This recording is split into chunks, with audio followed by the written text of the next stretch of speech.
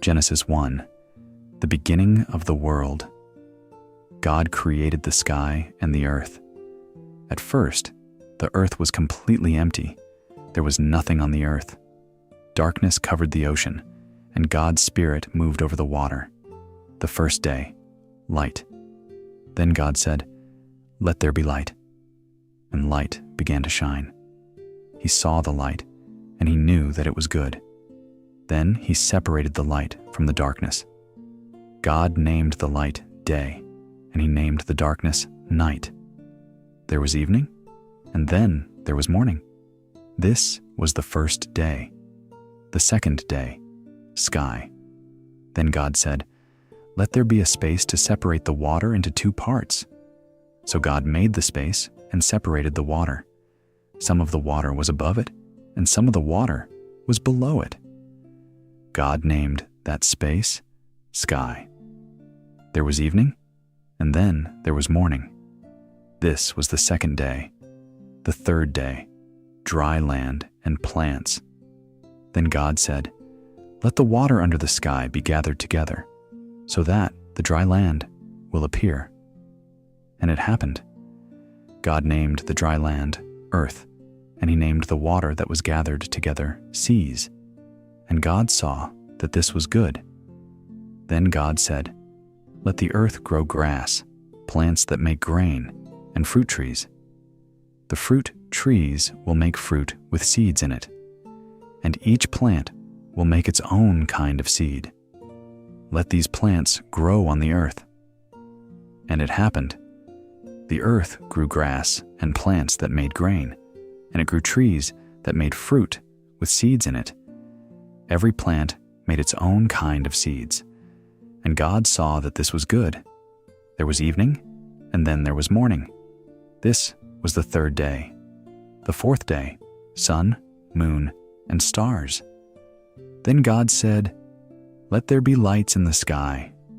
These lights will separate the days from the nights. They will be used for signs to show when special meetings begin and to show the days and years.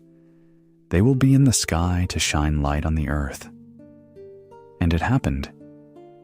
So God made the two large lights. He made the larger light to rule during the day, and the smaller light to rule during the night. He also made the stars. God put these lights in the sky to shine on the earth. He put them in the sky to rule over the day and over the night. They separated the light from the darkness, and God saw that this was good. There was evening, and then there was morning.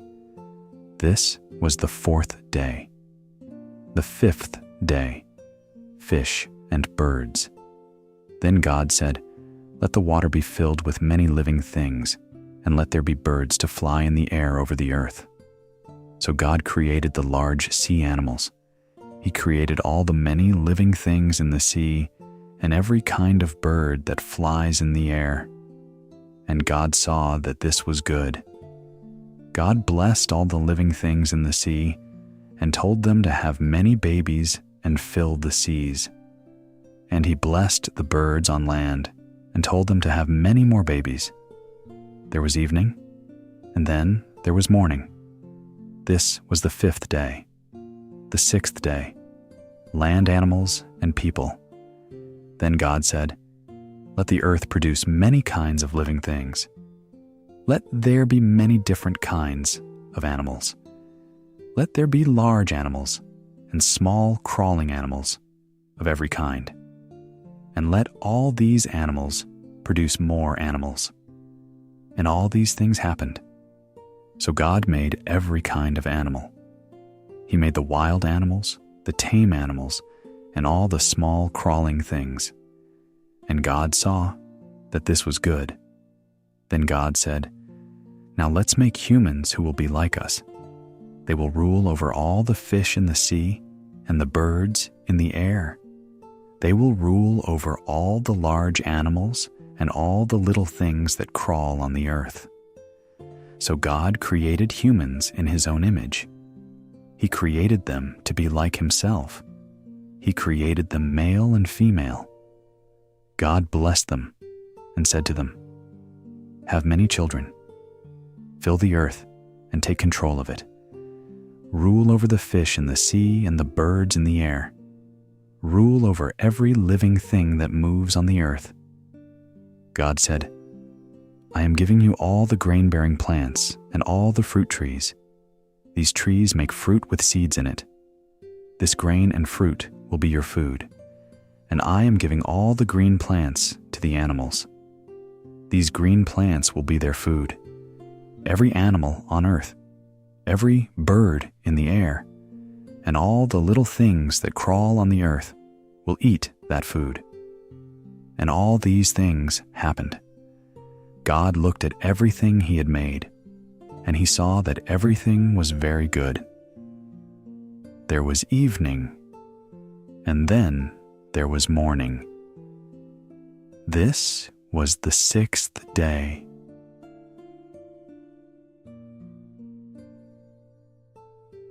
Genesis 2.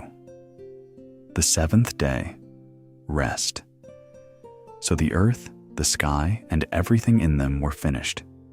God finished the work he was doing, so on the 7th day he rested from his work. God blessed the 7th day and made it a holy day. He made it special, because on that day he rested from all the work he did while creating the world, the first man, in the Garden of Eden. This is the story about the creation of the sky and the earth. This is what happened when the Lord God made the earth and the sky. This was before there were plants on the earth. Nothing was growing in the fields because the Lord God had not yet made it rain on the earth, and there was no one to care for the plants. So water came up from the earth and spread over the ground. Then the Lord God took dust from the ground and made a man. He breathed the breath of life into the man's nose, and the man became a living thing. Then the Lord God planted a garden in the east, in a place named Eden. He put the man he made in that garden.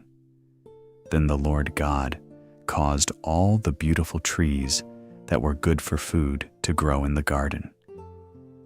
In the middle of the garden, he put the tree of life and the tree that gives knowledge about good and evil. A river flowed from Eden and watered the garden. The river then separated and became 4 smaller rivers. The name of the first river was Pishon. This river flowed around the entire country of Havilah. There is gold in that country, and that gold is pure. A kind of expensive perfume and onyx are also found there. The name of the second river was Gihon. This river flowed around the whole land of Cush. The name of the third river was Tigris. This river flowed east of Assyria. The fourth river was the Euphrates. The Lord God put the man in the Garden of Eden to work the soil and take care of the garden. The Lord God gave him this command: "You may eat from any tree in the garden, but you must not eat from the tree that gives knowledge about good and evil. If you eat fruit from that tree, on that day, you will certainly die." A companion for Adam. Then the Lord God said, "I see that it is not good for the man to be alone. I will make the companion he needs, one just right for him." The Lord God used dust from the ground and made every animal in the fields and every bird in the air. He brought all these animals to the man, and the man gave them all a name. The man gave names to all the tame animals, to all the birds in the air, and to all the wild animals.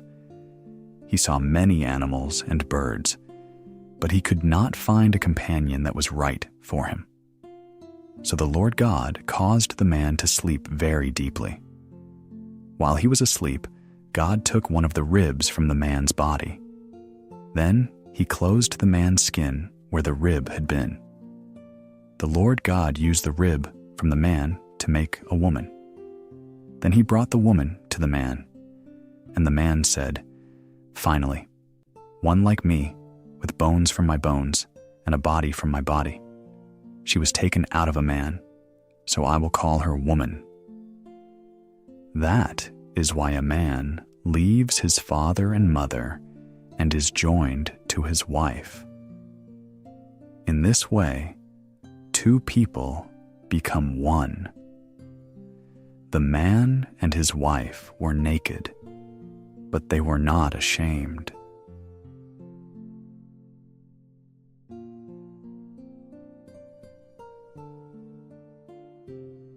Genesis 3. The beginning of sin. The snake was the most clever of all the wild animals that the Lord God had made. The snake spoke to the woman and said, "Woman, did God really tell you that you must not eat from any tree in the garden?"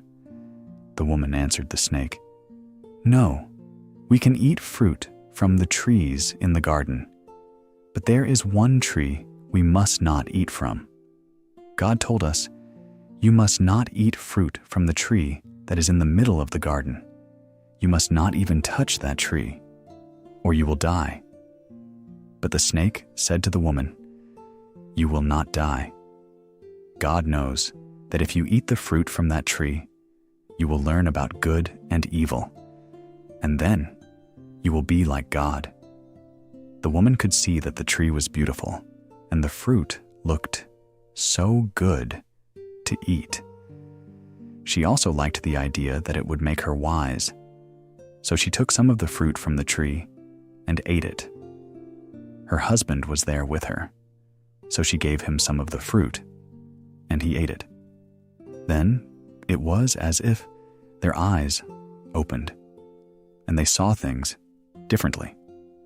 They saw that they were naked. So they got some fig leaves, sewed them together, and wore them for clothes. During the cool part of the day, the Lord God was walking in the garden. The man and the woman heard him, and they hid among the trees in the garden. The Lord God called to the man and said, "Where are you?" The man said, "I heard you walking in the garden, and I was afraid. I was naked, so I hid." God said to the man, "Who told you that you were naked? Did you eat fruit from that special tree? I told you not to eat from that tree." The man said, "The woman you put here with me gave me fruit from that tree, so I ate it." Then the Lord God said to the woman, "What have you done?" She said, "The snake tricked me, so I ate the fruit." So the Lord God said to the snake, "You did this very bad thing, so bad things will happen to you. It will be worse for you than for any other animal. You must crawl on your belly and eat dust all the days of your life. I will make you and the woman enemies to each other. Your children and her children will be enemies. You will bite her child's foot, but he will crush your head." Then God said to the woman, "I will cause you to have much trouble when you are pregnant, and when you give birth to children, you will have much pain. You will want your husband very much, but he will rule over you." Then God said to the man, "I commanded you not to eat from that tree, but you listened to your wife and ate from it, so I will curse the ground because of you. You will have to work hard all your life for the food the ground produces. The ground will grow thorns and weeds for you, and you will have to eat the plants that grow wild in the fields. You will work hard for your food until your face is covered with sweat. You will work hard until the day you die, and then you will become dust again. I used dust to make you, and when you die, you will become dust again." Adam named his wife Eve. He gave her this name because Eve would be the mother of everyone who ever lived. The Lord God used animal skins and made some clothes for the man and his wife. Then he put the clothes on them. The Lord God said, "Look, the man has become like us. He knows about good and evil. And now the man might take the fruit from the tree of life. If the man eats that fruit, he will live forever." So the Lord God forced the man out of the Garden of Eden to work the ground he was made from. God forced the man to leave the garden. Then he put cherub angels and a sword of fire at the entrance to the garden to protect it. The sword flashed around and around, guarding the way to the tree of life.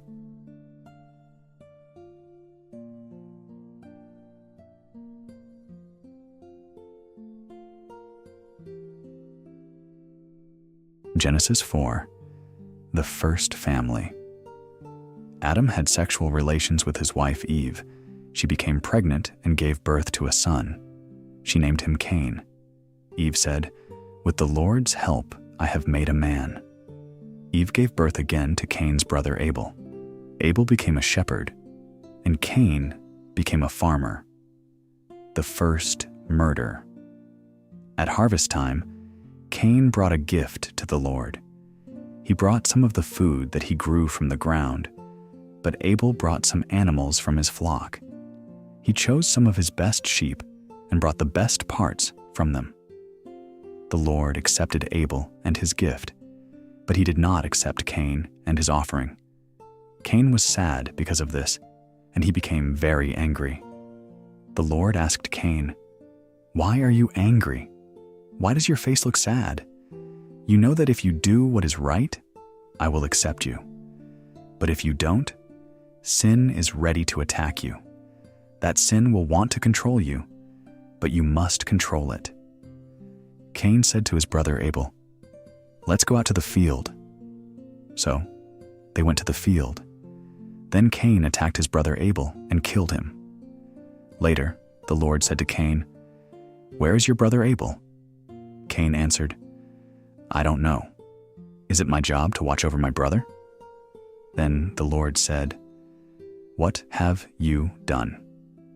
You killed your brother, and the ground opened up to take his blood from your hands. Now his blood is shouting to me from the ground. So you will be cursed from this ground. Now, when you work the soil, the ground will not help your plants grow. You will not have a home in this land. You will wander from place to place." Then Cain said to the Lord, "This punishment is more than I can bear. You are forcing me to leave the land, and I will not be able to be near you or have a home. Now I must wander from place to place, and anyone I meet could kill me." Then the Lord said to Cain, "No, if anyone kills you, I will punish that person much, much more." Then the Lord put a mark on Cain to show that no one should kill him. Cain's family. Cain went away from the Lord and lived in the land of Nod. Cain had sexual relations with his wife. She became pregnant and gave birth to a son named Enoch. Cain built a city and gave the city the same name as his son Enoch. Enoch had a son named Irad. Irad had a son named Mehujael. Mehujael had a son named Methushael. And Methushael had a son named Lamech. Lamech married 2 women. One wife was named Ada, and the other was named Zillah. Ada gave birth to Jabal. Jabal was the father of people who live in tents and earn their living by keeping cattle. Jabal was Jubal's brother. Jubal was the father of people who play the harp and flute. Zillah gave birth to Tubal-Cain. Tubal-Cain was the father of people who work with bronze and iron. The sister of Tubal-Cain was named Naamah. Lamech said to his wives, "Ada and Zillah, hear my voice. You wives of Lamech, listen to me. A man hurt me, so I killed him. I even killed a child for hitting me. The punishment for killing Cain was very bad, but the punishment for killing me will be many times worse." Adam and Eve have a new son. Adam again had sexual relations with his wife, and she gave birth to another son. She named him Seth. Eve said, "God has given me another son. Cain killed Abel. But now I have Seth. Seth also had a son. He named him Enosh.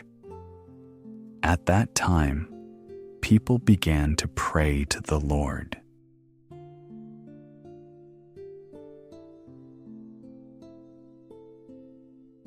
Genesis 5. The history of Adam's family.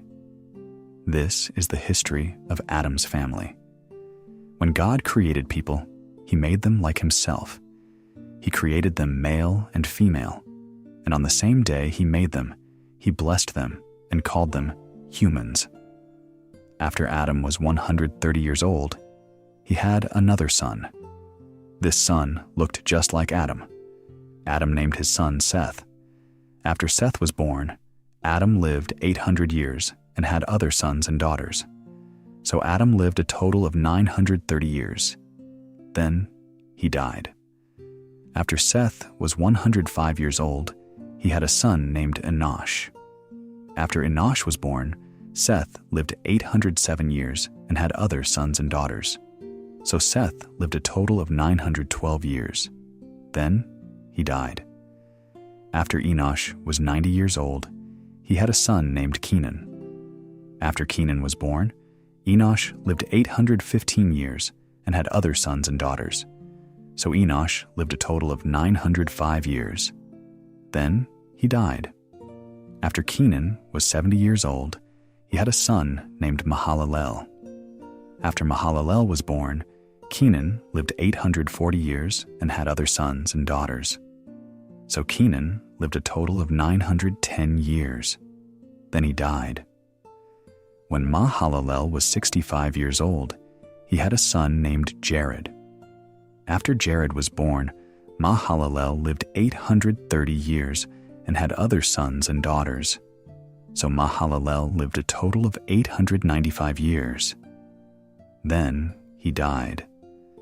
After Jared was 162 years old, he had a son named Enoch. After Enoch was born, Jared lived 800 years and had other sons and daughters. So Jared lived a total of 962 years. Then he died.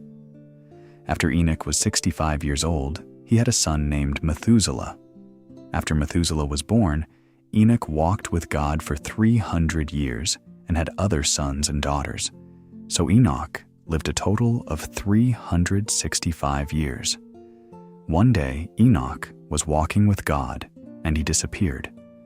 God took him. After Methuselah was 187 years old, he had a son named Lamech. After Lamech was born, Methuselah lived 782 years and had other sons and daughters. So Methuselah lived a total of 969 years. Then he died. When Lamech was 182 years old, he had a son. Lamech named his son Noah. Lamech said, "We work very hard as farmers because God cursed the ground, but Noah will bring us rest." After Noah was born, Lamech lived 595 years and had other sons and daughters. So Lamech lived a total of 777 years. Then he died. After Noah was 500 years old, he had sons named Shem, Ham, and Japheth.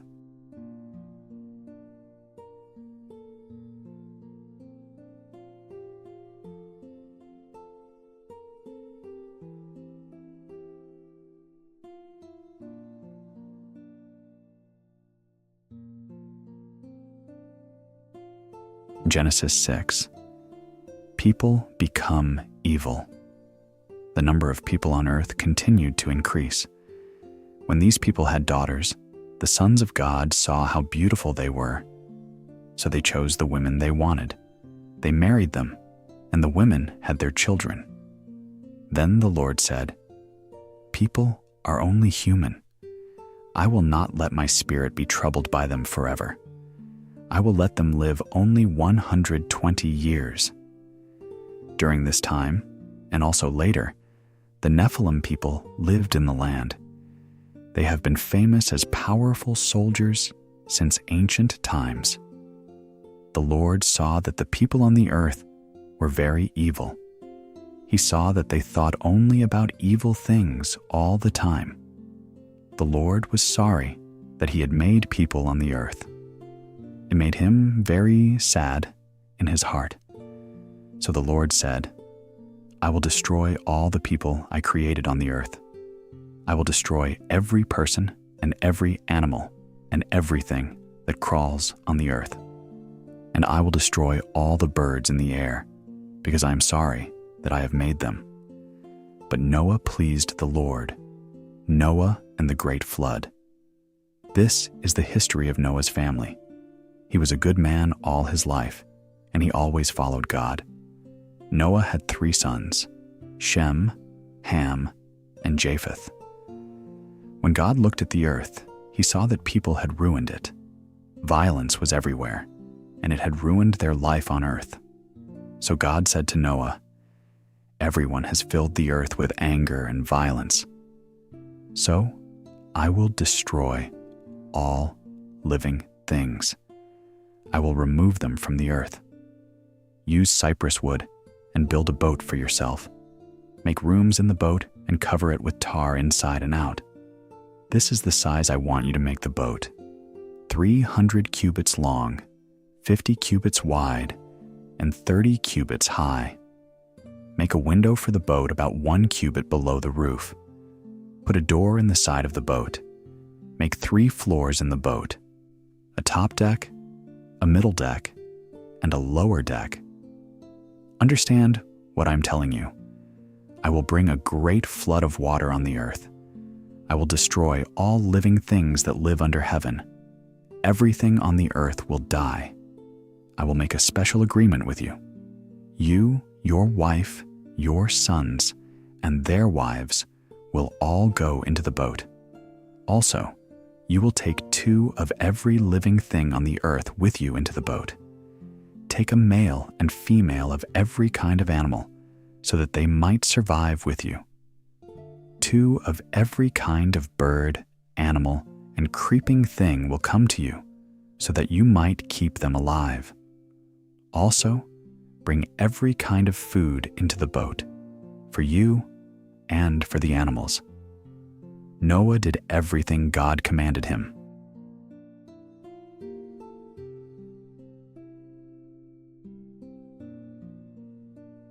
Genesis 7. The flood begins. Then the Lord said to Noah, "I have seen that you are a good man, even among the evil people of this time. So gather your family, and all of you go into the boat. Get 7 pairs, 7 males and 7 females, of every kind of clean animal. And get 1 pair, 1 male and 1 female, of every other animal on the earth. Lead all these animals into the boat with you. Get 7 pairs, 7 males and 7 females, of all the birds. This will allow all these animals to continue living on the earth after the other animals are destroyed. 7 days from now, I will send much rain on the earth. It will rain for 40 days and 40 nights, and I will wipe everything off the face of the earth. I will destroy everything I made." Noah did everything the Lord told him to do. Noah was 600 years old at the time the rains came. He and his family went into the boat to be saved from the flood. His wife and his sons and their wives were on the boat with him. All the clean animals, all the other animals on the earth, the birds, and everything that crawls on the earth went into the boat with Noah. These animals went into the boat in groups of 2, male and female, just as God commanded. 7 days later, the flood started. The rain began to fall on the earth. On the 17th day of the 2nd month, when Noah was 600 years old, the springs under the earth broke through the ground, and water flowed out everywhere. The sky also opened like windows, and rain poured down. The rain fell on the earth for 40 days and 40 nights. That same day, Noah went into the boat with his wife, his sons Shem, Ham, and Japheth, and their wives. They and every kind of animal on the earth were in the boat, every kind of cattle, every kind of animal that crawls on the earth, and every kind of bird were in the boat. All these animals went into the boat with Noah. They came in groups of 2 from every kind of animal that had the breath of life. All these animals went into the boat in groups of 2, just as God had commanded Noah. Then the Lord closed the door behind Noah. Water flooded the earth for 40 days. The water began rising and lifted the boat off the ground. The water continued to rise, and the boat floated on the water high above the earth. The water rose so much that even the highest mountains were covered by the water. The water continued to rise above the mountains. The water was more than 20 feet above the highest mountain. Every living thing on earth died. Every man and woman, every bird, and every kind of animal. All the many kinds of animals and all the things that crawl on the ground died. Every living, breathing thing on dry land died. In this way, God wiped the earth clean. He destroyed every living thing on the earth, every human, every animal, everything that crawls, and every bird. All that was left was Noah and his family, and the animals that were with him in the boat. The water continued to cover the earth for 150 days.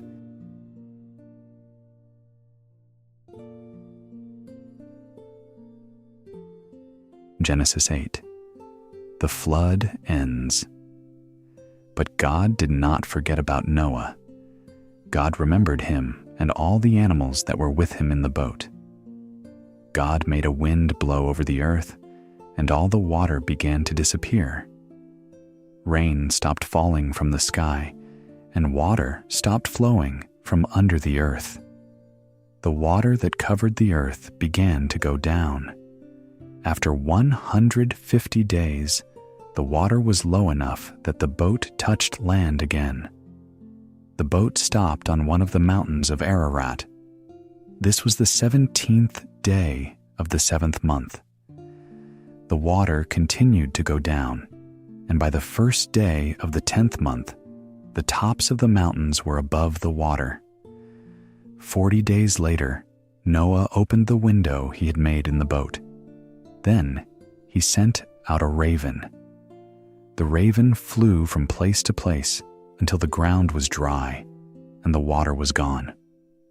Noah also sent out a dove. He wanted it to find dry ground. He wanted to know if water still covered the earth. The dove could not find a place to rest because water still covered the earth. So the dove came back to the boat. Noah reached out his hand and caught the dove and brought it back into the boat. After 7 days, Noah again sent out the dove.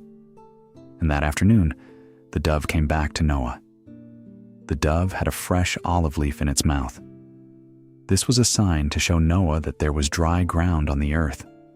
7 days later, Noah sent the dove out again. But this time, the dove didn't come back. After that, Noah opened the door of the boat. He looked and saw that the ground was dry. This was the first day of the first month of the year. He was 601 years old. By the 27th day of the second month, the ground was completely dry. Then God said to Noah, "Leave the boat. You, your wife, your sons, and your sons' wives should go out now. Bring every living animal out of the boat with you.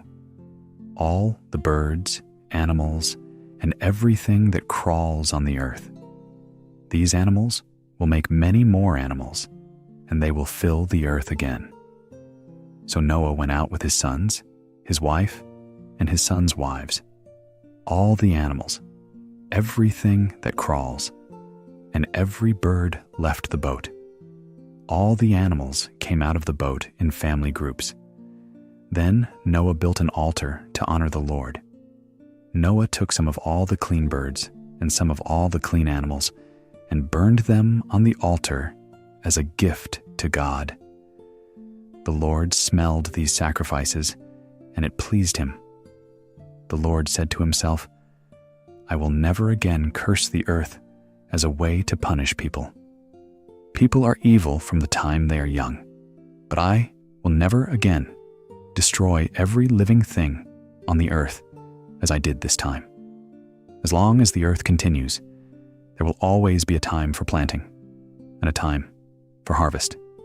There will always be cold and hot, summer and winter, day and night on earth." Genesis 9. The new beginning. God blessed Noah and his sons and said to them, "Have many children. Fill the earth with your people. Every animal on earth, every bird in the air, every animal that crawls on the ground, and every fish in the sea will be afraid of you. All of them will be under your control. In the past, I gave you the green plants to eat. Now every animal will also be food for you. I give you everything on earth. It is yours. But I give you one command. You must not eat meat that still has its life, blood in it. Also, I will demand your blood for your lives.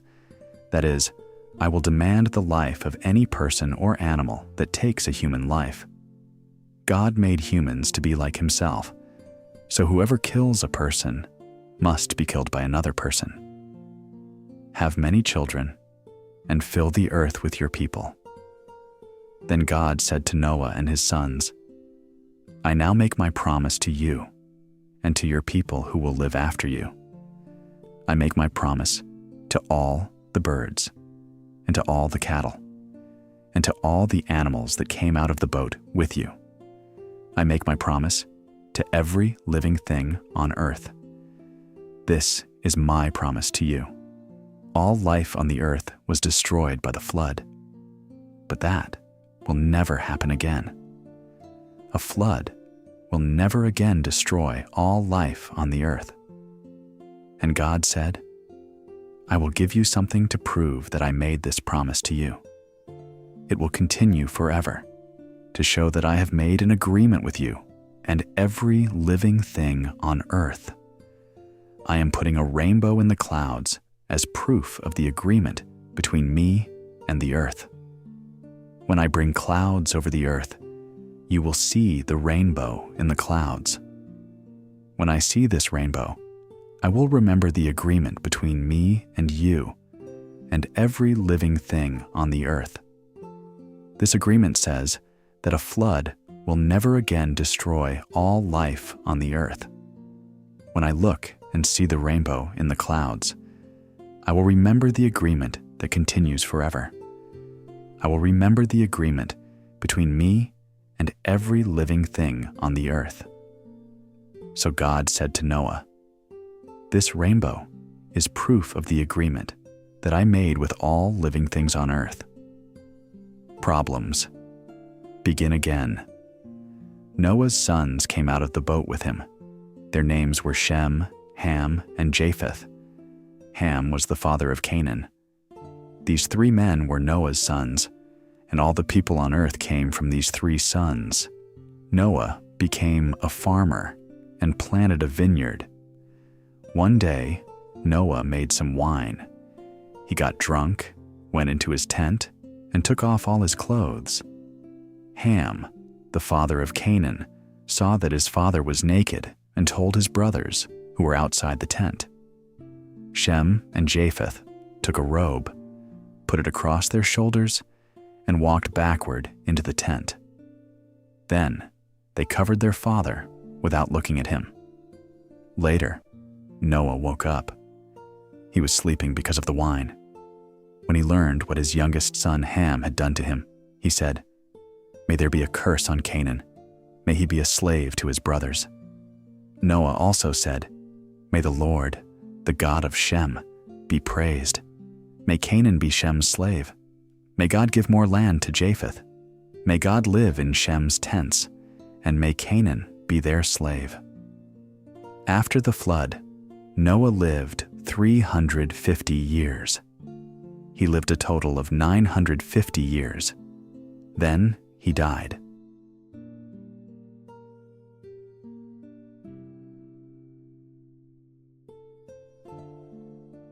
Genesis 10. Nations grow and spread. This is the history of the families of Shem, Ham, and Japheth. They are Noah's sons. These men had children after the flood, Japheth's descendants. Japheth's sons were Gomer, Magog, Madai, Javan, Tubal, Meshech, and Tiras. Gomer's sons were Ashkenaz, Ripath, and Togarmah. Javan's sons were Elisha, Tarshish, Kittim, and Dodanim. All the people who lived in the area around the Mediterranean Sea came from these sons of Japheth. The people separated and went to different countries according to languages, families, and nations. Ham's descendants. Ham's sons were Cush, Mizraim, Put, and Canaan. Cush's sons were Seba, Havilah, Sabta, Rama, and Sabteka. Rama's sons were Sheba and Dedan. Cush also had a son named Nimrod, who became a very powerful man on earth. He was a great hunter before the Lord. That is why people compare other men to him and say, "That man is like Nimrod, a great hunter before the Lord." Nimrod's kingdom spread from Babylon to Erech, to Akkad, and then to Calneh in the land of Babylonia. Nimrod also went into Assyria. In Assyria, Nimrod built the cities of Nineveh, Rehoboth-ir, Calah, and Resen. Resen is the city between Nineveh and Calah, the big city. Mizraim was the father of the people of Lud, Anam, Lahab, Naphtu, Pathros, Kaslah, and Caphtor. The Philistine people came from Kaslah. Canaan was the father of Sidon. Sidon was Canaan's first son. Canaan was also the father of the Hittites, Jebusites, Amorites, Girgashites, Hivites, Archites, the Sinites, Arvadites, Zemarites, and Hamathites. The families of Canaan spread to different parts of the world. The land where the Canaanites lived went from Sidon down along the coast to Gerar, and from Gaza as far east as Sodom and Gomorrah, and from Admah and Zeboim as far north as Laish. All these people were descendants of Ham. They are arranged by families, languages, countries, and nations. Shem's descendants. Shem was Japheth's older brother. One of Shem's descendants was Eber, the father of all the Hebrew people. Shem's sons were Elam, Asher, Arphaxad, Lud, and Aram. Aram's sons were Uz, Hul, Gether, and Mash. Arphaxad was the father of Shelah. Shelah was the father of Eber. Eber was the father of two sons. One son was named Peleg. He was given this name because the earth was divided during his life. The other son was named Joktan. Joktan was the father of Almodad, Sheleph, Hazarmaveth, Jerah, Hadaram, Uzal, Dikla, Obal, Abimael, Sheba, Ophir, Havilah, and Jobab. All these people were Joktan's sons. They lived in the area between Mesha and the hill country in the east. Mesha was toward the country of Sephar. These are the people from the family of Shem. They are arranged by families, languages, countries, and nations. This is the list of the families from Noah's sons. They are arranged according to their nations. From these families came all the people who spread across the earth after the flood.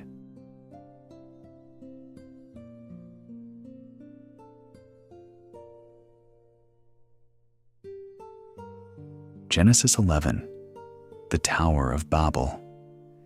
There was a time when the whole world spoke one language. Everyone used the same words. Then people began to move from the east. They found a plain in the land of Babylonia and stayed there to live. Then they said to each other, "Let's make some bricks of clay and bake them in the fire." Then they used these bricks as stones, and they used tar as mortar. Then the people said, "Let's build ourselves a city and a tower that will reach to the sky. Then we will be famous. This will keep us together, so that we will not be scattered all over the earth." Then the Lord came down to see the city and the tower. The Lord said, "These people all speak the same language, and I see that they are joined together to do this work. This is only the beginning of what they can do. Soon they will be able to do anything they want. Let's go down and confuse their language. Then they will not understand each other." So people stopped building the city, and the Lord scattered them all over the earth. That is the place where the Lord confused the language of the whole world. That is why it is called Babel. And it was from there that the Lord caused the people to spread out to all the other places on earth. The history of Shem's family. This is the history of Shem's family. 2 years after the flood, when Shem was 100 years old, his son Arphaxad was born. After that, Shem lived 500 years. He had other sons and daughters. When Arphaxad was 35 years old, his son Shelah was born. After Shelah was born, Arphaxad lived 403 years. During that time, he had other sons and daughters. After Shelah was 30 years old, his son Eber was born. After Eber was born, Shelah lived 403 years. During that time, he had other sons and daughters. After Eber was 34 years old, his son Peleg was born. After Peleg was born, Eber lived another 430 years. During that time, he had other sons and daughters. After Peleg was 30 years old, his son Roi was born. After Roi was born, Peleg lived another 209 years. During that time, he had other sons and daughters. After Roi was 32 years old, his son Serug was born. After Serug was born, Roi lived another 207 years. During that time, he had other sons and daughters. After Serug was 30 years old, his son Nahor was born. After Nahor was born, Serug lived another 200 years. During that time, he had other sons and daughters. After Nahor was 29 years old, his son Terah was born. After Terah was born, Nahor lived another 119 years. During that time, he had other sons and daughters. After Terah was 70 years old, his sons Abram, Nahor, and Haran were born. The history of Terah's family. This is the history of Terah's family. Terah was the father of Abram, Nahor, and Haran. Haran was the father of Lot. Haran died in his hometown, Ur of Babylonia, while his father Terah was still alive. Abram and Nahor both married. Abram's wife was named Sarai. Nahor's wife was named Milcah. Milcah was the daughter of Haran. Haran was the father of Milcah and Iscah. Sarai did not have any children because she was not able to have children. Terah took his family and left Ur of Babylonia. They planned to travel to Canaan. Terah took his son Abram, his grandson Lot, Haran's son, and his daughter-in-law, Sarai, Abram's wife. They traveled to the city of Haran and decided to stay there. Terah lived to be 205 years old. He died in Haran.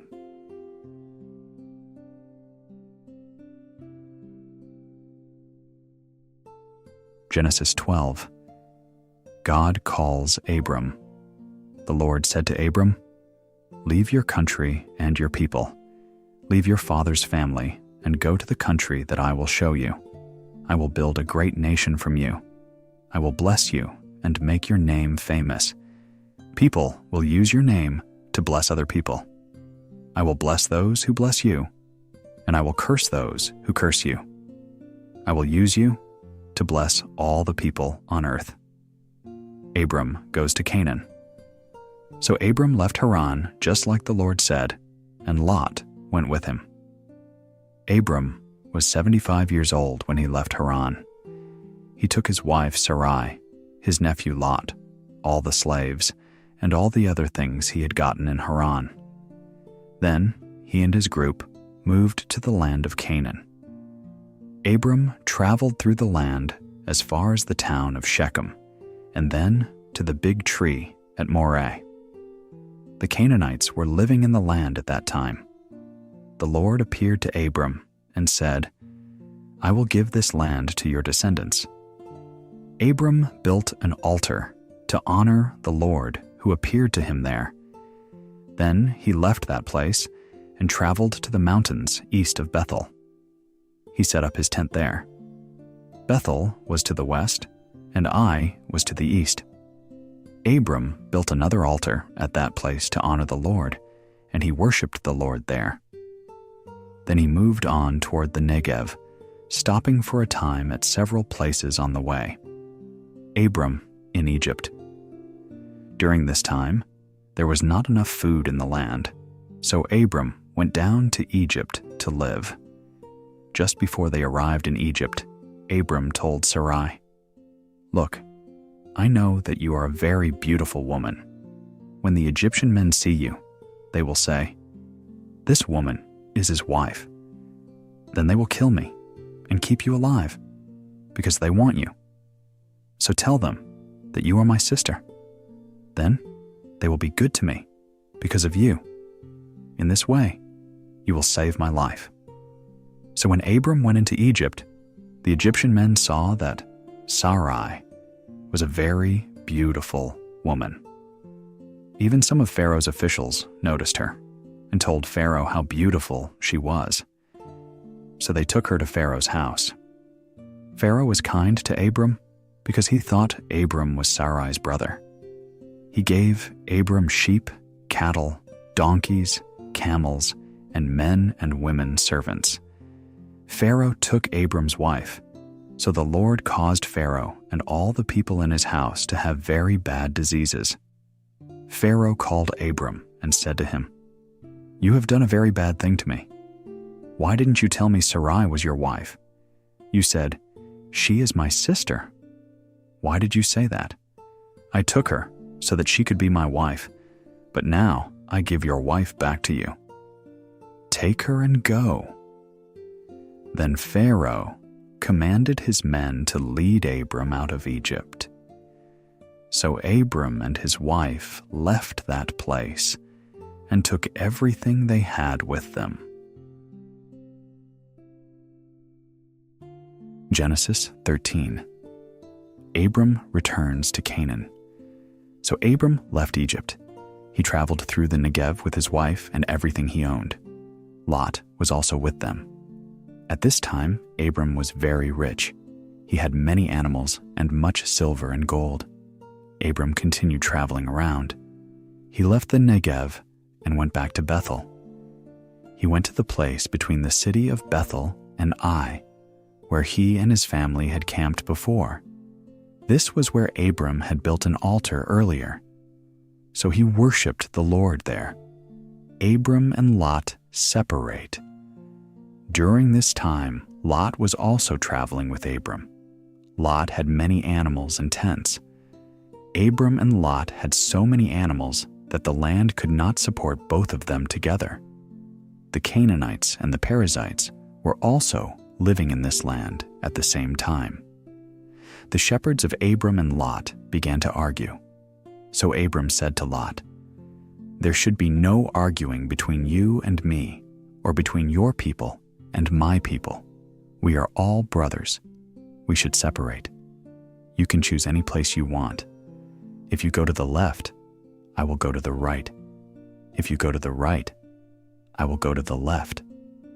Lot looked and saw the whole Jordan Valley. He saw that there was much water there.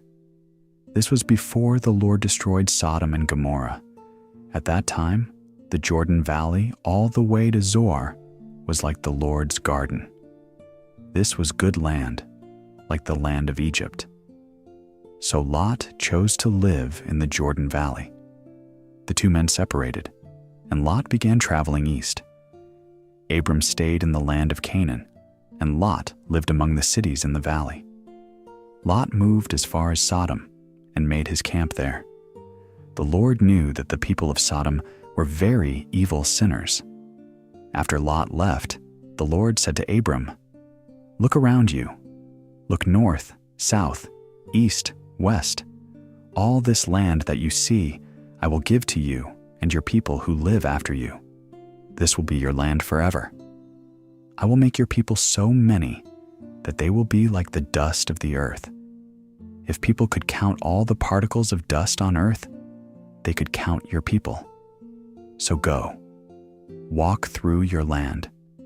I now give it to you." So Abram moved his tents. He went to live near the big trees of Mamre. This was near the city of Hebron. There he built an altar to honor the Lord.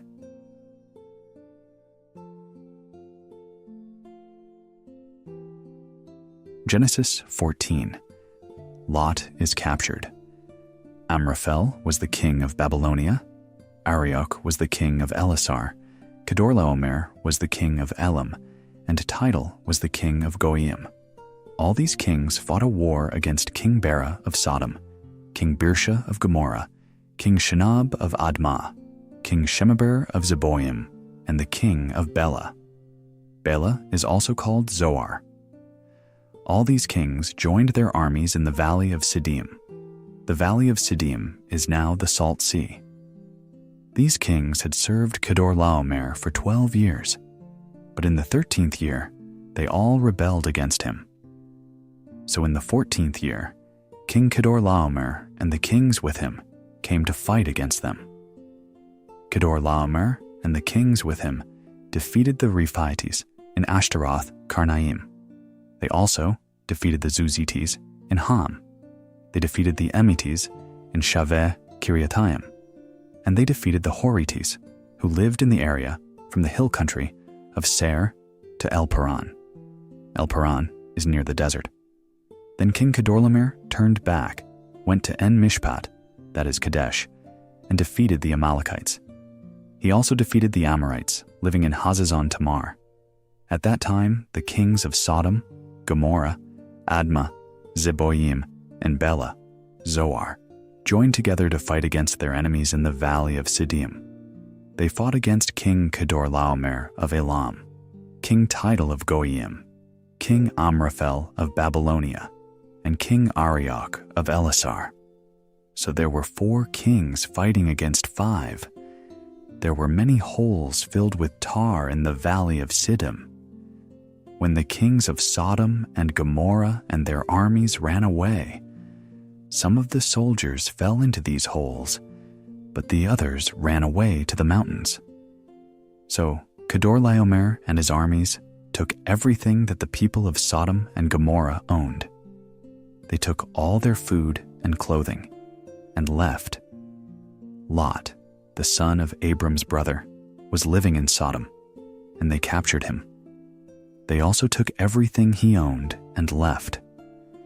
One of the men who had escaped went to Abram the Hebrew and told him what happened. Abram was camped near the trees of Mamre the Amorite. Mamre, Eshcol, and Aner had made an agreement to help each other, and they had also signed an agreement to help Abram.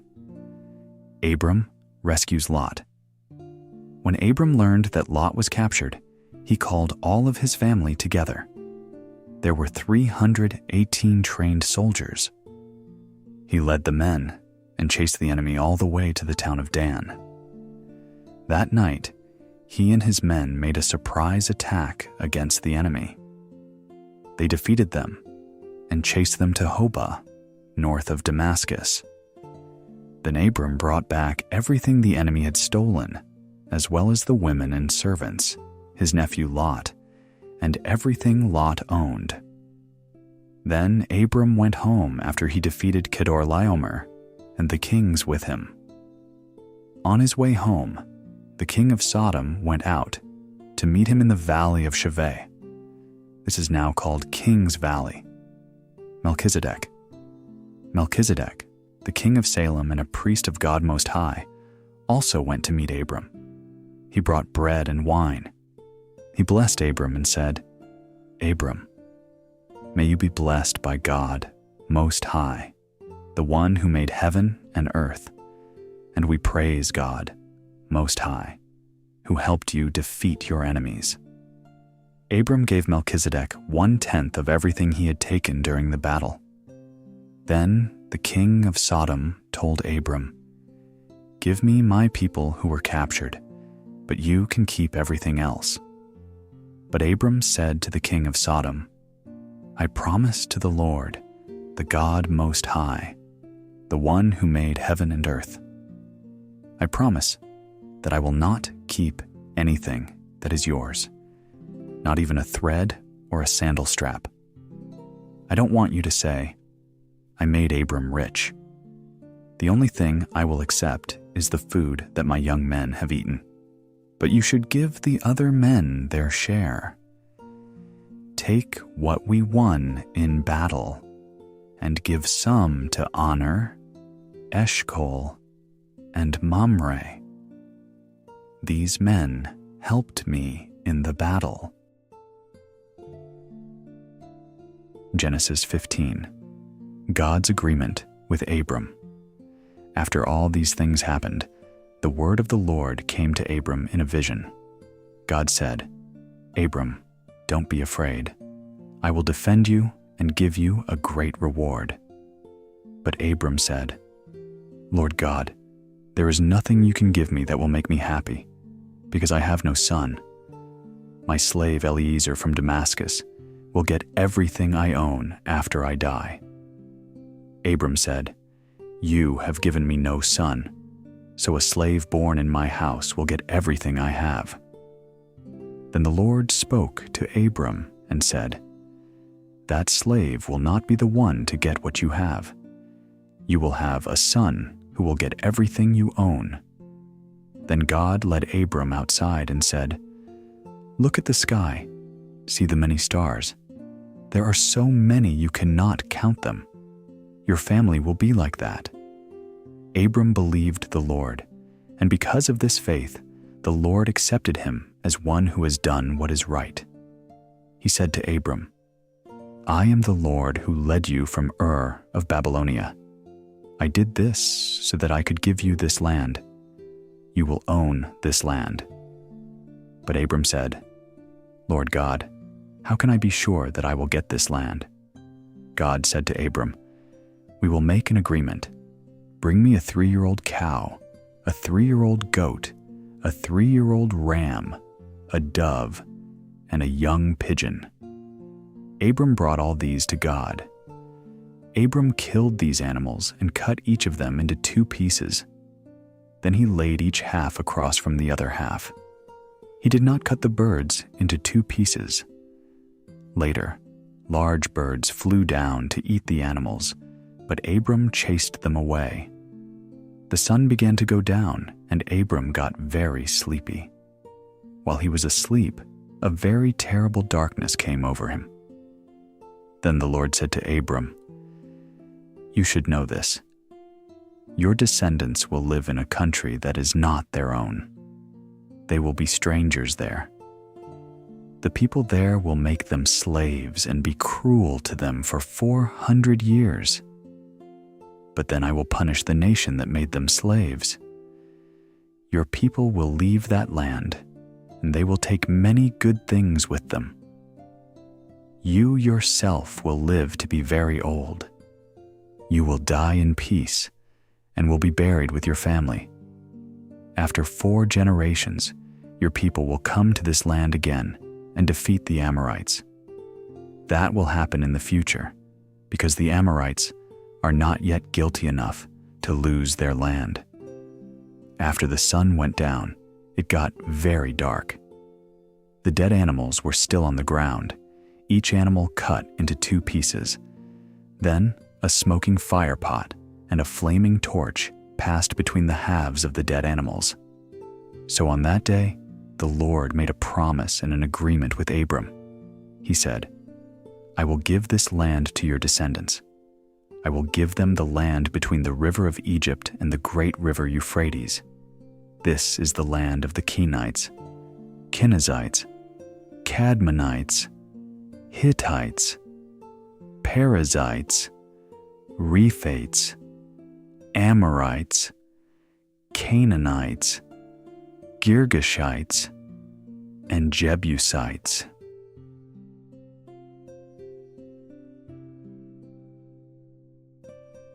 Genesis 16. Hagar, the servant girl.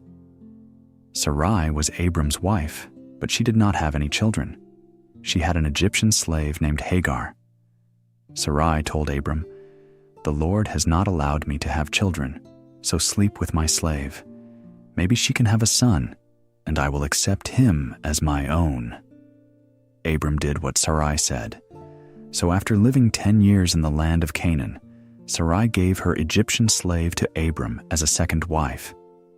Abram slept with Hagar, and she became pregnant. When Hagar realized this, she became very proud and began to feel that she was better than Sarai, her owner. Then Sarai said to Abram, "My slave girl now hates me, and I blame you for this. I gave her to you, and she became pregnant. Then she began to feel that she is better than I am. I want the Lord to judge which of us is right." But Abram said to Sarai, "She is your slave. You can do anything you want to her." So Sarai was cruel to Hagar, and Hagar ran away. Hagar's son, Ishmael. The angel of the Lord found Hagar near a spring of water in the desert. The spring was by the road to Shur. The angel said, "Hagar, Sarai's slave girl, why are you here? Where are you going?" Hagar said, "I am running away from Sarai." The angel of the Lord said to her, "Sarai is your owner. Go home to her and obey her." The angel of the Lord also said, "From you will come many people, too many people to count."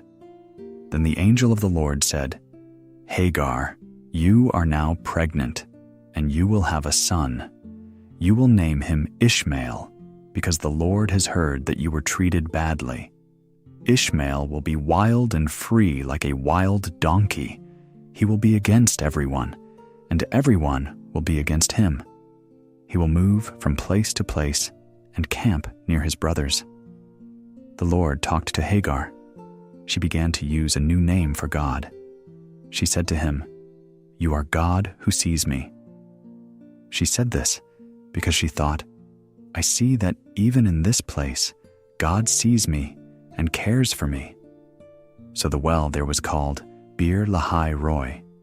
It is between Kadesh and Bered. Hagar gave birth to Abram's son, and Abram named the son Ishmael. Abram was 86 years old when Ishmael was born from Hagar.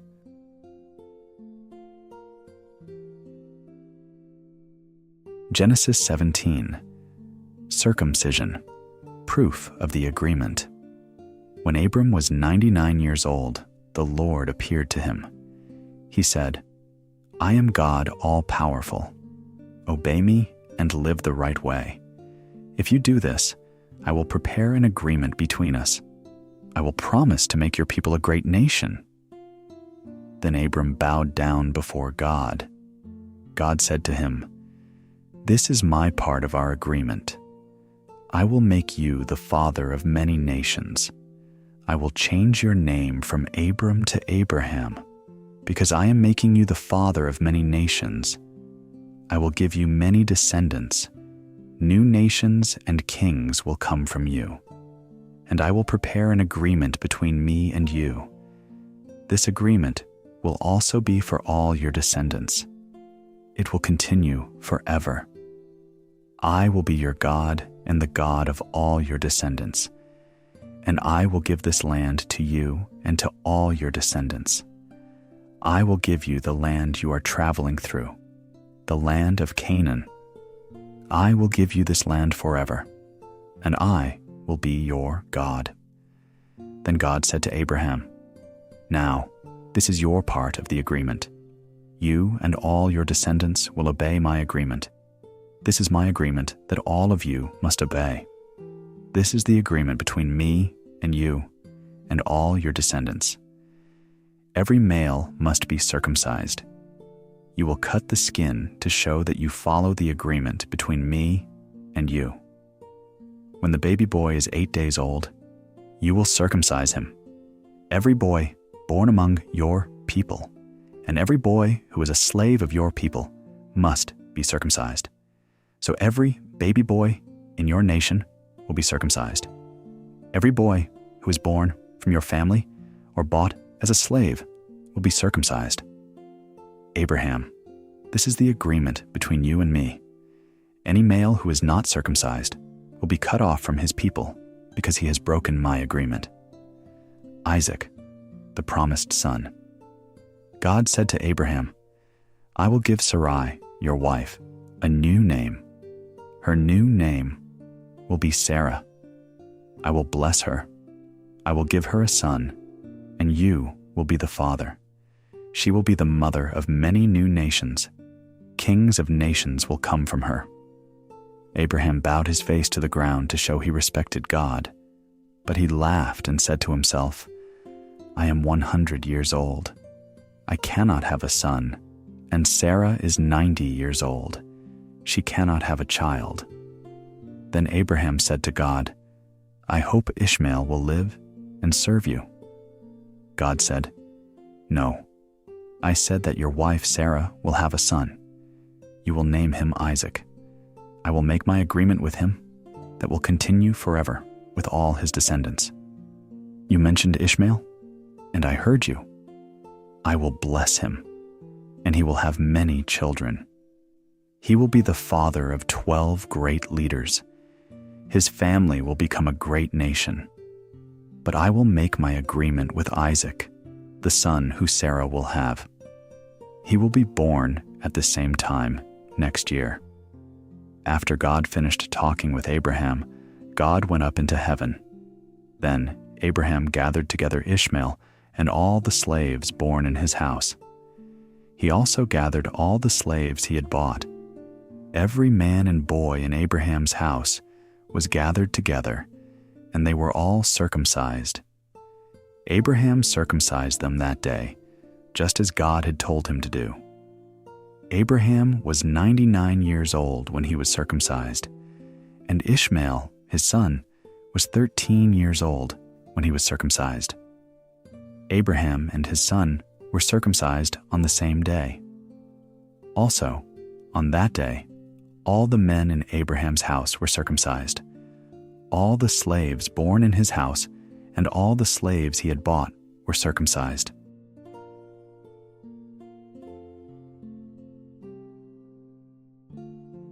Genesis 18. The 3 visitors. Later, the Lord again appeared to Abraham near the oak trees of Mamre. It was the hottest part of the day, and Abraham was sitting at the door of his tent. He looked up and saw 3 men standing in front of him. When he saw the men, he ran to them and bowed before them. Abraham said, "Sirs, please stay a while with me, your servant. I will bring some water to wash your feet. You can rest under the trees. I will get some food for you, and you can eat as much as you want. Then you can continue your journey." The 3 men said, "Do as you wish." Abraham hurried to the tent. He said to Sarah, "Quickly, prepare enough flour for 3 loaves of bread." Then Abraham ran to his cattle. He took his best young calf and gave it to the servant there. He told the servant to quickly kill the calf and prepare it for food. Abraham brought the meat and some milk and cheese and set them down in front of the 3 men. Then he stood near the men, ready to serve them while they sat under the tree and ate. Then The men said to Abraham, "Where is your wife Sarah?" Abraham said, "She is there, in the tent." Then one of them said, "I will come again in the spring. At that time your wife Sarah will have a son." Sarah was listening in the tent and heard these things. Abraham and Sarah were very old. Sarah was past the right age for women to have children. So she laughed to herself and said, "I am old, and my husband is old. I am too old to have a baby." Then the Lord said to Abraham, "Sarah laughed and said she was too old to have a baby. But is anything too hard for the Lord?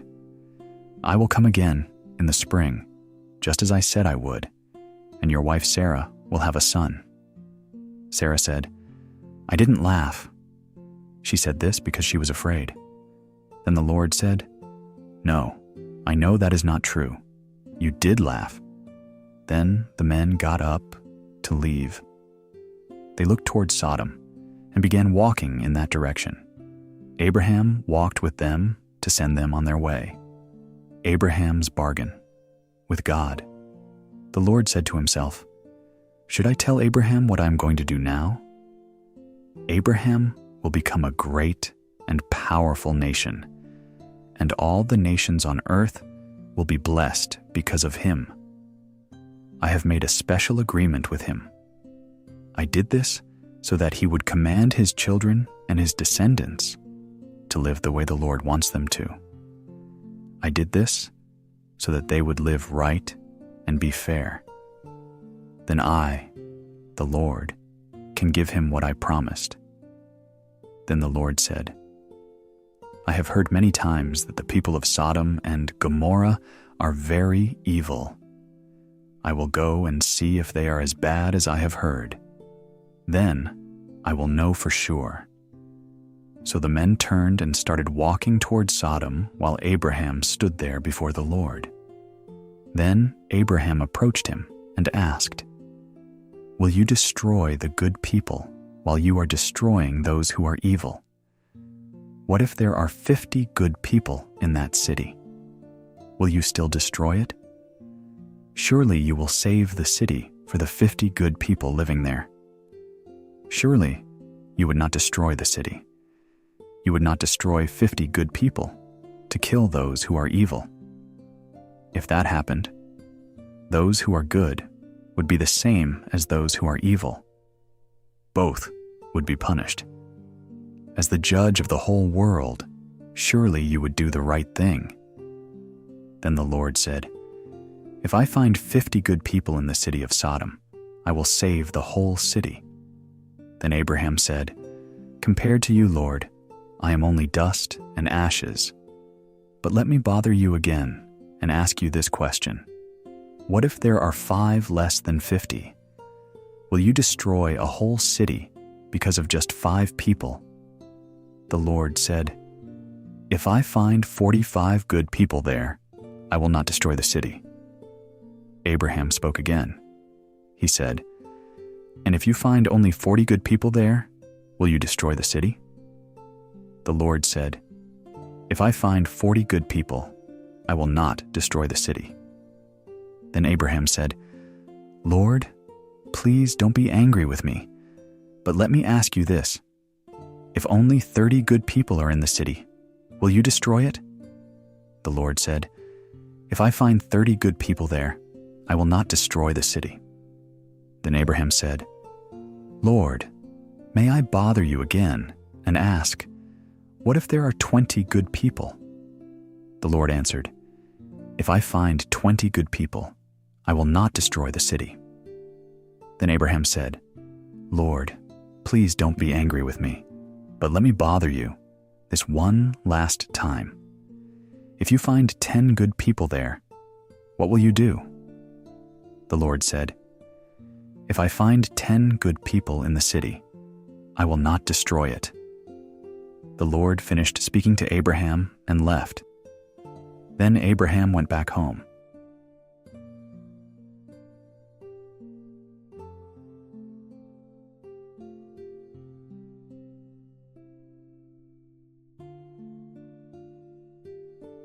Genesis 19, Lot's visitors.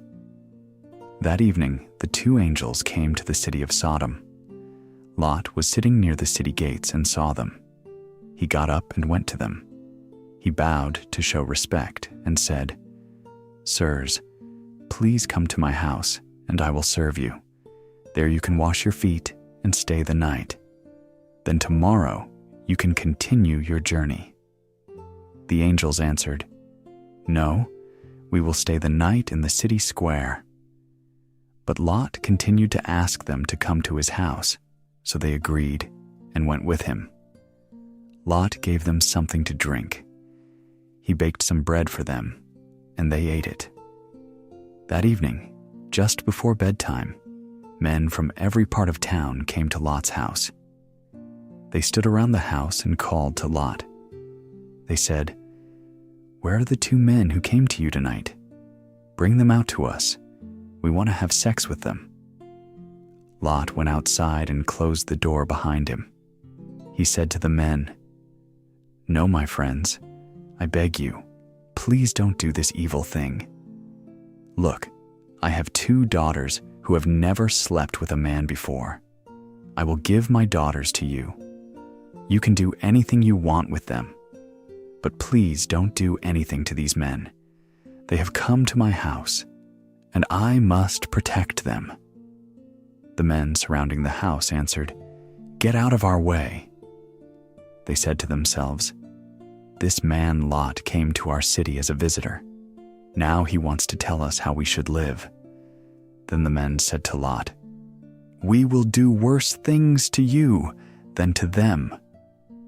So the men started moving closer and closer to Lot. They were about to break down the door. But the two men staying with Lot opened the door, pulled him back inside the house, and closed the door. Then they did something to the men outside the door. They caused all these evil men, young and old, to become blind. So the men trying to get in the house could not find the door. The escape from Sodom. The two men said to Lot, "Are there any other people from your family living in this city? Do you have any sons-in-law, sons, daughters, or any other people from your family here? If so, you should tell them to leave now. We are going to destroy this city. The Lord heard how evil this city is, so he sent us to destroy it." So Lot went out and spoke to his sons-in-law, the men who had married his other daughters. He said, "Hurry and leave this city. The Lord will soon destroy it." But they thought he was joking. The next morning at dawn, the angels were trying to make Lot hurry. They said, "This city will be punished, so take your wife and your two daughters who are still with you, and leave this place. Then you will not be destroyed with the city." When Lot did not move fast enough, the two men grabbed his hand. They also took the hands of his wife and his two daughters. The two men led Lot and his family safely out of the city. The Lord was kind to Lot and his family. So after the two men brought Lot and his family out of the city, one of the men said, "Now run to save your life. Don't look back at the city, and don't stop anywhere in the valley. Run until you are in the mountains. If you stop, you will be destroyed with the city." But Lot said to the two men, "Sirs, please don't force me to run so far. You have been very kind to me, your servant. You have been very kind to save me. But I cannot run all the way to the mountains. What if I am too slow and something happens? I will be killed. Look, there is a very small town near here. Let me run to that town. I can run there and be safe." The angel said to Lot, "Very well, I'll let you do that. I will not destroy that town, but run there quickly. I cannot destroy Sodom until you are safely in that town." That town is named Zoar because it is a small town.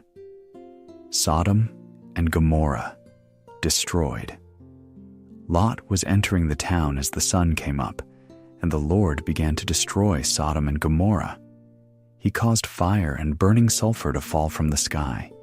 He destroyed the whole valley, all the cities, the people living in the cities, and all the plants in the valley. Lot's wife was following behind him and looked back at the city. When she did, she became a block of salt. Early the next morning, Abraham got up and went to the place where he stood before the Lord. Abraham looked down into the valley toward the cities of Sodom and Gomorrah. He saw clouds of smoke rising from the land, like smoke from a furnace. God destroyed the cities in the valley, but he remembered what Abraham had said.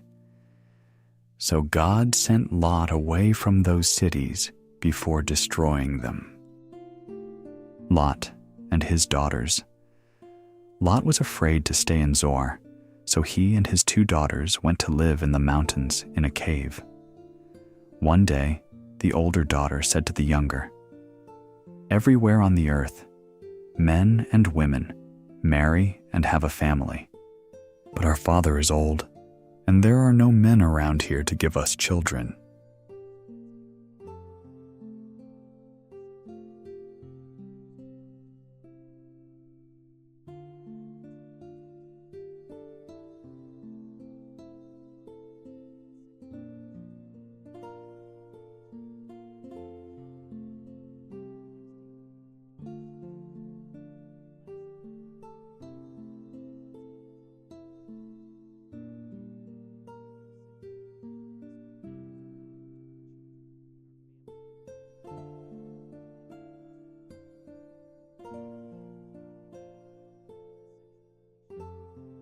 Again, Lot did not know when she came to bed or when she got up. Both of Lot's daughters became pregnant. Their father was the father of their babies. The older daughter gave birth to a son. She named him Moab. Moab is the ancestor of all the Moabites living today. The younger daughter also gave birth to a son. She named him Ben-Ami. Ben-Ami is the ancestor of all the Ammonites living today.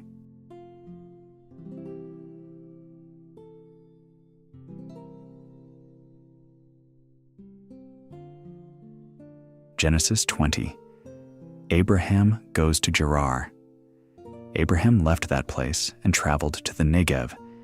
He settled in the city of Gerar, between Kadesh and Shur. While in Gerar, Abraham told people that Sarah was his sister. King Abimelech of Gerar heard this. Abimelech wanted Sarah, so he sent some servants to take her. But one night, God spoke to Abimelech in a dream and said, "You will die. The woman you took is married." But Abimelech had not yet slept with Sarah, so he said, "Lord, I am not guilty. Would you kill an innocent man?" Abraham himself told me, "This woman is my sister." And she also said, "This man is my brother. I am innocent. I did not know what I was doing." Then God said to Abimelech in a dream, "Yes, I know that you are innocent and that you did not know what you were doing. I saved you.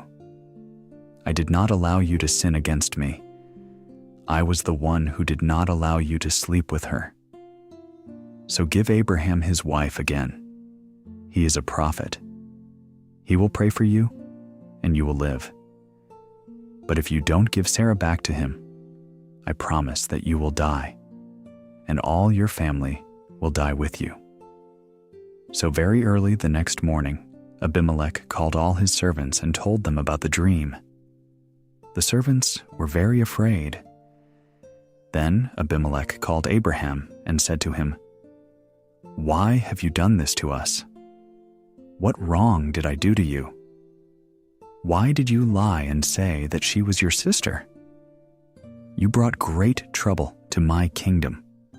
You should not have done this to me. What were you afraid of? Why did you do this to me?" Then Abraham said, I thought no one in this place respected God. I thought someone would kill me to get Sarah. She is my wife, but she is also my sister.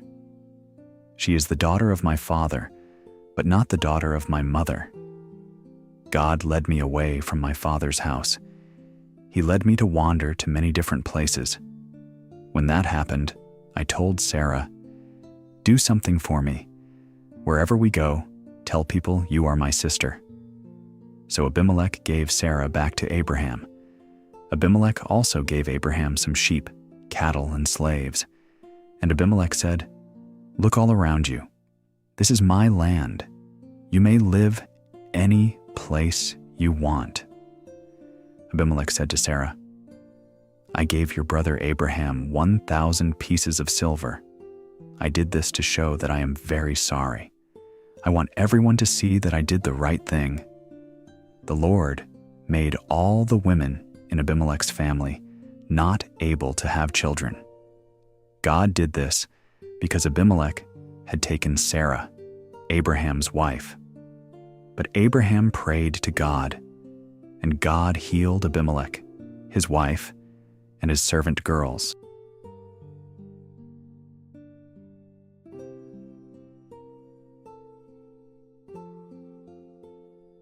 Genesis 21.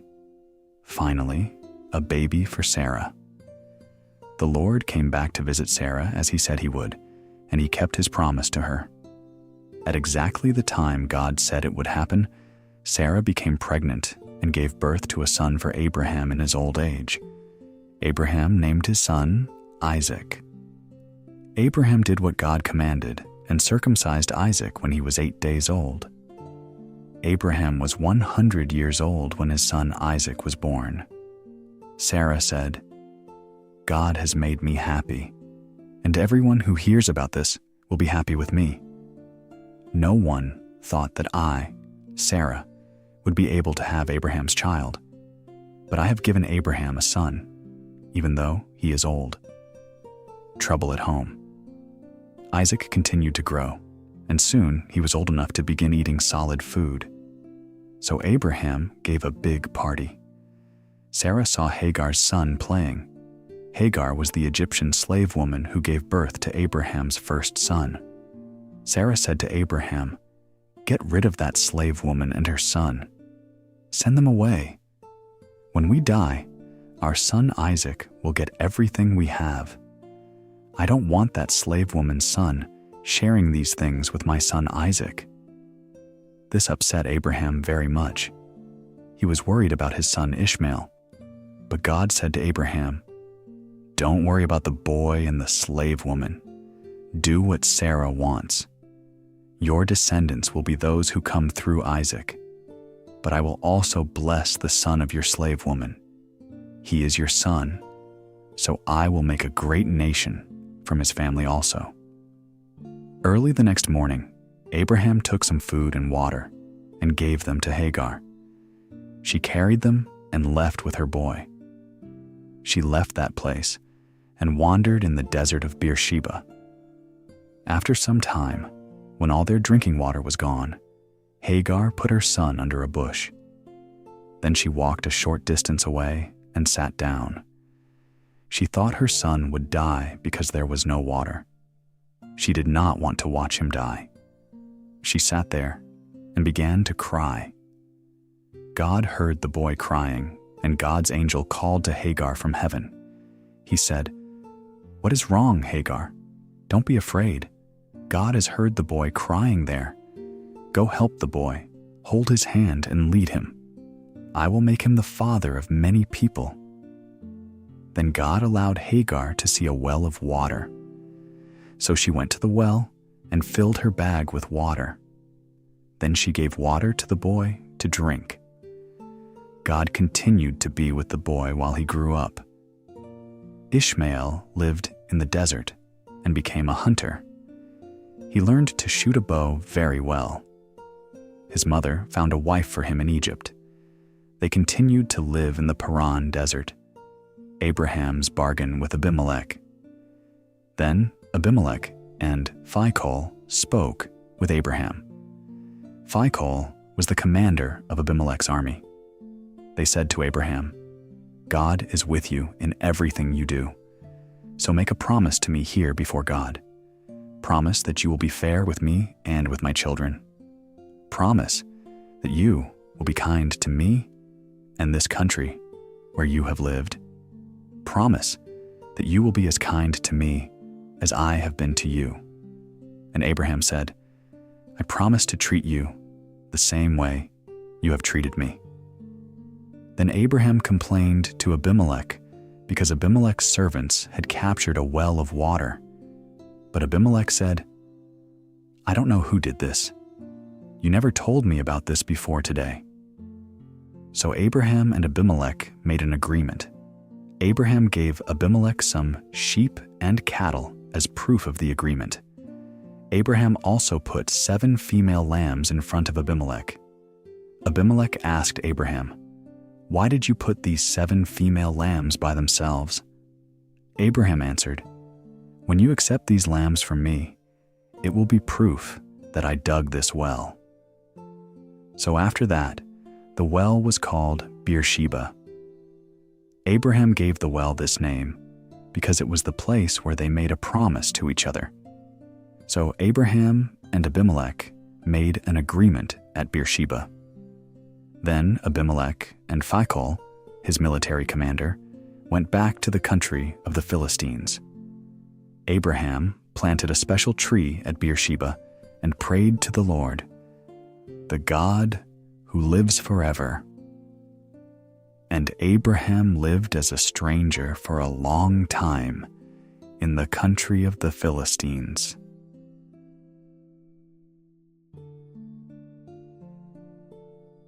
Genesis 22. Abraham, kill your son. After these things, God decided to test Abraham's faith. God said to him, "Abraham," and he said, "Yes." Then God said, "Take your son to the land of Moriah and kill your son there as a sacrifice for me. This must be Isaac, your only son, the one you love. Use him as a burnt offering on one of the mountains there. I will tell you which mountain." In the morning, Abraham got up and saddled his donkey. He took Isaac and 2 servants with him. He cut the wood for the sacrifice.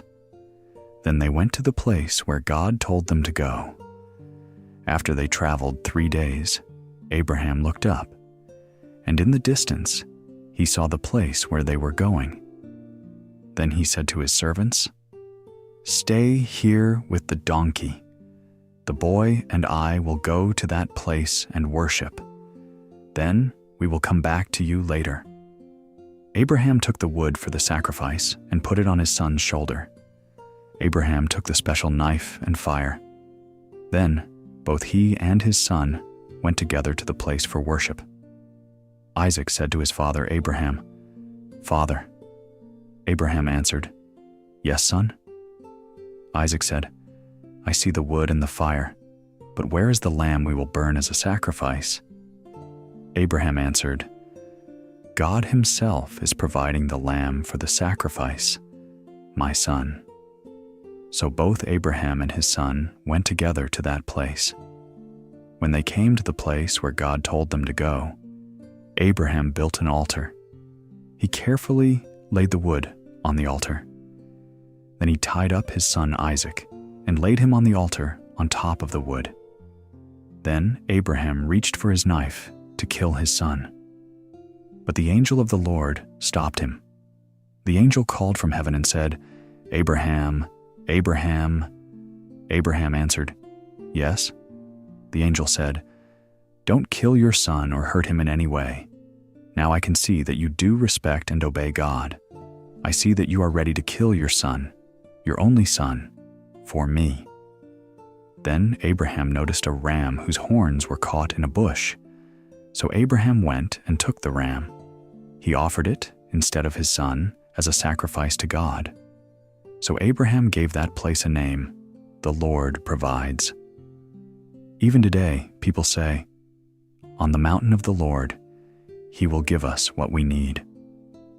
The angel of the Lord called to Abraham from heaven a second time.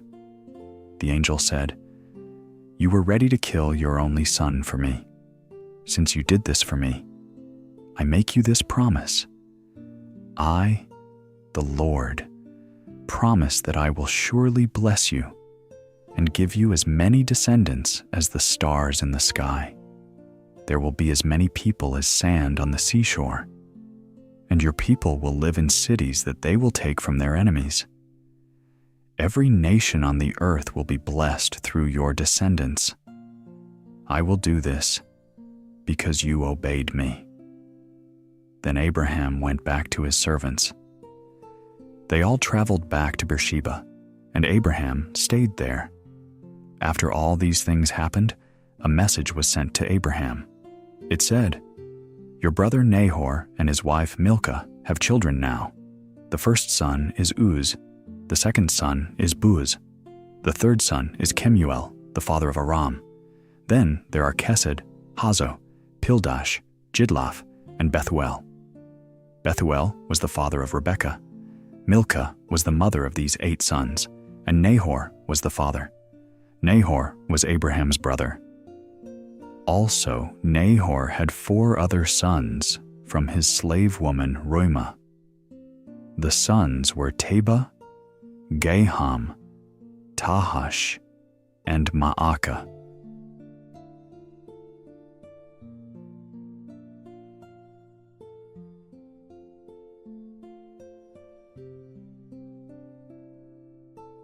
Genesis 23. Sarah dies.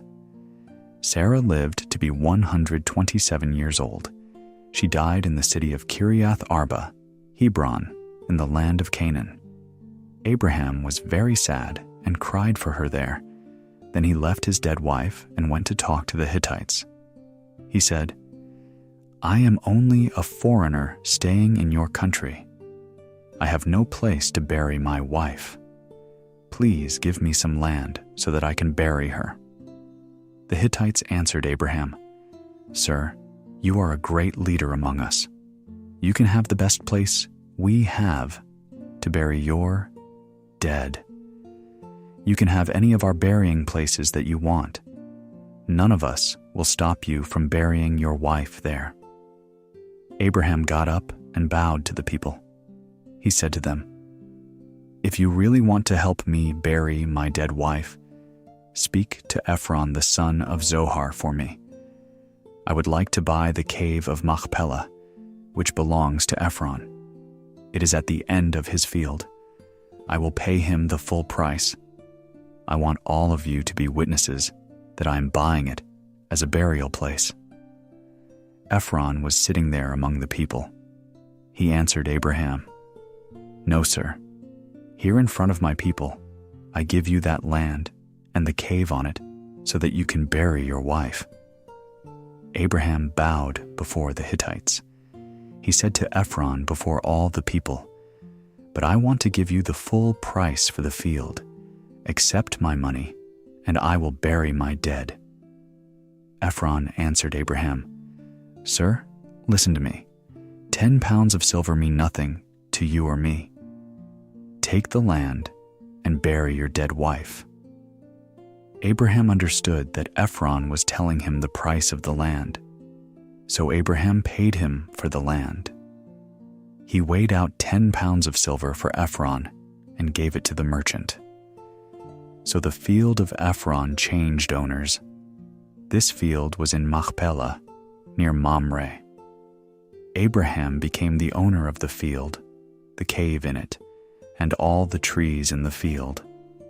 Everyone in the city saw the agreement between Ephron and Abraham. After this, Abraham buried his wife Sarah in the cave of that field near Mamre, Hebron, in the land of Canaan. Abraham bought the field and the cave in it from the Hittites, so this became his property to be used as a burial place.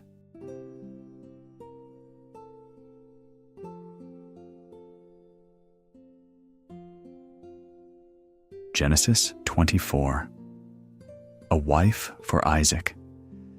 Abraham lived to be a very old man. The Lord blessed him and everything he did. Abraham's oldest servant was in charge of everything he owned.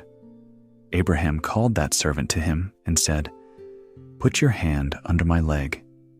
Now I want you to make a promise to me. Promise to me before the Lord, the God of heaven and earth, that you will not allow my son to marry a girl from Canaan. We live among these people, but don't let him marry a Canaanite girl. Go back to my country, to my own people, to find a wife for my son Isaac. Bring her here to him." The servant said to him, "Maybe this woman will not want to come back with me to this land. If that happens, should I take your son with me to your homeland?" Abraham said to him, "No, don't take my son to that place. The Lord, the God of heaven, brought me from my homeland to this place.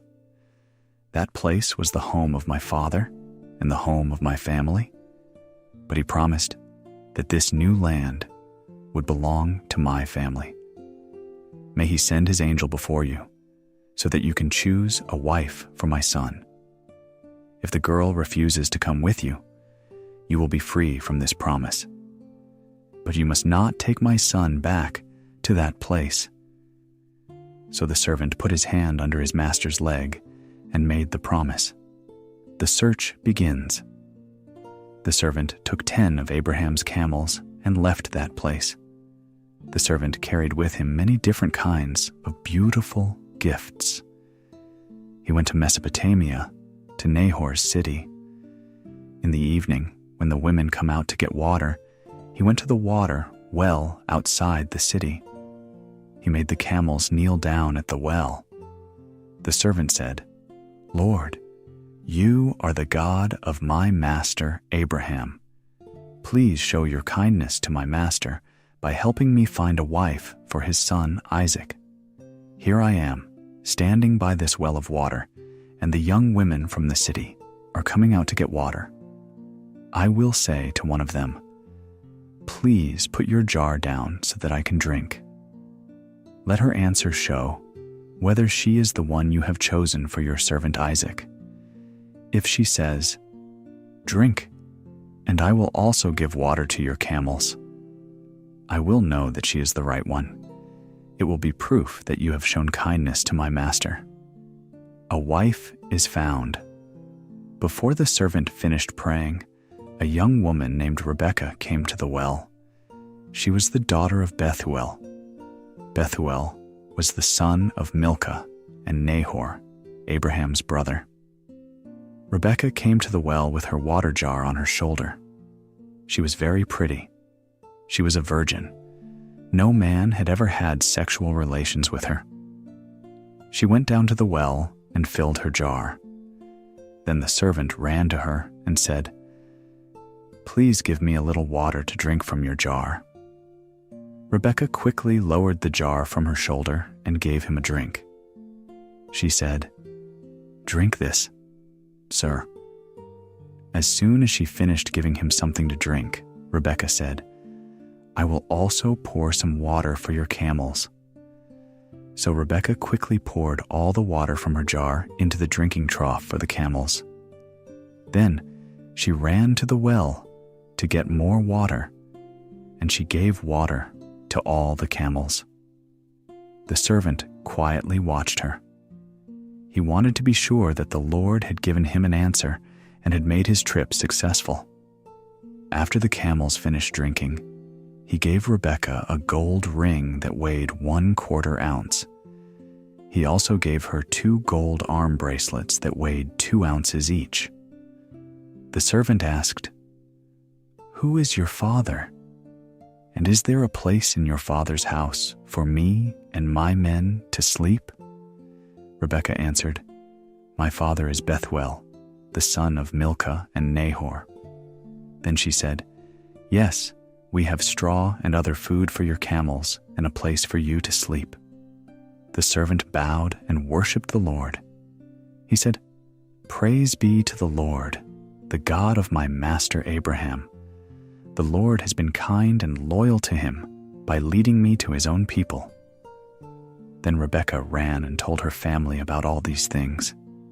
She had a brother named Laban. She told him what the man had said to her.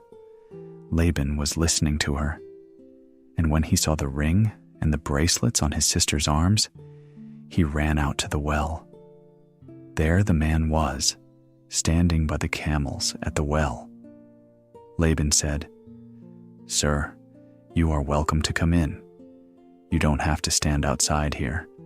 I have prepared a room for you to sleep in and a place for your camels."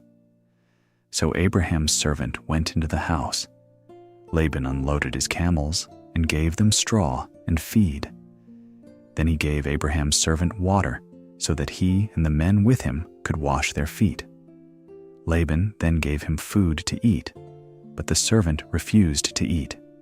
He said, "I will not eat until I have told you why I came."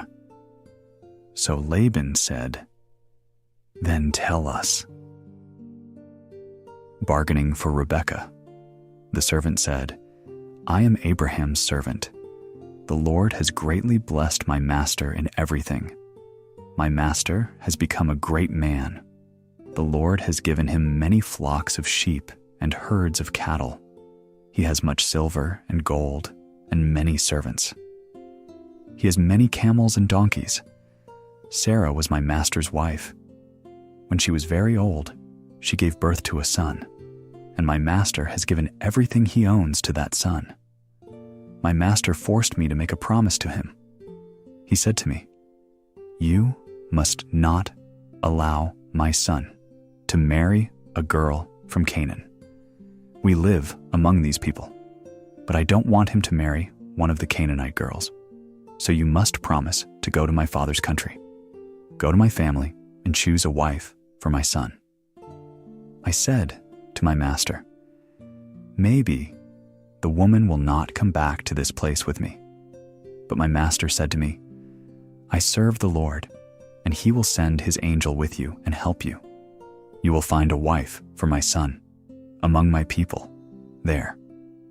But if you go to my father's country and they refuse to give you a wife for my son, you will be free from this promise.'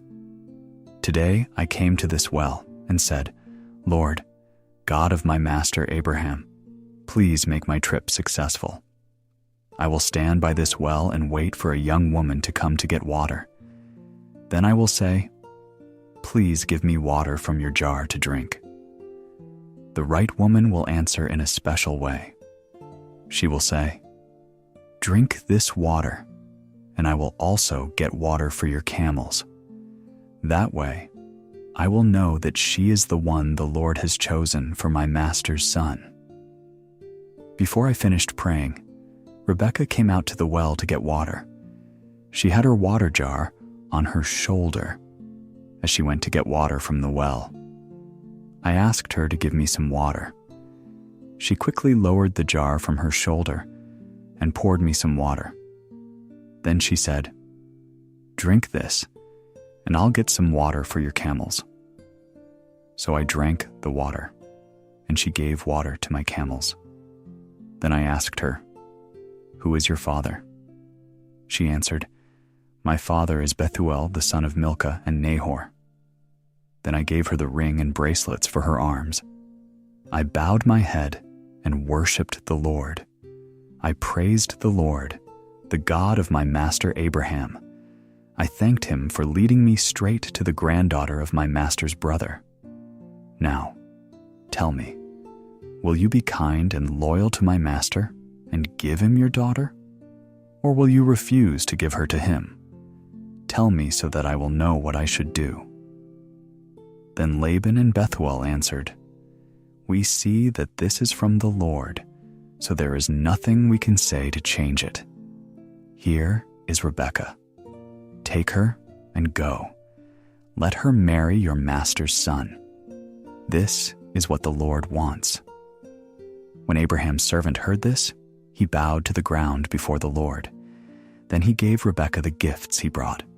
He gave her beautiful clothes and gold and silver jewelry. He also gave expensive gifts to her mother and brother.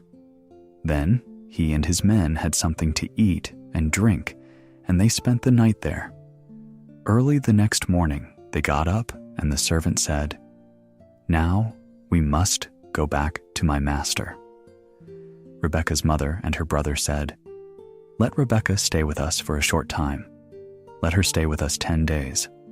After that, she can go." But the servant said to them, "Don't make me wait. The Lord has made my trip successful. Now let me go back to my master." Rebekah's brother and mother said, "We will call Rebekah and ask her what she wants to do." They called her and asked her, "Do you want to go with this man now?" Rebekah said, "Yes, I will go." So they allowed Rebekah to go with Abraham's servant and his men. Her nurse also went with them. While Rebekah was leaving, they said to her, "Our sister, may you be the mother of millions of people, and may your descendants defeat their enemies and take their cities." Then Rebekah and her nurse got on the camels and followed the servant and his men. So the servant took Rebekah and left. Isaac had left Beer Lahai Roi and was now living in the Negev. One evening, he went out to the field to think. He looked up and saw the camels coming from far away. Rebekah also looked and saw Isaac. Then she jumped down from the camel. She said to the servant, "Who is that young man walking in the field to meet us?" The servant said, "That is my master's son." So Rebekah covered her face with her veil. The servant told Isaac everything that had happened. Then Isaac brought the girl into his mother's tent. Rebekah became his wife that day. Isaac loved her very much. So he was comforted after his mother's death.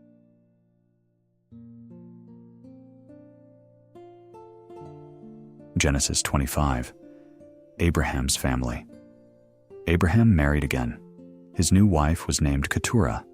She gave birth to Zimran, Jokshan, Medan, Midian, Ishbak, and Shuah.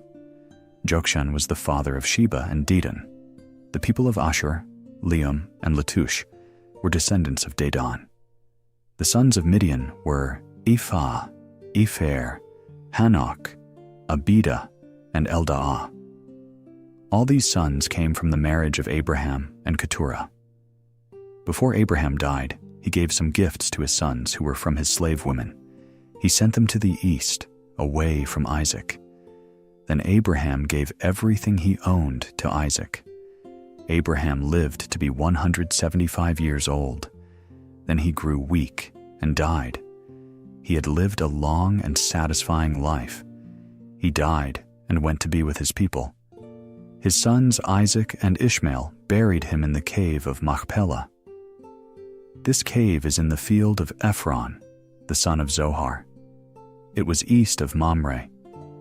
This is the same cave that Abraham bought from the Hittites. He was buried there with his wife, Sarah. After Abraham died, God blessed Isaac.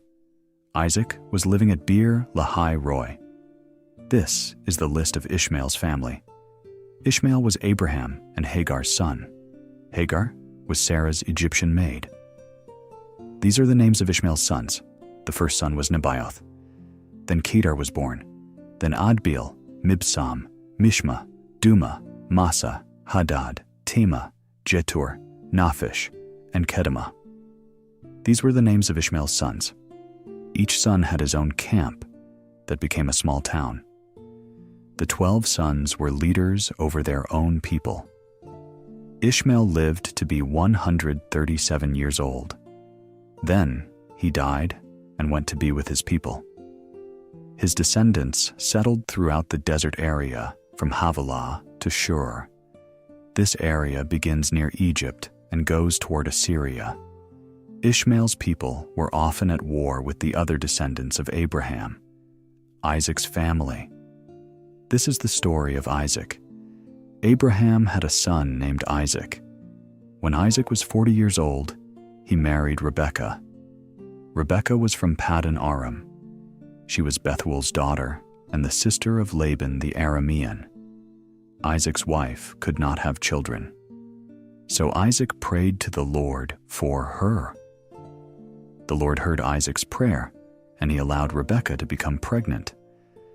While Rebekah was pregnant, the babies inside her struggled with one another. She prayed to the Lord and said, "What is happening to me?" The Lord said to her, "The leaders of 2 nations are in your body. 2 nations will come from you, and they will be divided. One of them will be stronger, and the older will serve the younger." When the right time came, Rebekah gave birth to twins. The first baby was red. His skin was like a hairy robe, so he was named Esau. When the second baby was born, he was holding tightly to Esau's heel, so that baby was named Jacob. Isaac was 60 years old when Jacob and Esau were born. The boys grew up. Esau became a skilled hunter who loved to be out in the fields, but Jacob was a quiet man who stayed at home. Isaac loved Esau. He liked to eat the animals Esau killed, but Rebekah loved Jacob. One day Esau came back from hunting. He was tired and weak from hunger. Jacob was boiling a pot of beans. So Esau said to Jacob, "I am weak with hunger. Let me have some of that red soup." That is why people call him Red. But Jacob said, "You must sell me your rights as the firstborn son." Esau said, "I am almost dead with hunger, so what good are these rights to me now?" But Jacob said, "First, promise me that you will give them to me." So Esau made an oath to him and sold his rights as the firstborn son to Jacob. Then Jacob gave Esau bread and lentil soup. Esau ate the food, had something to drink, and then left. So Esau showed that he did not care about his rights as the firstborn son.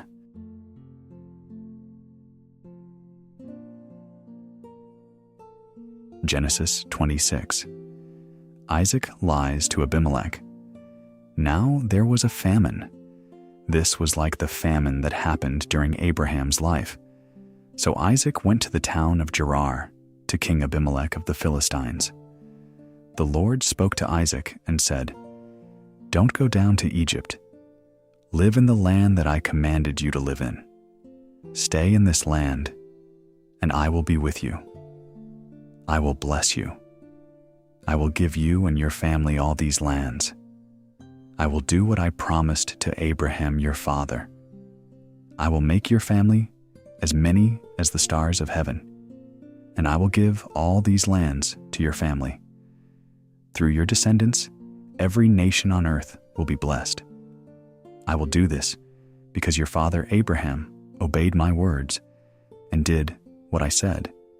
He obeyed my commands, my laws, and my rules." So Isaac settled in Gerar. His wife Rebekah was very beautiful. The men of that place asked Isaac about Rebekah. He said, "She is my sister." He was afraid to tell them Rebekah was his wife. He was afraid the men would kill him so that they could have her. After Isaac had lived there a long time, Abimelech looked out of his window and saw Isaac and his wife enjoying one another. Abimelech called for Isaac and said, "This woman is your wife. Why did you tell us that she was your sister?" Isaac said to him, "I was afraid that you would kill me so that you could have her." Abimelech said, "You have done a bad thing to us. One of our men might have had sex with your wife. Then he would be guilty of a great sin." So Abimelech gave a warning to all the people. He said, "No one must hurt this man or this woman. If anyone hurts them, they will be killed." Isaac becomes rich. Isaac planted fields in that place, and that year he gathered a great harvest. The Lord blessed him very much. Isaac became rich. He gathered more and more wealth until he became a very rich man. He had many flocks and herds of animals. He also had many slaves. all the Philistines were jealous of him. So they destroyed all the wells that Isaac's father Abraham and his servants had dug many years before. They filled them with sand. Abimelech said to Isaac, "Leave our country. You have become much more powerful than we are." So Isaac left that place and camped near the little river of Gerar. He stayed there and lived. Long before this time, Abraham had dug many wells. After he died, the Philistines filled the wells with sand. So Isaac went back and dug those wells again. He gave them the same names his father had given them. Isaac's servants also dug a well near the little river and found fresh water. But the men who herded sheep in the valley of Gerar argued with Isaac's servants. They said, "This water is ours." So Isaac named that well Esek. He gave it that name because it was the place where they had argued with him. Then Isaac's servants dug another well. But there was an argument over this well too. So Isaac named that well Sitnah. Isaac moved from there and dug another well. No one came to argue about this well. So Isaac named it Rehoboth. He said, "Now the Lord has found a place for us. We will grow and be successful in this place." From there, Isaac went to Beersheba. The Lord spoke to him that night and said, "I am the God of your father Abraham. Don't be afraid. I am with you, and I will bless you. I will make your family great. I will do this because of my servant Abraham." So Isaac built an altar and worshipped the Lord in that place. He set up camp there, and his servants dug a well. Abimelech came from Gerar to see Isaac. He brought with him Ahuzath, his advisor, and Phicol, the commander of his army. Isaac asked, "Why have you come to see me? You were not friendly to me before. You even forced me to leave your country." They answered, "Now we know that the Lord is with you. We think that we should make an agreement. We want you to make a promise to us. We did not hurt you. Now you should promise not to hurt us. We sent you away, but we sent you away in peace. Now it is clear that the Lord has blessed you." So Isaac gave a party for them. They all ate and drank. Early the next morning, each man made a promise and a vow. Then the men left in peace. On that day, Isaac's servants came and told him about the well they had dug. The servants said, "We found water in that well." So Isaac named it Sheba, and that city is still called Beersheba. Esau's wives. When Esau was 40 years old, he married 2 Hittite women. One was Judith, the daughter of Beeri. The other was Basemath, the daughter of Elon. These marriages made Isaac and Rebekah very unhappy. Genesis 27. Jacob tricks Isaac. Isaac grew old, and his eyes became so weak that he could not see clearly. One day he called his older son Esau to him and said, "Son." Esau answered, "Here I am." Isaac said, "I am old. Maybe I will die soon. So take your bow and arrows and go hunting. Kill an animal for me to eat. Prepare the food that I love. Bring it to me, and I will eat it. Then I will bless you before I die." So Esau went hunting. Rebekah was listening when Isaac told this to his son Esau. Rebekah said to her son Jacob, "Listen, I heard your father talking to your brother Esau. Your father said, 'Kill an animal for me to eat. Prepare the food for me, and I will eat it. Then, with the Lord as witness, I will bless you before I die.' So listen, son, and do what I tell you. Go out to our goats and bring me 2 young ones. I will prepare them the way your father loves them. Then you will carry the food to your father, and he will bless you before he dies." But Jacob told his mother Rebekah, "My brother Esau is a hairy man. I am not hairy like him. If my father touches me, he will know that I am not Esau. Then he will not bless me. He will curse me, because I tried to trick him." So Rebekah said to him, "I will accept the blame if there is trouble. Do what I said. Go get the goats for me." So Jacob went out and got 2 goats and brought them to his mother. His mother cooked the goats in the special way that Isaac loved. Then Rebekah took the clothes that her older son Esau loved to wear. She put these clothes on the younger son Jacob. She took the skins of the goats and put them on Jacob's hands and on his neck. Then she got the food she had cooked and gave it to Jacob. Jacob went to his father and said, "Father." His father answered, "Yes, son. Who are you?" Jacob said to his father, "I am Esau, your first son. I have done what you told me.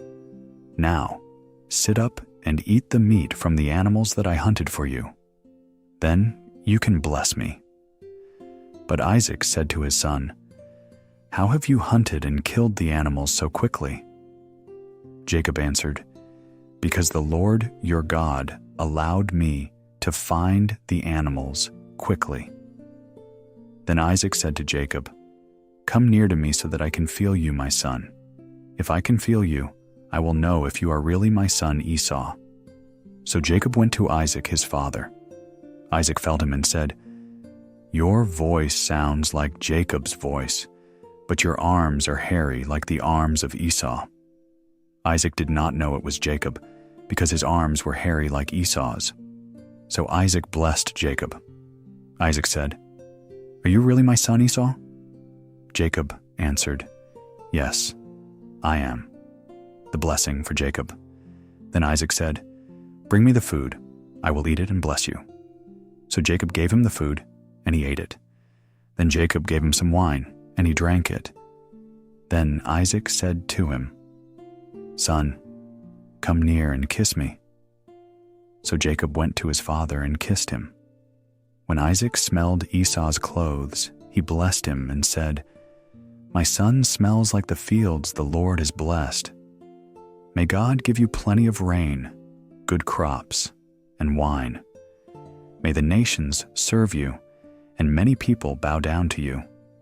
You will rule over your brothers. Your mother's sons will bow down to you and obey you. Whoever curses you will be cursed. Whoever blesses you will be blessed." Esau's blessing.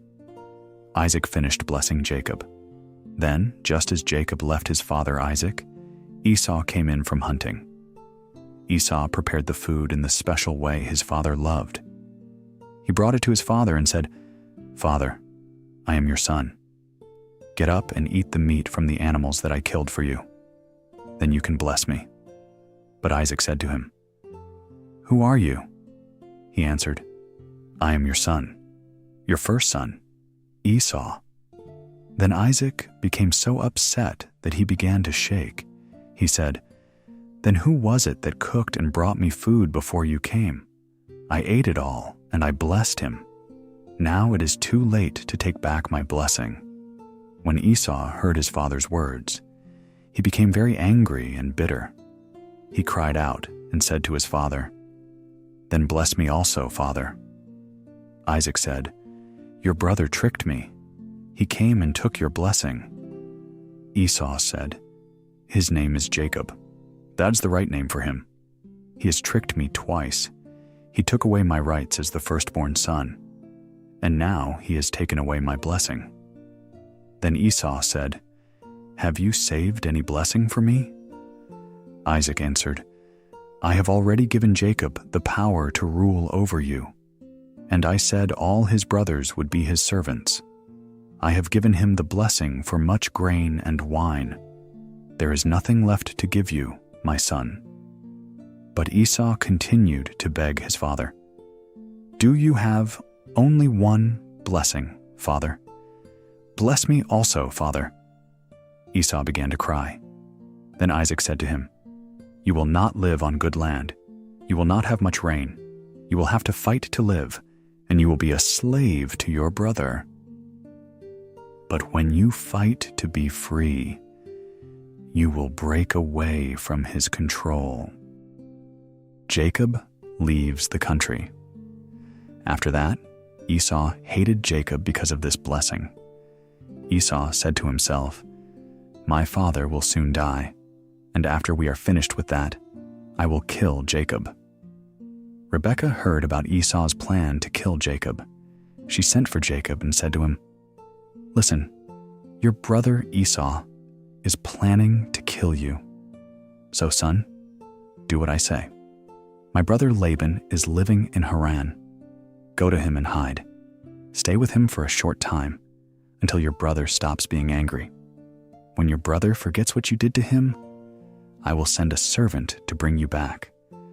I don't want to lose both of my sons the same day." Then Rebekah said to Isaac, "Your son Esau married Hittite women. I am very upset about this, because they are not our people. I'll have nothing to live for if Jacob marries one of these women."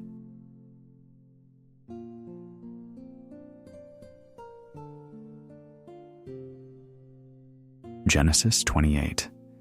Isaac called Jacob and blessed him. Then Isaac gave him a command and said, "You must not marry a Canaanite woman. So leave this place and go to Paddan Aram. Go to the house of Bethuel, your mother's father. Laban, your mother's brother, lives there. Marry one of his daughters. I pray that God all-powerful will bless you and give you many children. I pray that you will become the father of a great nation, and that God will bless you and your children the same way he blessed Abraham. And I pray that you will own the land where you live. This is the land God gave to Abraham." So Isaac sent Jacob to Rebekah's brother in Paddan Aram. Jacob went to Laban, son of Bethuel the Aramean. Laban was the brother of Rebekah, the mother of Jacob and Esau. Esau learned that his father Isaac blessed Jacob and sent him away to Paddan Aram to find a wife there. He also learned that Isaac commanded Jacob not to marry a Canaanite woman. Esau learned that Jacob obeyed his father and his mother and went to Paddan Aram. Esau saw from this that his father did not want his sons to marry Canaanite women. Esau already had 2 wives, but he went to Abraham's son Ishmael and married another woman, Mahalath, the daughter of Ishmael. Mahalath was Nebaioth's sister. Jacob's dream at Bethel. Jacob left Beersheba and went to Haran. The sun had already set when he came to a good place to spend the night. He took a rock there and laid his head on it to sleep. Jacob had a dream. He dreamed there was a ladder that was on the ground and reached up into heaven. He saw the angels of God going up and down the ladder, and then Jacob saw the Lord standing by the ladder. He said, "I am the Lord, the God of your grandfather Abraham. I am the God of Isaac. I will give you the land that you are lying on now. I will give this land to you and to your children. You will have as many descendants as there are particles of dust on the earth. They will spread east and west, north and south. All the families on earth will be blessed because of you and your descendants. I am with you, and I will protect you everywhere you go. I will bring you back to this land. I will not leave you until I have done what I have promised." Then Jacob woke up and said, "I know that the Lord is in this place, but I did not know he was here until I slept." Jacob was afraid and said, "This is a very great place. This is the house of God. This is the gate to heaven." Jacob got up very early in the morning. He took the rock he had slept on and set it up on its edge. Then he poured oil on the rock. In this way, he made it a memorial to God. The name of that place was Luz, but Jacob named it Bethel. Then Jacob made a promise. He said, "If God will be with me, and if he will protect me on this trip, and if he gives me food to eat and clothes to wear, and if I return in peace to my father's house, if he does all these things, then the Lord will be my God. I am setting this stone up as a memorial stone. It will show that this is a holy place for God, and I will give God 1/10 of all he gives me." Genesis 29. Jacob meets Rachel. Then Jacob continued his trip. He went to the country in the east. He looked and saw a well in the field. There were 3 flocks of sheep lying near the well, where the sheep drank water. There was a large rock covering the mouth of the well. When all the flocks were gathered there, the shepherds would roll the rock away from the well. Then all the sheep could drink from the water. After the sheep were full, the shepherds would put the rock back in its place. Jacob said to the shepherds there, "Brothers, where are you from?" They answered, "We are from Haran." Then Jacob said, "Do you know Laban, the son of Nahor?" The shepherds answered, "We know him." Then Jacob said, "How is he?" They answered, "He is well. Look, that is his daughter Rachel coming now with his sheep." Jacob said, "Look, it is still day and long before the sun sets. It is not yet time for the animals to be gathered together for the night. So give them water and let them go back into the field." But they said, "We cannot do that until all the flocks are gathered together. Then we will move the rock from the well, and all the sheep will drink." While Jacob was talking with the shepherds, Rachel came with her father's sheep. It was her job to take care of the sheep. Rachel was Laban's daughter.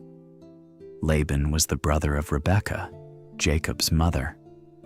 When Jacob saw Rachel, he went and moved the rock and gave water to the sheep. Then Jacob kissed Rachel and cried. He told her that he was from her father's family. He told her that he was the son of Rebekah. So Rachel ran home and told her father. When Laban heard the news about his sister's son Jacob, he ran to meet him.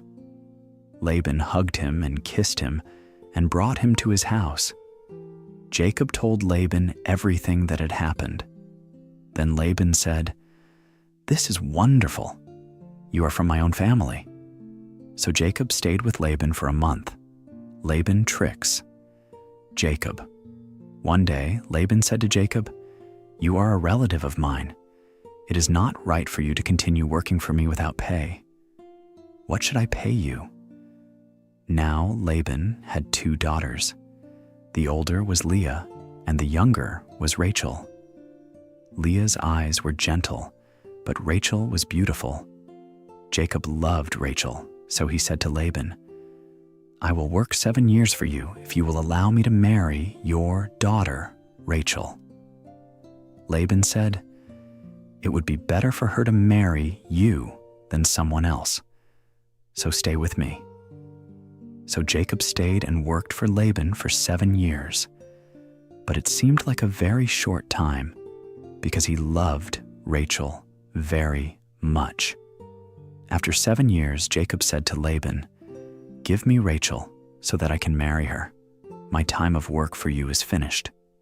So Laban gave a party for all the people in that place.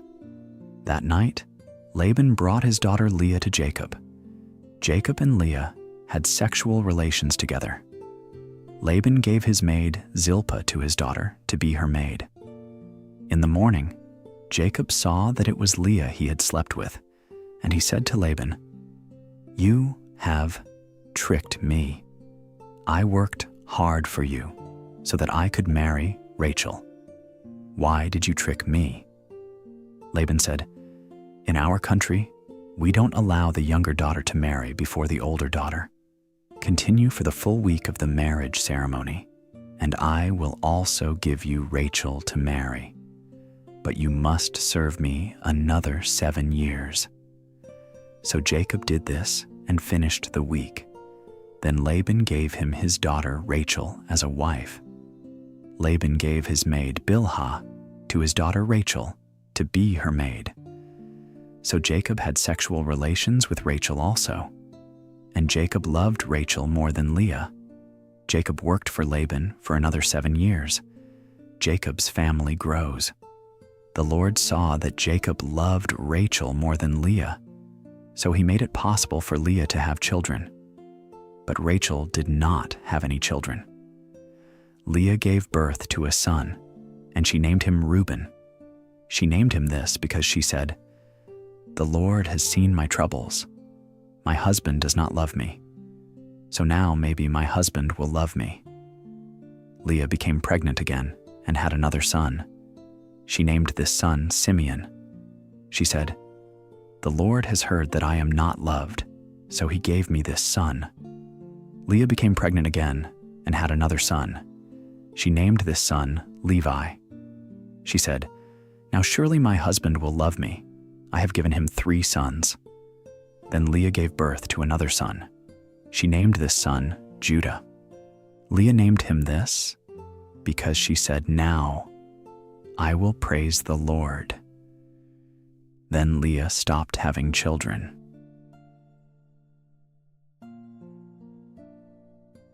Genesis 30. Rachel saw that she was not giving Jacob any children. She became jealous of her sister Leah. So Rachel said to Jacob, "Give me children, or I will die."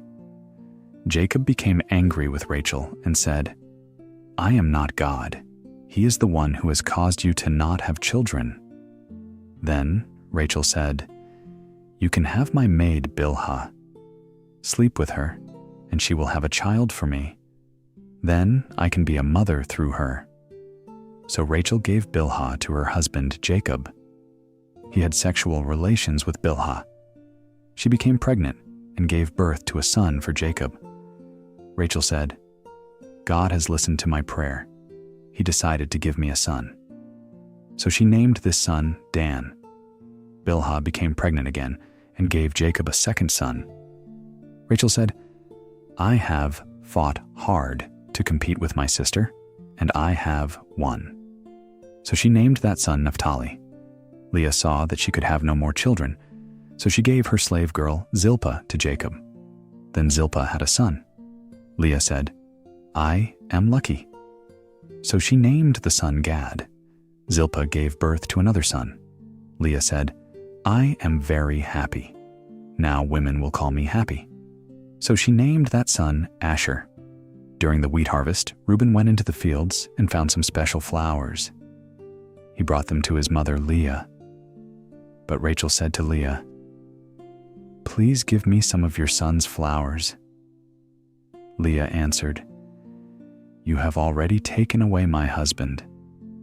Now you are trying to take away my son's flowers." But Rachel answered, "If you will give me your son's flowers, you can sleep with Jacob tonight." Jacob came in from the fields that night. Leah saw him and went out to meet him. She said, "You will sleep with me tonight. I have paid for you with my son's flowers." So Jacob slept with Leah that night. Then God allowed Leah to become pregnant again. She gave birth to a 5th son. She said, "God has given me a reward because I gave my slave to my husband." So she named her son Issachar. Leah became pregnant again and gave birth to a 6th son. She said, "God has given me a fine gift. Now surely Jacob will accept me, because I have given him 6 sons." So she named this son Zebulun. Later Leah gave birth to a daughter. She named her Dinah. Then God heard Rachel's prayer and made it possible for Rachel to have children. She became pregnant and gave birth to a son. she said, "God has taken away my shame." Rachel named the son Joseph, saying, "May the Lord give me another son." Jacob tricks Laban. After the birth of Joseph, Jacob said to Laban, "Now let me go back to my own homeland. Give me my wives and my children. I have earned them by working for you. You know that I served you well." Laban said to him, "Please, let me say something. I know that the Lord has blessed me because of you. Tell me what I should pay you, and I will give it to you." Jacob answered, "You know that I have worked hard for you. Your flocks have grown and been well while I cared for them. When I came, you had little. Now you have much, much more. Every time I did something for you, the Lord blessed you. Now, it is time for me to work for myself. It is time to do things for my family." Laban asked, "Then what should I give you?" Jacob answered, "I don't want you to give me anything. I only want you to let me do this one thing. I will go back and take care of your sheep. But let me go through all your flocks today and take every lamb with spots or stripes. Let me take every black young goat and every female goat with stripes or spots. That will be my pay. In the future, you can easily see if I am honest. You can come to look at my flocks. If I have any goat that isn't spotted or any sheep that isn't black, you will know that I stole it." Laban answered, "I agree to that. We will do what you ask." But that day, Laban hid all the male goats that had spots, and he hid all the female goats that had spots on them. He also hid all the black sheep. Laban told his sons to watch these sheep. So the sons took all the spotted animals and led them to another place. They traveled for 3 days. Jacob stayed and took care of all the animals that were left. Then Jacob cut green branches from poplar and almond trees. He stripped off some of the bark so that the branches had white stripes on them. He put the branches in front of the flocks at the watering places. When the animals came to drink, they also mated in that place. Then, when the goats mated in front of the branches, the young that were born were spotted, striped, or black. Jacob separated the spotted and the black animals from the other animals in the flock. He kept his animals separate from Laban's. Any time the stronger animals in the flock were mating, Jacob put the branches before their eyes. The animals mated near those branches. But when the weaker animals mated, Jacob did not put the branches there. So the young animals born from the weak animals were Laban's, and the young animals born from the stronger animals were Jacob's. In this way, Jacob became very rich. He had large flocks, many servants, camels, and donkeys. Genesis 31. Time to leave. Jacob runs away. One day, Jacob heard Laban's sons talking. They said, "Jacob has taken everything that our father owned. He has become rich, and he has taken all this wealth from our father." Then Jacob noticed that Laban was not as friendly as he had been in the past. The Lord said to Jacob, "Go back to your own land where your ancestors lived. I will be with you." So Jacob told Rachel and Leah to meet him in the field where he kept his flocks of sheep and goats. He said to them, "I have noticed that your father is not as friendly with me as he used to be, but the God of my father has been with me. You both know that I have worked as hard as I could for your father, but he cheated me. He has changed my pay 10 times. But during all this time, God protected me from all of Laban's tricks. At one time, Laban said, 'You can keep all the goats with spots. This will be your pay.' After he said this, all the animals gave birth to spotted goats, so they were all mine. But then Laban said, I will keep the spotted goats. You can have all the striped goats. That will be your pay. After he said this, all the animals gave birth to striped goats. So God has taken the animals away from your father and has given them to me. I had a dream during the time when the animals were mating. I saw that the only male goats that were mating were the ones with stripes and spots. The angel of God spoke to me in that dream. The angel said, Jacob. I answered, Yes. The angel said, Look, only the striped and spotted goats are mating. I am causing this to happen. I have seen all the wrong things Laban has been doing to you. I am doing this so that you can have all the new baby goats. I am the God who came to you at Bethel, and there you made an altar, poured olive oil on it, and made a promise to me. Now I want you to be ready to go back to the country where you were born. Rachel and Leah answered Jacob, Our father has nothing to give us when he dies.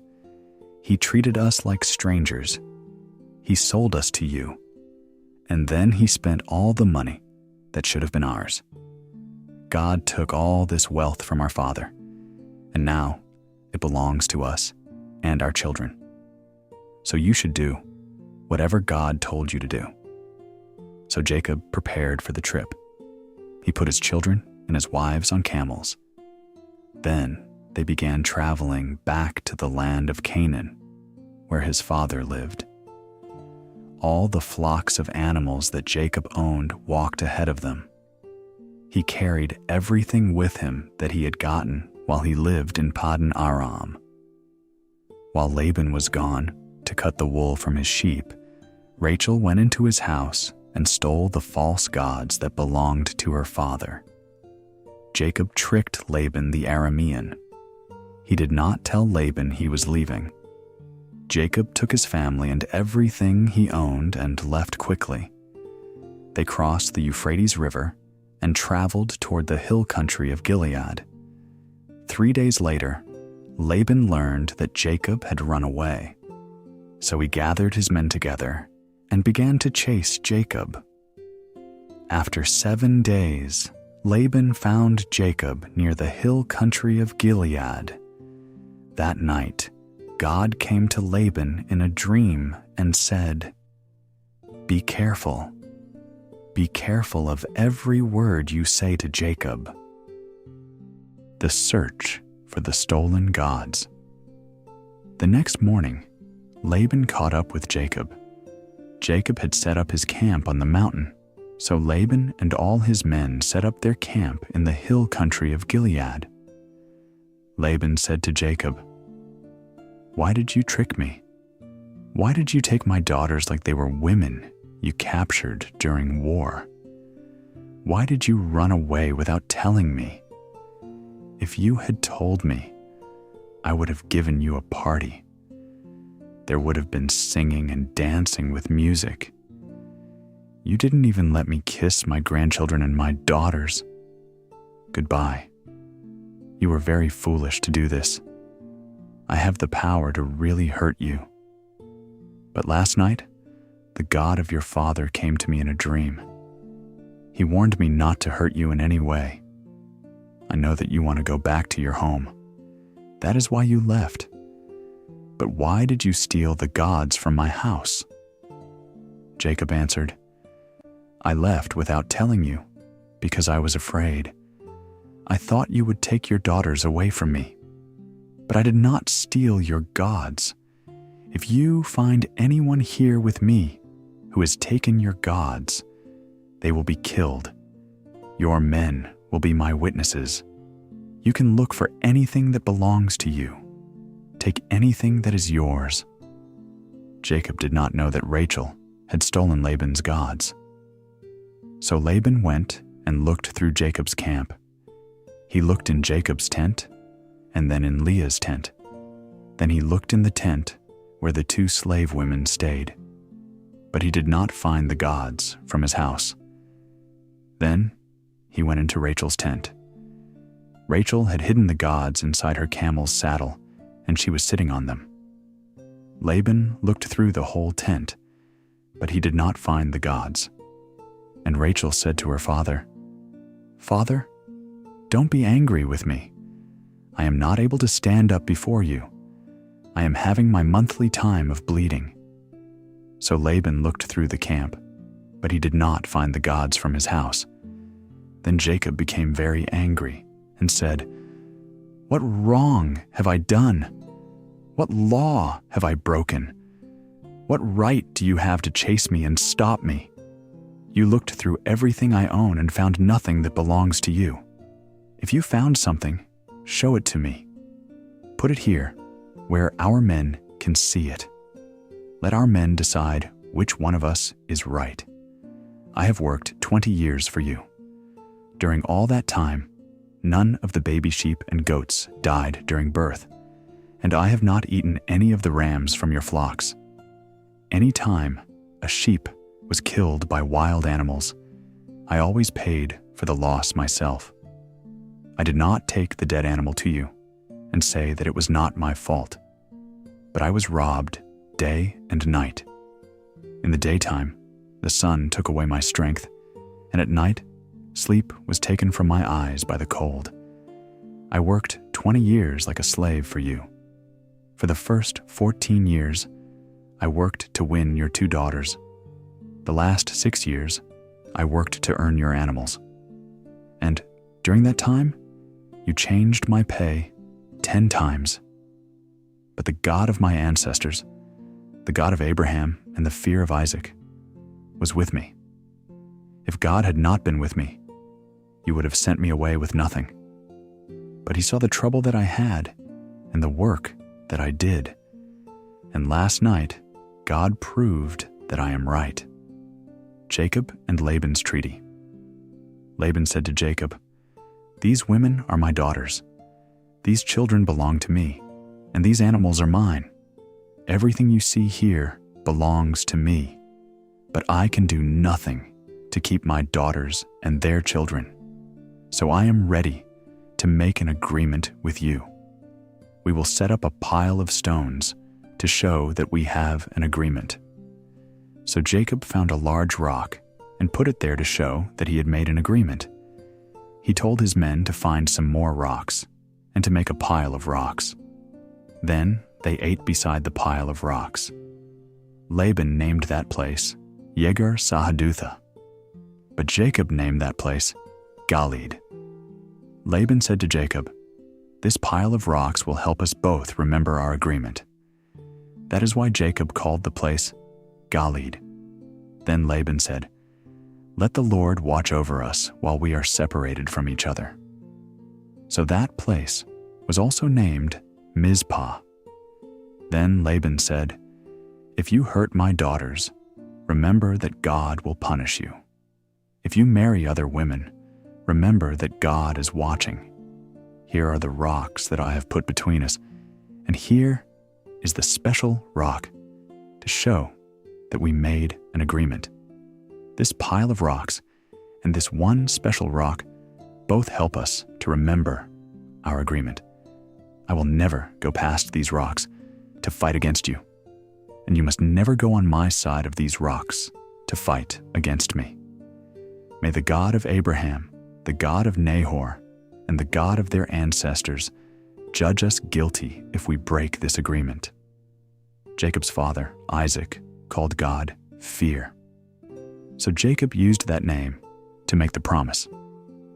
Then Jacob killed an animal and offered it as a sacrifice on the mountain, and he invited his men to come and share a meal. After they finished eating, they spent the night on the mountain. Early the next morning, Laban kissed his grandchildren and his daughters goodbye. He blessed them and went back home.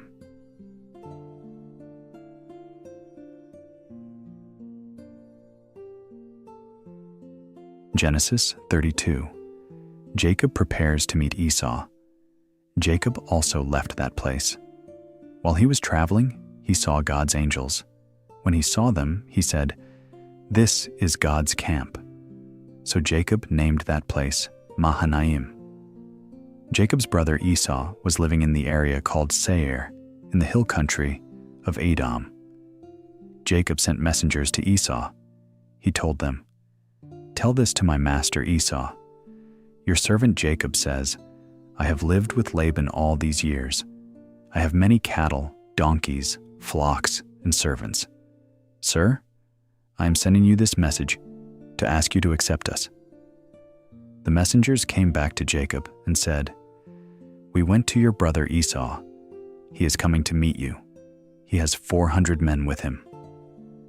Jacob was very frightened and worried. He divided the people who were with him and all the flocks, herds, and camels into 2 groups. Jacob thought, if Esau comes and destroys one group, the other group can run away and be saved. Then Jacob said, "God of my father Abraham, God of my father Isaac, Lord, you told me to come back to my country and to my family. You said that you would do good to me. You have been very kind to me. You did many good things for me. The first time I traveled across the Jordan River, I owned nothing, only my walking stick. But now I own enough things to have 2 full groups. I ask you to please save me from my brother Esau. I am afraid that he will come and kill us all, even the mothers with the children. Lord, you said to me, I will be good to you. I will increase your family and make your children as many as the sands of the sea. There will be too many to count." Jacob stayed in that place for the night. He prepared some things to give to Esau as a gift. He took 200 female goats and 20 male goats, 200 female sheep and 20 male sheep. He took 30 camels and their colts, 40 cows and 10 bulls, 20 female donkeys and 10 male donkeys. He gave each flock of animals to his servants. Then he said to them, "Separate each group of animals. Go ahead of me and keep some space between each herd."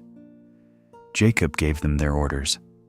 To the servant with the first group of animals, he said, "When Esau my brother comes to you and asks you, 'Whose animals are these? Where are you going? Whose servant are you?' Then you should answer, 'These animals belong to your servant Jacob.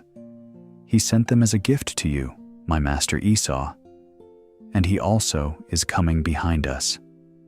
Jacob also ordered the second servant, the third servant, and all the other servants to do the same thing. He said, "You will say the same thing to Esau when you meet him. You will say, 'This is a gift to you, and your servant Jacob is behind us.'" Jacob thought, "If I send these men ahead with gifts, maybe Esau will forgive me and accept me." So Jacob sent the gifts to Esau, but he stayed that night in the camp. During the night, Jacob got up and began moving his 2 wives, his 2 maids, and his 11 sons across the Jabbok River at the crossing. After he sent his family across the river, he sent across everything he had. The fight with God. Jacob was left alone, and a man came and wrestled with him. The man fought with him until the sun came up. When the man saw that he could not defeat Jacob, he touched Jacob's leg and put it out of joint. Then the man said to Jacob, "Let me go. The sun is coming up." But Jacob said, "I will not let you go. You must bless me." And the man said to him, "What is your name?" And Jacob said, "My name is Jacob." Then the man said, "Your name will not be Jacob. Your name will now be Israel. I give you this name because you have fought with God and with men, and you have won." Then Jacob asked him, "Please tell me your name." But the man said, "Why do you ask my name?" Then the man blessed Jacob at that place.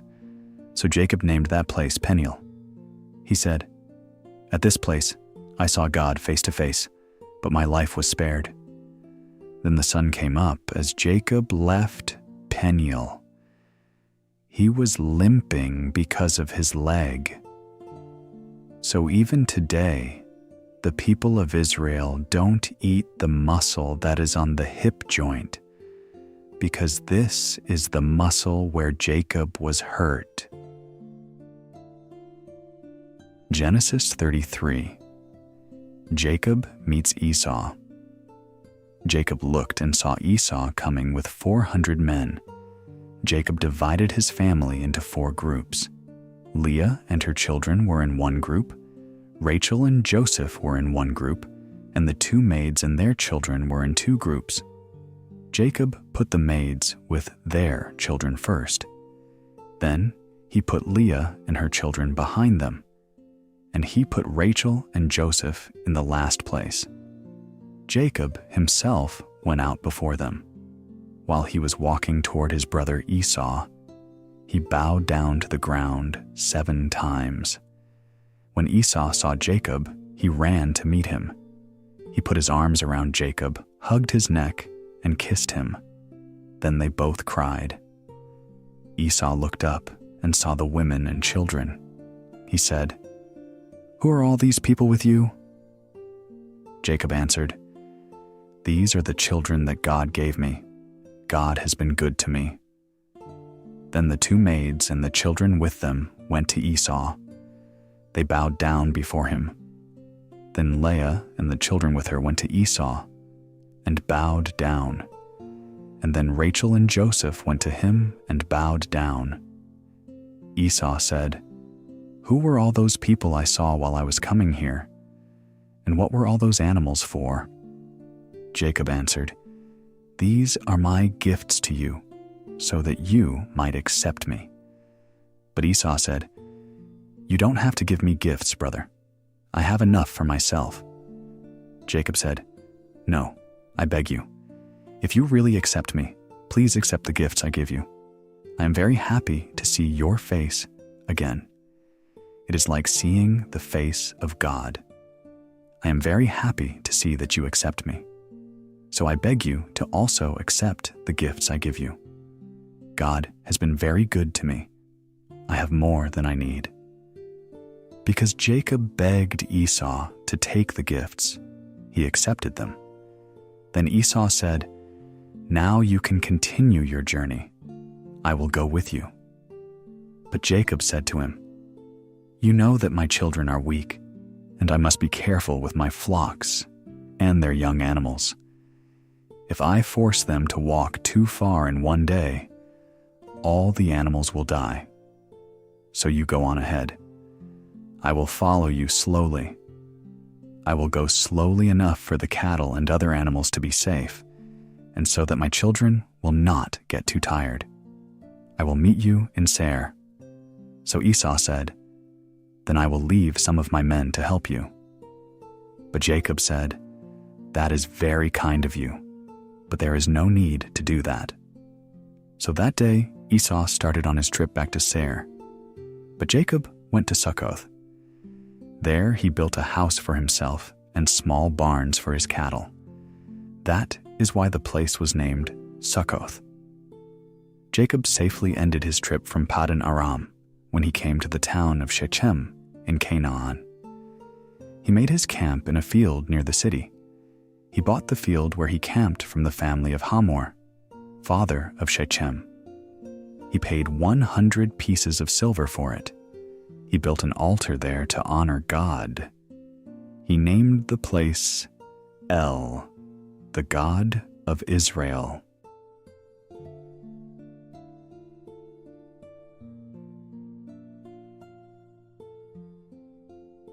Genesis 34. The rape of Dinah. One day, Dinah, the daughter of Leah and Jacob, went out to see the women of that place. She was seen by Shechem, the son of Hamor the Hivite, who ruled that area. Shechem took Dinah and raped her, but he was so attracted to her that he fell in love and began expressing his feelings to her. he told his father, "Please get this girl for me, so that I can marry her." Jacob learned that Shechem had done this very bad thing to his daughter, but all his sons were out in the fields with the cattle, so he did nothing until they came home. Then Shechem's father, Hamor, came out to talk with Jacob. In the fields, Jacob's sons heard the news about what had happened. They were very angry because Shechem had brought shame to Israel by raping Jacob's daughter. They came in from the fields as soon as they heard about the terrible thing Shechem had done.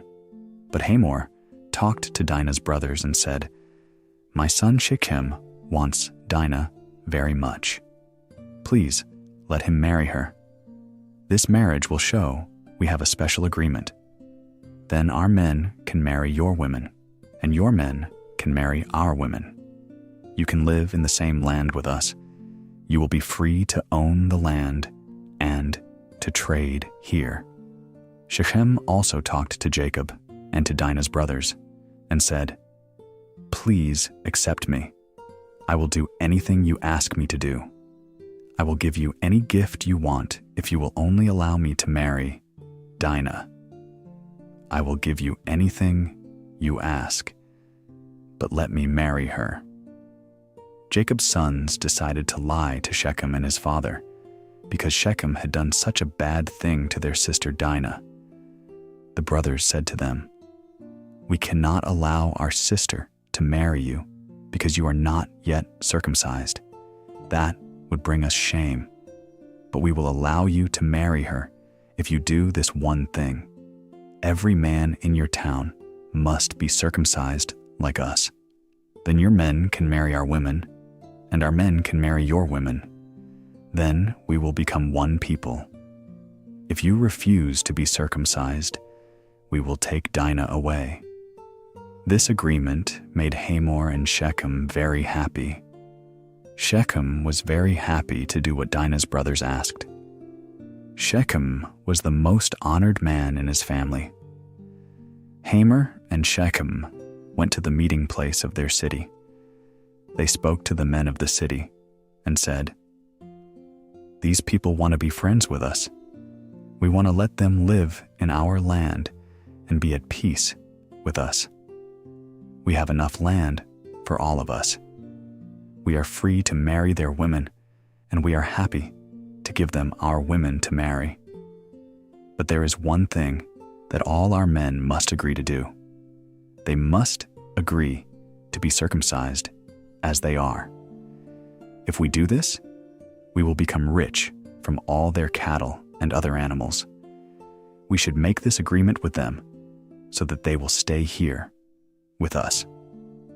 All the men who heard this in the meeting place agreed with Hamor and Shechem, and every man was circumcised at that time.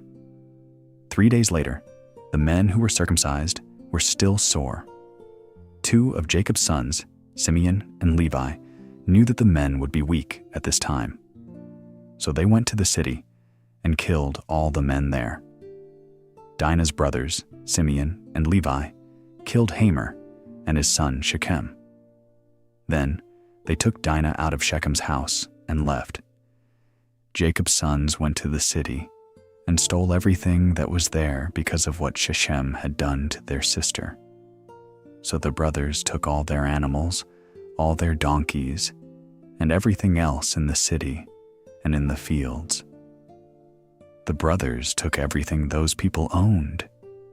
They even took their wives and children. But Jacob said to Simeon and Levi, "You have caused me a lot of trouble. All the people in this place will hate me. All the Canaanites and the Perizzites will turn against me. There are only a few of us.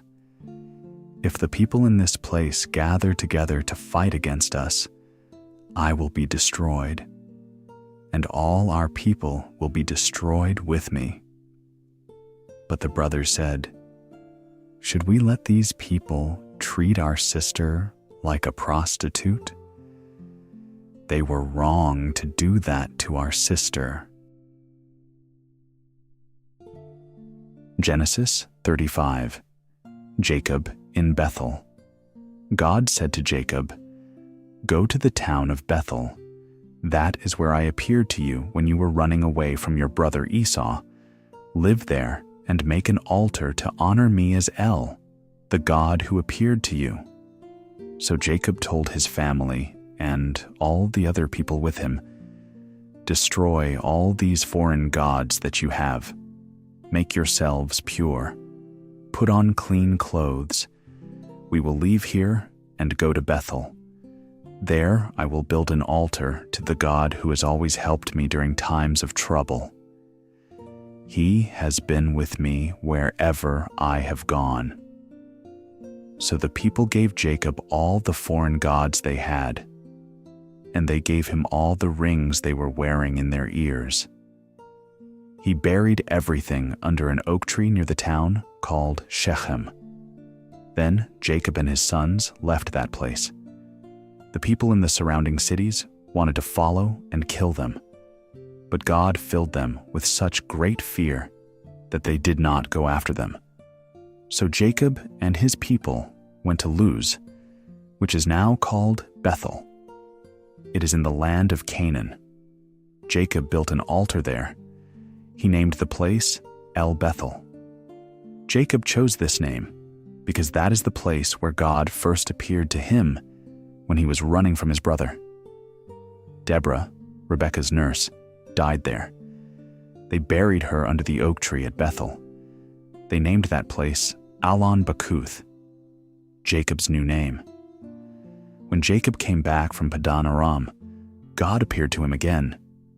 God blessed Jacob and said to him, "Your name is Jacob, but I will change that name. You will no longer be called Jacob. Your new name will be Israel." So God named him Israel. God said to him, "I am God all-powerful, and I give you this blessing. Have many children and grow into a great nation. Other nations and other kings will come out of you. I gave Abraham and Isaac some special land. Now I give the land to you and to all your people who will live after you." Then God left that place. Jacob set up a memorial stone there. He made the rock holy by pouring wine and oil on it. This was a special place because God spoke to Jacob there, and Jacob named the place Bethel. Rachel dies, giving birth. Jacob and his group left Bethel. Before they came to Ephrath, Rachel began giving birth to her baby. She was having a lot of trouble with this birth. She was in great pain. When her nurse saw this, she said, "Don't be afraid, Rachel. You are giving birth to another son." Rachel died while giving birth to the son. Before dying, she named the boy Benoni, but Jacob called him Benjamin. Rachel was buried on the road to Ephrath, that is, Bethlehem. Jacob put a special rock on Rachel's grave to honor her. That special rock is still there today. Then Israel continued his journey. He camped just south of Eder Tower. Israel stayed there for a short time. While he was there, Reuben slept with Israel's slave woman Bilhah. Israel heard about this, and he was very angry. The family of Israel. Jacob. These are the names of Jacob's 12 sons. His firstborn son was Reuben, whose mother was Leah. Jacob's other sons by Leah were Simeon, Levi, Judah, Issachar, and Zebulun. His sons by Rachel were Joseph and Benjamin. His sons by Bilhah, Rachel's maid, were Dan and Naphtali.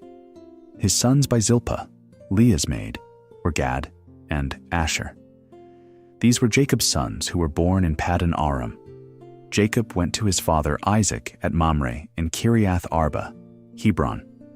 This is where Abraham and Isaac had lived. Isaac lived 180 years. Then Isaac became weak and died, and went to be with his people. He had lived a long and full life. His sons Esau and Jacob buried him. Genesis 36. Esau's family. This is the history of the family of Esau, Edom. Esau married women from the land of Canaan. His wives were Adah, the daughter of Elon the Hittite, Oholibamah, the daughter of Anah, the son of Zibeon the Hivite, and Basemath, Ishmael's daughter, the sister of Nebaioth. Esau and Adah had a son named Eliphaz. Basemath had a son named Reuel. Oholibamah had 3 sons, Jush, Jalam, and Korah. These were Esau's sons who were born in the land of Canaan. Jacob and Esau's families became too big for the land in Canaan to support them all. So Esau moved away from his brother Jacob. He took his wives, sons, daughters, all his slaves, cattle, and other animals, and everything else that he had gotten in Canaan, and moved to the hill country of Seir. Esau is also named Edom. Esau is the father of the people of Edom. These are the names of Esau's family living in the hill country of Seir. Esau and Adah's son was Eliphaz. Esau and Basemath's son was Reuel. Eliphaz had 5 sons, Teman, Omar, Zepho, Gatam, and Kenaz. Eliphaz also had a slave woman named Timnah. Timnah and Eliphaz had a son named Amalek. Reuel had 4 sons, Nahath, Zerah, Shammah, and Mizah. These were Esau's grandsons from his wife Basemath. Esau's 3rd wife was Oholibamah, the daughter of Anah. Anah was the son of Zibeon. Esau and Oholibamah's children were Jush, Jalam, and Korah. These are the family groups that came from Esau. Esau's first son was Eliphaz. From Eliphaz came Teman, Omar, Zepho, Kenaz, Korah, Gatam, and Amalek. All these family groups came from Esau's wife, Adah. Esau's son Reuel was the father of these families, Nahath, Zerah, Shammah, and Mizah. All these families came from Esau's wife, Basemath. Esau's wife, Oholibamah, daughter of Anah, gave birth to Jush, Jalam, and Korah. These 3 men were the leaders of their families. They were all sons of Esau and leaders of the family groups of Edom. Seir, a Horite man, lived in Edom before Esau. These are the sons of Seir: Lotan, Shobal, Zibeon, Anah, Dishon, Ezer, and Dishan. These sons were all Horite family leaders from Seir and Edom. Lotan was the father of Hori and Heman. Timnah was Lotan's sister. Shobal was the father of Alvan, Manahath, Ebal, Shepho, and Onam. Zibeon had 2 sons, Aya and Anah. Anah is the man who found the springs in the desert while he was caring for his father's donkeys. Anah was the father of Dishon and Oholibamah. Dishon had 4 sons. They were Hemdan, Eshban, Ithran, and Karen. Ezer had 3 sons. They were Bilhan, Zavan, and Akan. Dishon had 2 sons. They were Uz and Aran. These are the names of the leaders of the Horite families: Lotan, Shobal, Zibeon, Anah, Dishon, Ezer, and Dishan. These men were the leaders of the families that lived in the country of Seir. At that time, there were kings in Edom. Edom had kings a long time before Israel did. Bela, son of Beor, was a king who ruled in Edom. He ruled over the city of Dinhabah. When Bela died, Jobab became king. Jobab was the son of Zerah from Bozrah. When Jobab died, Husham ruled. Husham was from the land of the Temanites. When Husham died, Hadad ruled that area. Hadad was the son of Bedad. He was the man who defeated Midian in the country of Moab. Hadad was from the city of Avith. When Hadad died, Samlah ruled that country. Samlah was from Masrekah. When Samlah died, Shaul ruled that area. Shaul was from Rehoboth by the river. When Shaul died, Baal Hanan ruled that country. Baal Hanan was the son of Akbor. When Baal Hanan died, Hadad ruled that country. Hadad was from the city of Pau. His wife's name was Mehetabel, the daughter of Matred. Mezahab was Matred's father. Esau was the father of these Edomite families: Timnah, Alva, Jetheth, Oholibamah, Elah, Pinon, Kenaz, Teman, Mibzar, Magdiel, and Iram. Each of these families lived in an area that was called by the same name as their family.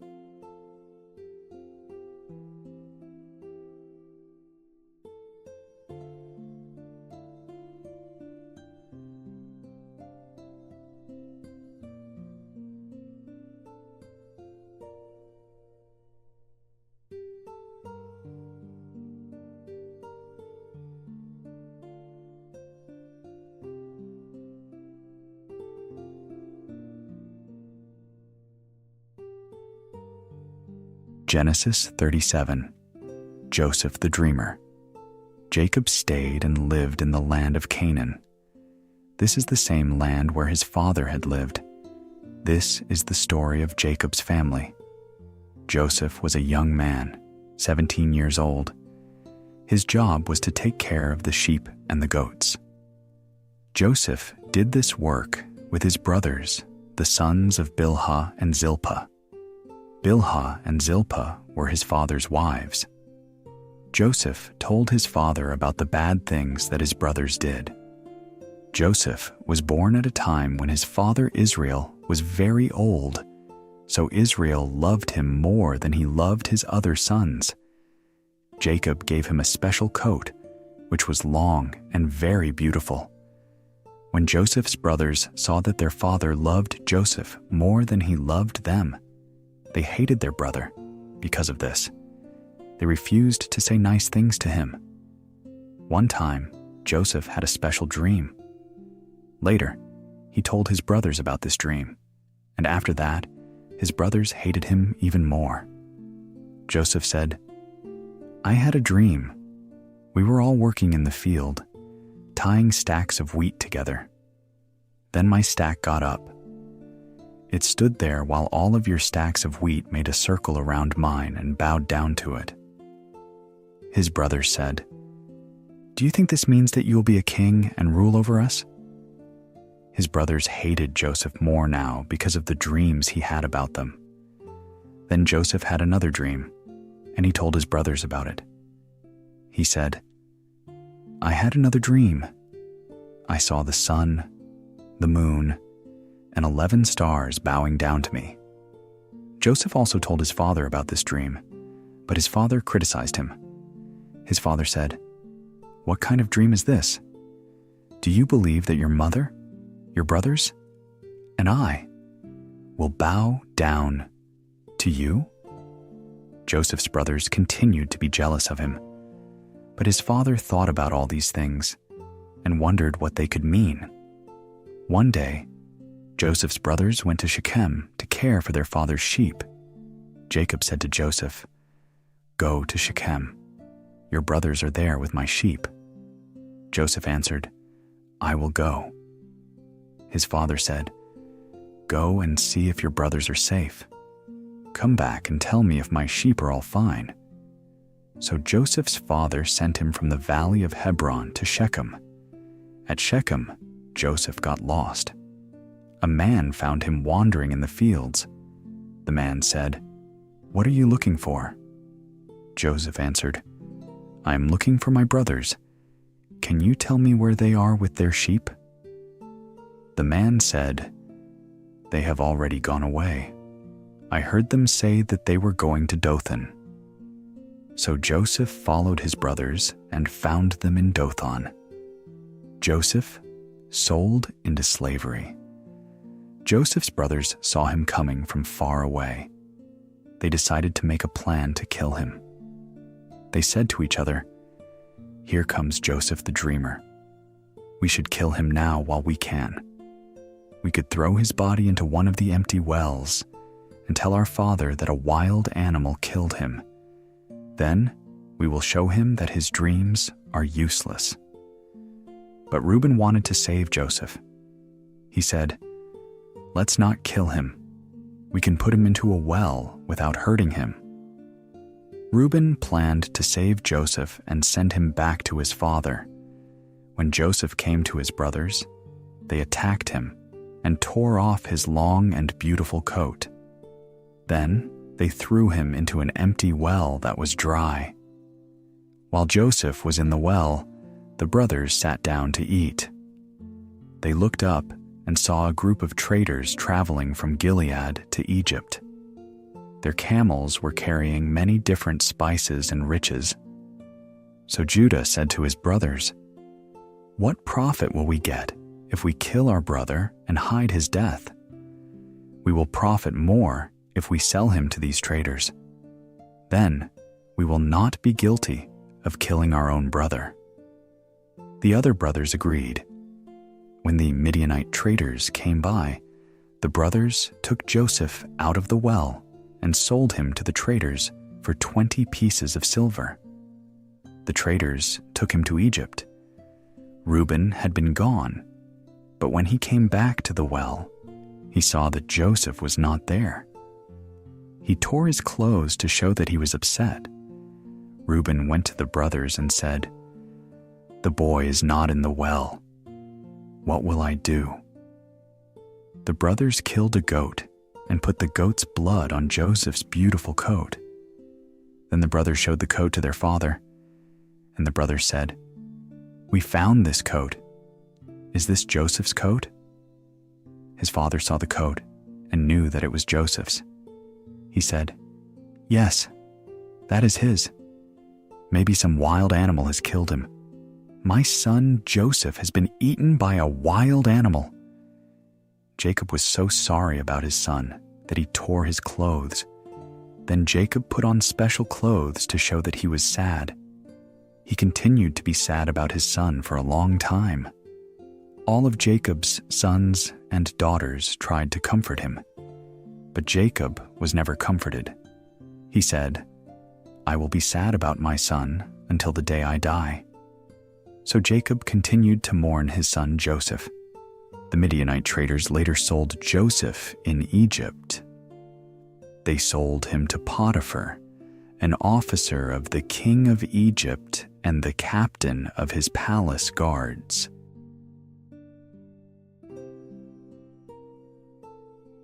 Genesis 38, Judah and Tamar.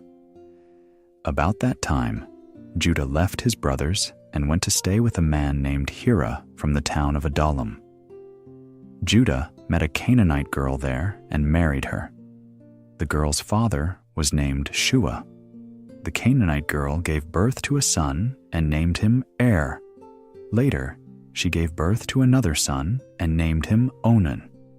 Then she had another son named Shelah. Judah lived in Kezib when his third son was born. Judah chose a woman named Tamar to be the wife of his first son, But did many bad things. The Lord was not happy with him, so the Lord killed him.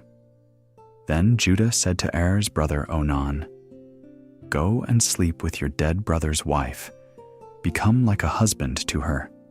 If children are born, they will belong to your brother Onan knew that the children from this union would not belong to him. He had sexual relations with Tamar, but he did not allow himself to stay inside her. This made the Lord angry, so he killed Onan also. Then Judah said to his daughter-in-law Tamar, "Go back to your father's house. Stay there and don't marry until my young son Shelah grows up." Judah was afraid that Shelah would also be killed like his brothers. So Tamar went back to her father's home. Later, Judah's wife, the daughter of Shua, died.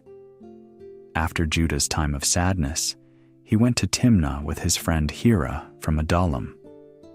Judah went to Timnah to have the wool cut from his sheep. Tamar learned that Judah, her father-in-law, was going to Timnah to cut the wool from his sheep. Tamar always wore clothes that showed that she was a widow. So she put on some different clothes and covered her face with a veil. Then she sat down near the road, going to Enaim, a town near Timnah. Tamar knew that Judah's younger son, Shelah, was now grown up, but Judah would not make plans for her to marry him. Judah traveled on that road and saw her, but he thought that she was a prostitute. Her face was covered with a veil like a prostitute. So he went to her and said, "Let me have sex with you." Judah did not know that she was Tamar, his daughter-in-law. She said, "How much will you give me?" Judah answered, "I will send you a young goat from my flock." She answered, "I agree to that, but first you must give me something to keep until you send me the goat." Judah asked, "What do you want me to give you as proof that I will send you the goat?" Tamar answered, "Give me your seal and its string and your walking stick." Judah gave these things to her. Then Judah and Tamar had sexual relations, and she became pregnant. Then Tamar went home, took off her veil that covered her face, and again put on the special clothes that showed she was a widow. Later, Judah sent his friend Hira to Enaim to give the prostitute the goat he promised. Judah also told Hira to get the special seal and the walking stick from her, but Hira could not find her. He asked some of the men at the town of Enaim, "Where is the prostitute who was here by the road?" The men answered, "There has never been a prostitute here." So Judah's friend went back to Judah and said, "I could not find the woman. The men who live in that place said that there was never a prostitute there." So Judah said, "Let her keep the things. I don't want people to laugh at us. I tried to give her the goat, but we could not find her. That is enough. Tamar is pregnant." About 3 months later, someone told Judah, "Your daughter-in-law Tamar sinned like a prostitute, and now she is pregnant." Then Judah said, "Take her out and burn her." The men went to Tamar to kill her, but she sent a message to her father-in-law that said, "The man who made me pregnant is the man who owns these things. Look at them. Whose are they? Whose special seal and string is this? Whose walking stick is this?" Judah recognized these things and said, "She is right. I was wrong. I did not give her my son Shelah like I promised." And Judah did not sleep with her again. The time came for Tamar to give birth. She was going to have twins. While she was giving birth, one baby put his hand out. The nurse tied a red string on the hand and said, "This baby was born first." But that baby pulled his hand back in, so the other baby was born first. So the nurse said, "You were able to break out first." So they named him Perez. After this, the other baby was born. This was the baby with the red string on his hand. They named him Zerah.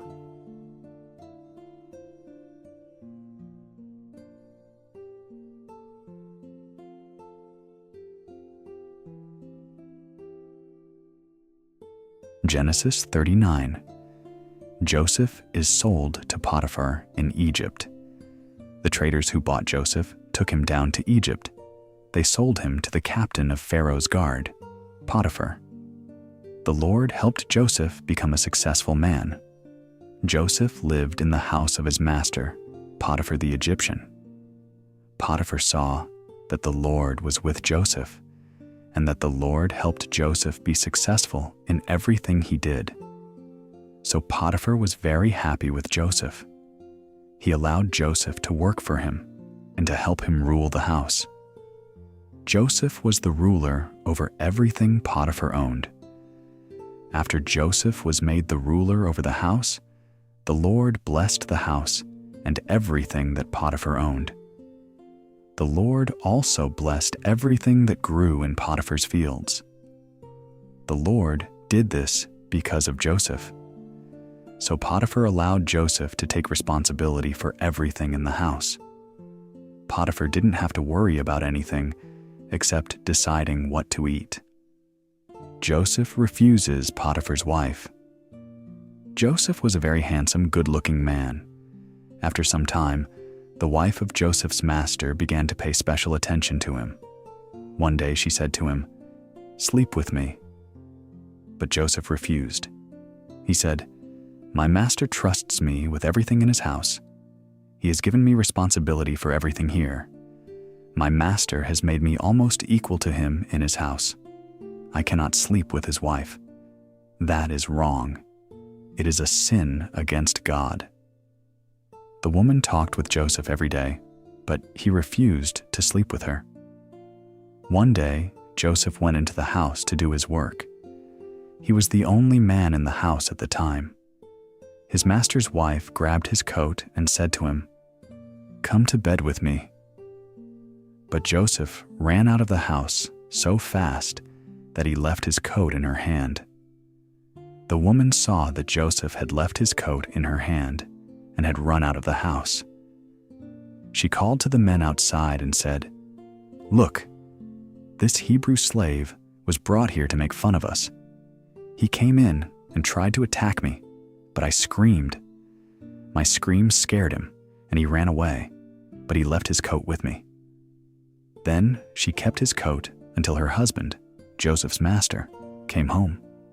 She told her husband the same story. She said, "This Hebrew slave you brought here tried to attack me, but when he came near me, I screamed. He ran away, but he left his coat." Joseph's master listened to what his wife said, and he became very angry. So Potiphar put Joseph into the prison where the king's enemies were held, and that is where Joseph remained. Joseph in prison. The Lord was with Joseph and continued to show his kindness to him. So the commander of the prison guards began to like Joseph. The commander of the guards put Joseph in charge of all the prisoners. Joseph was their leader, but he still did the same work they did. The commander of the guards trusted Joseph with everything that was in the prison.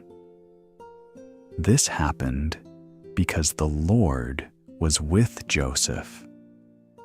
The Lord helped Joseph be successful in everything he did.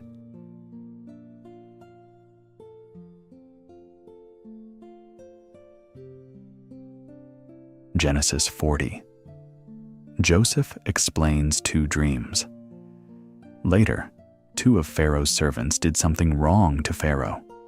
These servants were the baker and the man who served wine to Pharaoh. Pharaoh became angry with his baker and wine server, so he put them in the same prison as Joseph. Potiphar, the commander of Pharaoh's guards, was in charge of this prison. The commander put the 2 prisoners under Joseph's care. The 2 men continued to stay in prison for some time. One night, both of the prisoners had a dream. The baker and the wine server each had his own dream, and each dream had its own meaning. Joseph went to them the next morning and saw that the 2 men were worried. He asked them, "Why do you look so worried today?" The 2 men answered, "We both had dreams last night, but we don't understand what we dreamed. There is no one to explain the dreams to us." Joseph said to them, "God is the only one who can understand and explain dreams. So I beg you, tell me your dreams." The wine server's dream. So the wine server told Joseph his dream. The server said, "I dreamed I saw a vine. On the vine there were 3 branches. I watched the branches grow flowers and then become grapes. I was holding Pharaoh's cup, so I took the grapes and squeezed the juice into the cup. Then I gave the cup to Pharaoh." Then Joseph said, "I will explain the dream to you. The 3 branches mean 3 days. Before the end of 3 days, Pharaoh will forgive you and allow you to go back to your work. You will do the same work for Pharaoh as you did before.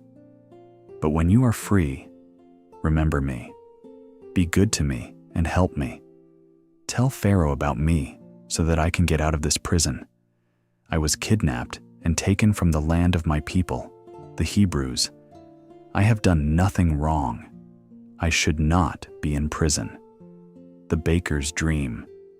The baker saw that the other servant's dream was good, so he said to Joseph, I also had a dream. I dreamed there were 3 baskets of bread on my head.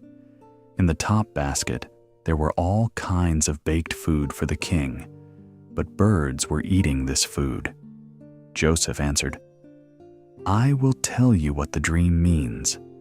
The 3 baskets mean 3 days. Before the end of 3 days, the king will take you out of this prison and cut off your head. He will hang your body on a pole, and the birds will eat it. Joseph is forgotten. 3 days later, it was Pharaoh's birthday. He gave a party for all his servants. At the party, Pharaoh allowed the wine server and the baker to leave the prison. He freed the wine server and gave him his job back. And once again, the wine server put a cup of wine in Pharaoh's hand. But Pharaoh hanged the baker, and everything happened the way Joseph said it would. But the wine server did not remember to help Joseph. He said nothing about him to Pharaoh. The wine server forgot about Joseph. Genesis 41. Pharaoh's dreams. 2 years later, Pharaoh dreamed that he was standing by the Nile River.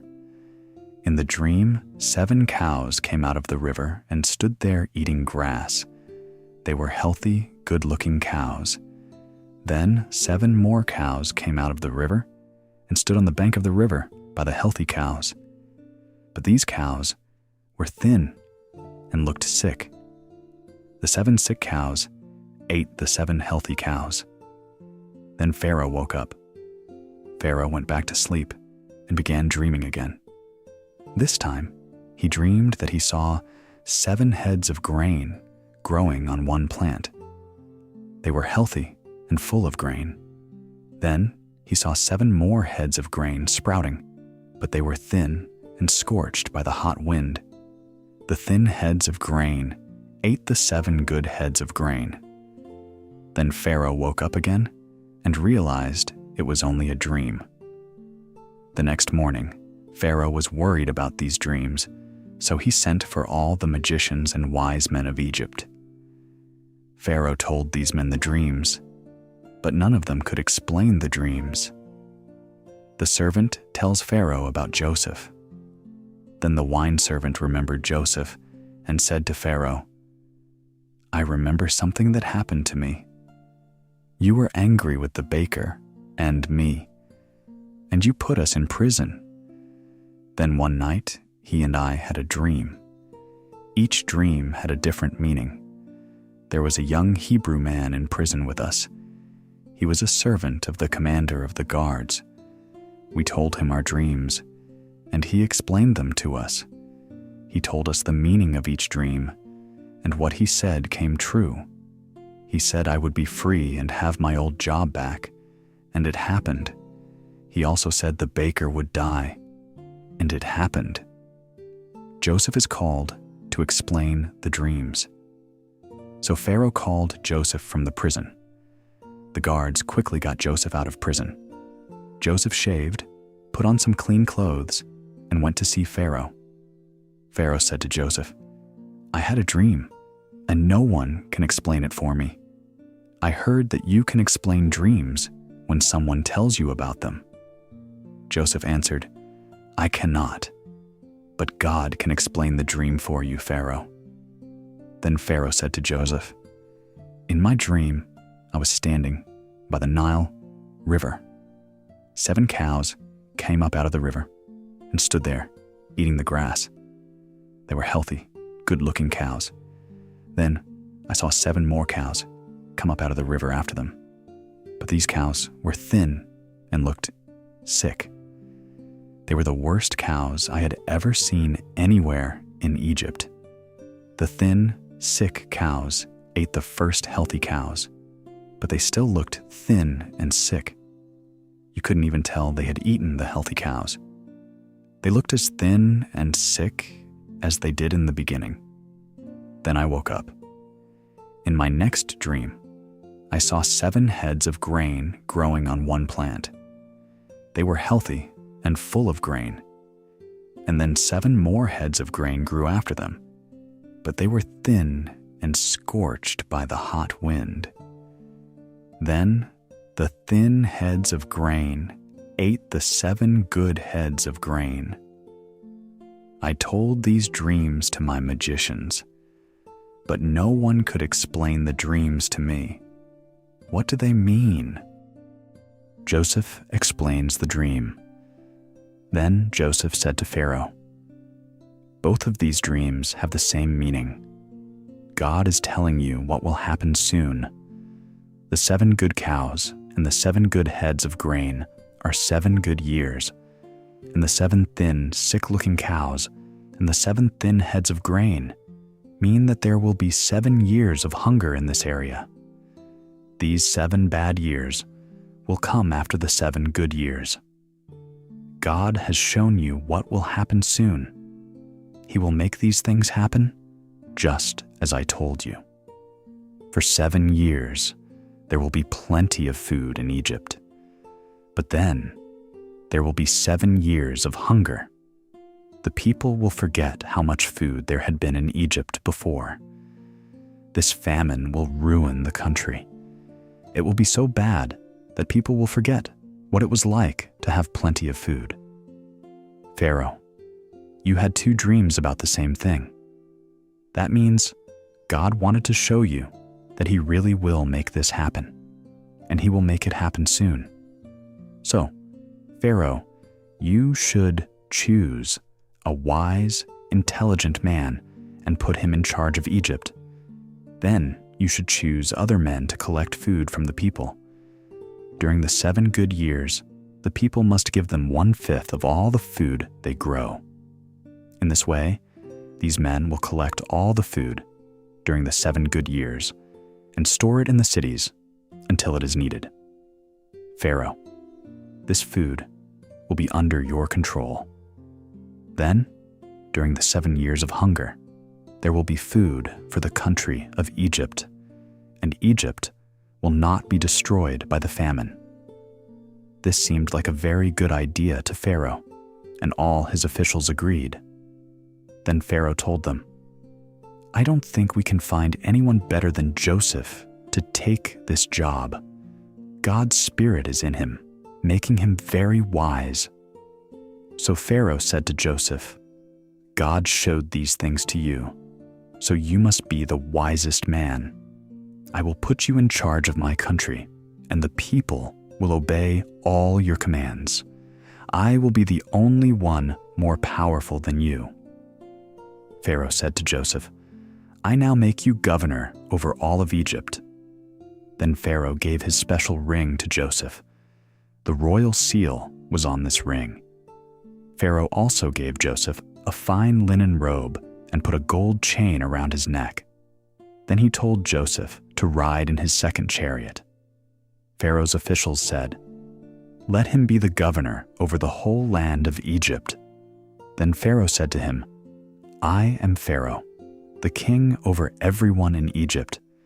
But no one else in Egypt can lift a hand or move a foot unless you say he can." Then Pharaoh gave Joseph another name, Zaphanath-Paneah. He also gave Joseph a wife named Asenath. She was the daughter of Potipharah, a priest in the city of On. So Joseph became the governor over the whole country of Egypt.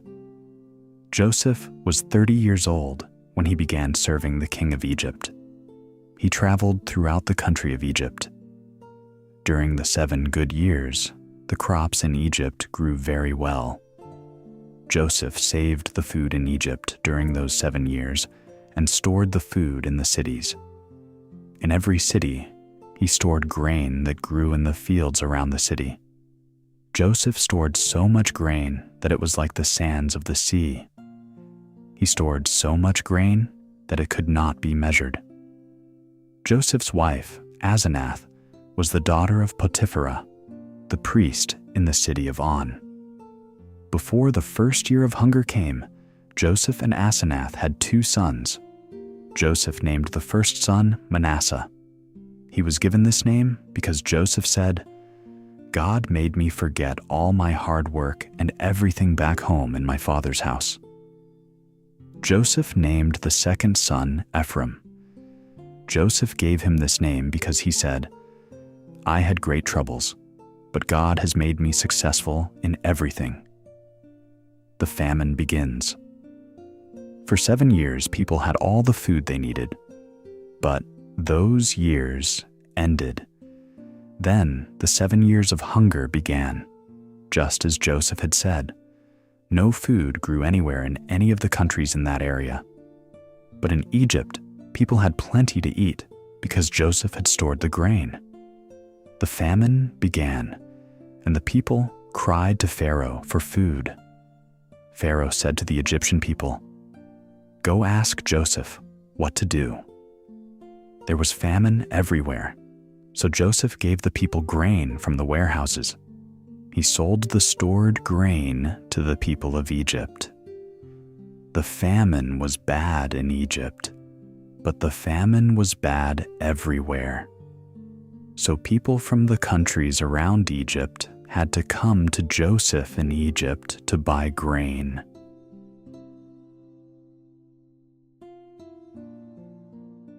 Genesis 42. The dreams come true. During the famine in Canaan, Jacob learned that there was grain in Egypt. So he said to his sons, "Why are you sitting here doing nothing? I have heard that there is grain for sale in Egypt. Go there and buy grain for us so that we will live and not die." So 10 of Joseph's brothers went to Egypt to buy grain. Jacob did not send Benjamin. Benjamin was Joseph's only full brother. Jacob was afraid that something bad might happen to Benjamin. The famine was very bad in Canaan, so there were many people from Canaan who went to Egypt to buy grain. Among them were the sons of Israel. Joseph was the governor of Egypt at the time. He was the one who checked the sale of grain to people who came to Egypt to buy it. Joseph's brothers came to him and bowed before him. Joseph saw his brothers and recognized them, but he acted like he didn't know them. He was rude when he spoke to them. He said, "Where do you come from?"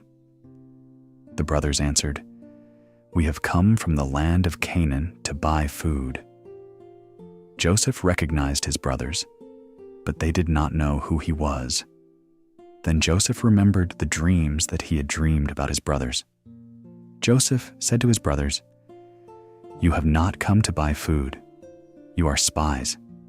You came to learn where we are weak." But the brothers said to him, "No, sir. We come as your servants. We have come only to buy food. We are all brothers. We all have the same father. We are honest men. We have come only to buy food." Then Joseph said to them, "No, you have come to spy on us." And the brothers said, "No, sir, we come as servants from Canaan. We are all brothers, sons of the same father. There were 12 brothers in our family. Our youngest brother is still at home with our father, and the other brother died a long time ago." But Joseph said to them, "No, I can see that I am right.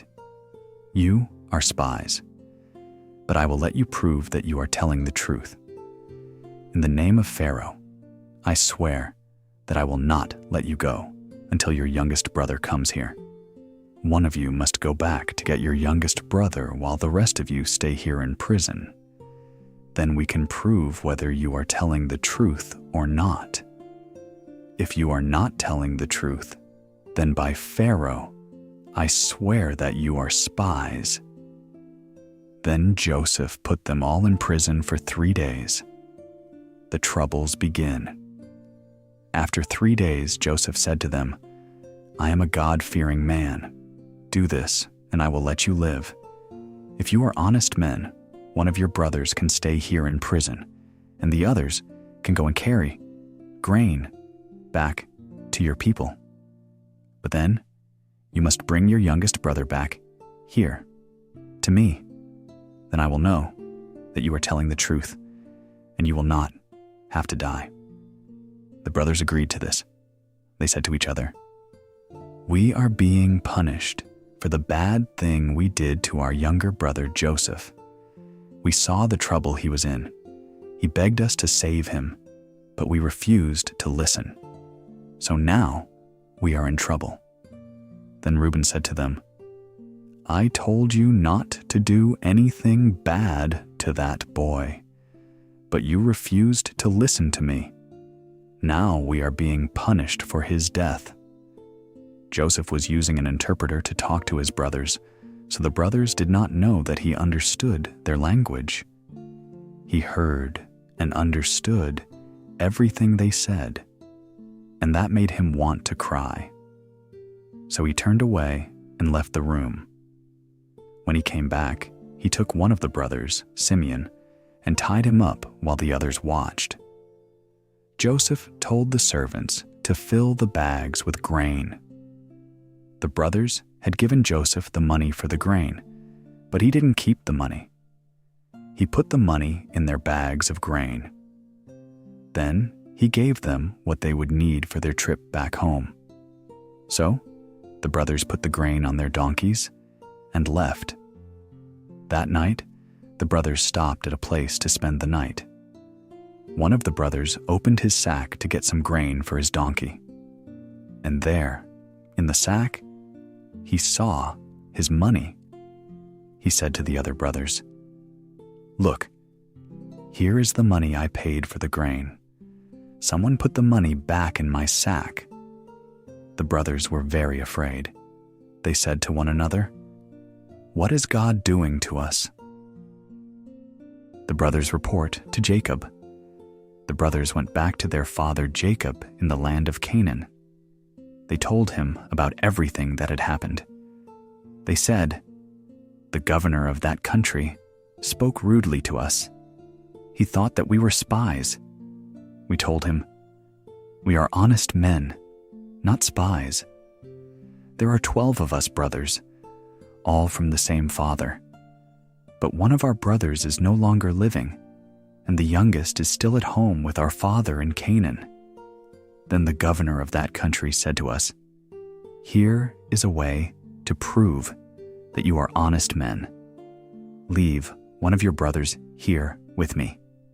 Take your grain back to your families. Bring your youngest brother to me. Then I will know if you are honest men or if you were sent from an army to destroy us. If you are telling the truth, I will give your brother back to you. I will give him to you, and you will be free to buy grain in our country." Then the brothers started taking the grain out of their sacks, and every brother found his bag of money in his sack of grain. When the brothers and their father saw the money, they were afraid. Jacob said to them, "Do you want me to lose all of my children? Joseph is gone, Simeon is gone, and now you want to take Benjamin away too." But Reuben said to his father, "Father, you may kill my 2 sons if I don't bring Benjamin back to you. Trust me, I will bring him back to you." But Jacob said, "I will not let Benjamin go with you.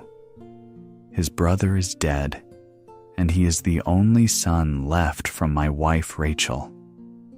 It would kill me if anything happened to him during the trip to Egypt. You would send me to the grave a very sad old man."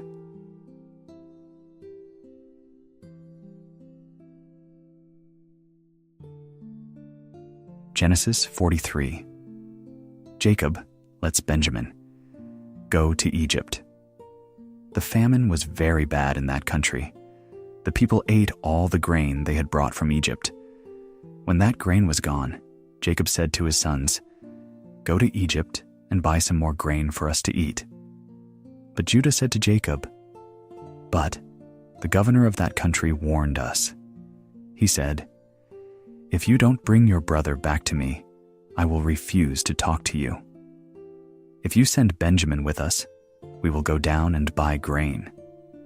But if you refuse to send Benjamin, we will not go." The man warned us to not come back without him. Israel said, "Why did you tell him you had another brother? Why did you do such a bad thing to me?" The brothers answered, "He asked lots of questions. He wanted to know all about us and about our family. He asked us, 'Is your father still alive? Do you have another brother at home?' We only answered his questions. We didn't know he would ask us to bring our brother to him." Then Judah said to his father, Israel, "Let Benjamin go with me. I will take care of him. We have to go to Egypt to get food. If we don't go, we will all die, including our children. I will make sure he is safe. I will be responsible for him. If I don't bring him back to you, you can blame me forever. If you had let us go before, we could have already made 2 trips for food." Then their father Israel said, "If it is really true, take Benjamin with you. But take some gifts to the governor. Take some of the things we have been able to gather in our land. Take him some honey, pistachio nuts, almonds, spices, and myrrh. Take twice as much money with you this time. Take the money that was given back to you after you paid last time. Maybe the governor made a mistake. Take Benjamin and go back to the man. I pray that God all-powerful will help you when you stand before the governor. I pray that he will let Benjamin and also Simeon come back safely. If not, I will again be sad from losing my children." So the brothers took the gifts to give to the governor, and the brothers took twice as much money with them as they took the first time. This time, Benjamin went with the brothers to Egypt. The brothers at Joseph's house. When Joseph saw Benjamin with them, he said to his servant, "Bring these men into my house. Kill an animal and cook it. They will eat with me at noon today." The servant did as he was told. He brought the men into Joseph's house. The brothers were afraid when they were taken to Joseph's house and said, "We have been brought here because of the money that was put back in our sacks the last time. They will use this as proof against us and steal our donkeys and make us slaves." So the brothers went to the servant in charge of Joseph's house. They said, "Sir, I promise this is the truth. The last time we came to buy food. On the way home, we opened our sacks and found our money in every sack. We don't know how it got there, but we brought that money with us to give it back to you. And we have brought more money to pay for the food that we want to buy this time." But the servant answered, "Don't be afraid. Believe me. Your God, the God of your father, must have put the money in your sack as a gift. I remember that you paid me for the grain the last time." Then the servant brought Simeon out of the prison. The servant led the men into Joseph's house. He gave them water, and they washed their feet. Then he fed their donkeys. The brothers heard that they were going to eat with Joseph, so they worked until noon, preparing their gifts for him. When Joseph came home, the brothers gave him the gifts they had brought with them. Then they bowed down to the ground in front of him. Joseph asked them how they were doing. Then he said, "How is your elderly father you told me about? Is he still alive?" The brothers answered, "Yes, sir, our father is still alive." And they again bowed before Joseph. Then Joseph saw his brother Benjamin. Benjamin and Joseph had the same mother. Joseph said, "Is this your youngest brother that you told me about?" Then Joseph said to Benjamin, "God bless you, my son." Joseph felt a strong desire to show his brother Benjamin that he loved him. He was about to cry and didn't want his brothers to see him, so he ran into his private room and cried there. Then Joseph washed his face and came out. He regained control of himself and said, "Now it is time to eat." The servants seated Joseph at a table by himself. His brothers were at another table by themselves, and the Egyptians were at a table by themselves. The Egyptians believed that it was wrong for them to eat with Hebrews. Joseph's brothers were seated at a table facing him. The brothers were looking at each other because, to their surprise, they had been seated in order, from the oldest to the youngest. Servants were taking food from Joseph's table and bringing it to them. But the servants gave Benjamin 5 times more than the others. The brothers continued to eat and drink with Joseph until they were drunk.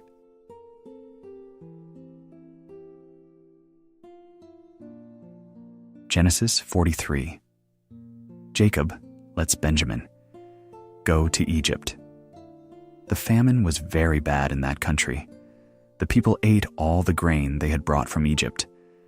When that grain was gone, Jacob said to his sons, "Go to Egypt and buy some more grain for us to eat." But Judah said to Jacob, "But the governor of that country warned us. He said, 'If you don't bring your brother back to me, I will refuse to talk to you. If you send Benjamin with us, we will go down and buy grain. But if you refuse to send Benjamin, we will not go.' The man warned us to not come back without him."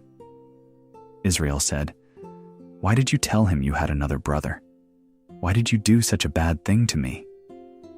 The brothers answered, "He asked lots of questions. He wanted to know all about us and about our family. He asked us, 'Is your father still alive? Do you have another brother at home?' We only answered his questions. We didn't know he would ask us to bring our brother to him." Then Judah said to his father, Israel, "Let Benjamin go with me. I will take care of him. We have to go to Egypt to get food. If we don't go, we will all die, including our children. I will make sure he is safe. I will be responsible for him. If I don't bring him back to you, you can blame me forever. If you had let us go before, we could have already made 2 trips for food." Then their father Israel said, "If it is really true, take Benjamin with you. But take some gifts to the governor. Take some of the things we have been able to gather in our land. Take him some honey, pistachio nuts, almonds, spices, and myrrh. Take twice as much money with you this time. Take the money that was given back to you after you paid last time. Maybe the governor made a mistake. Take Benjamin and go back to the man. I pray that God all-powerful will help you when you stand before the governor. I pray that he will let Benjamin and also Simeon come back safely. If not, I will again be sad from losing my children." So the brothers took the gifts to give to the governor, and the brothers took twice as much money with them as they took the first time. This time, Benjamin went with the brothers to Egypt. The brothers at Joseph's house. When Joseph saw Benjamin with them, he said to his servant, "Bring these men into my house. Kill an animal and cook it. They will eat with me at noon today." The servant did as he was told. He brought the men into Joseph's house. The brothers were afraid when they were taken to Joseph's house and said, "We have been brought here because of the money that was put back in our sacks the last time. They will use this as proof against us, and steal our donkeys, and make us slaves." So the brothers went to the servant in charge of Joseph's house. They said, "Sir, I promise this is the truth. The last time we came to buy food.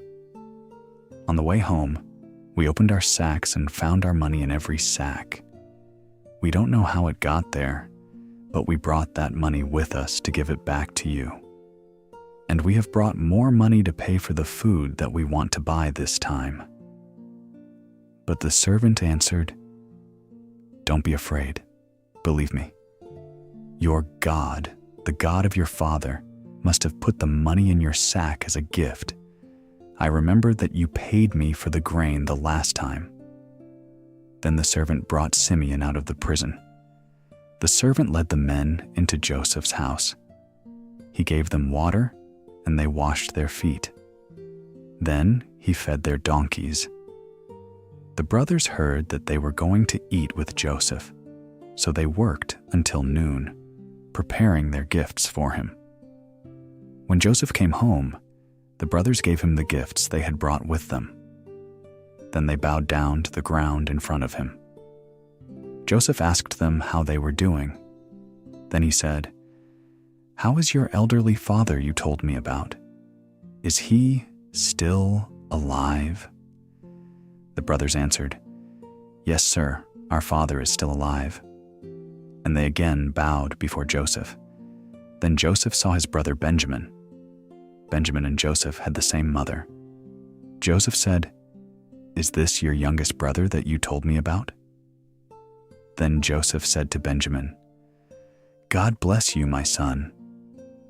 Joseph felt a strong desire to show his brother Benjamin that he loved him.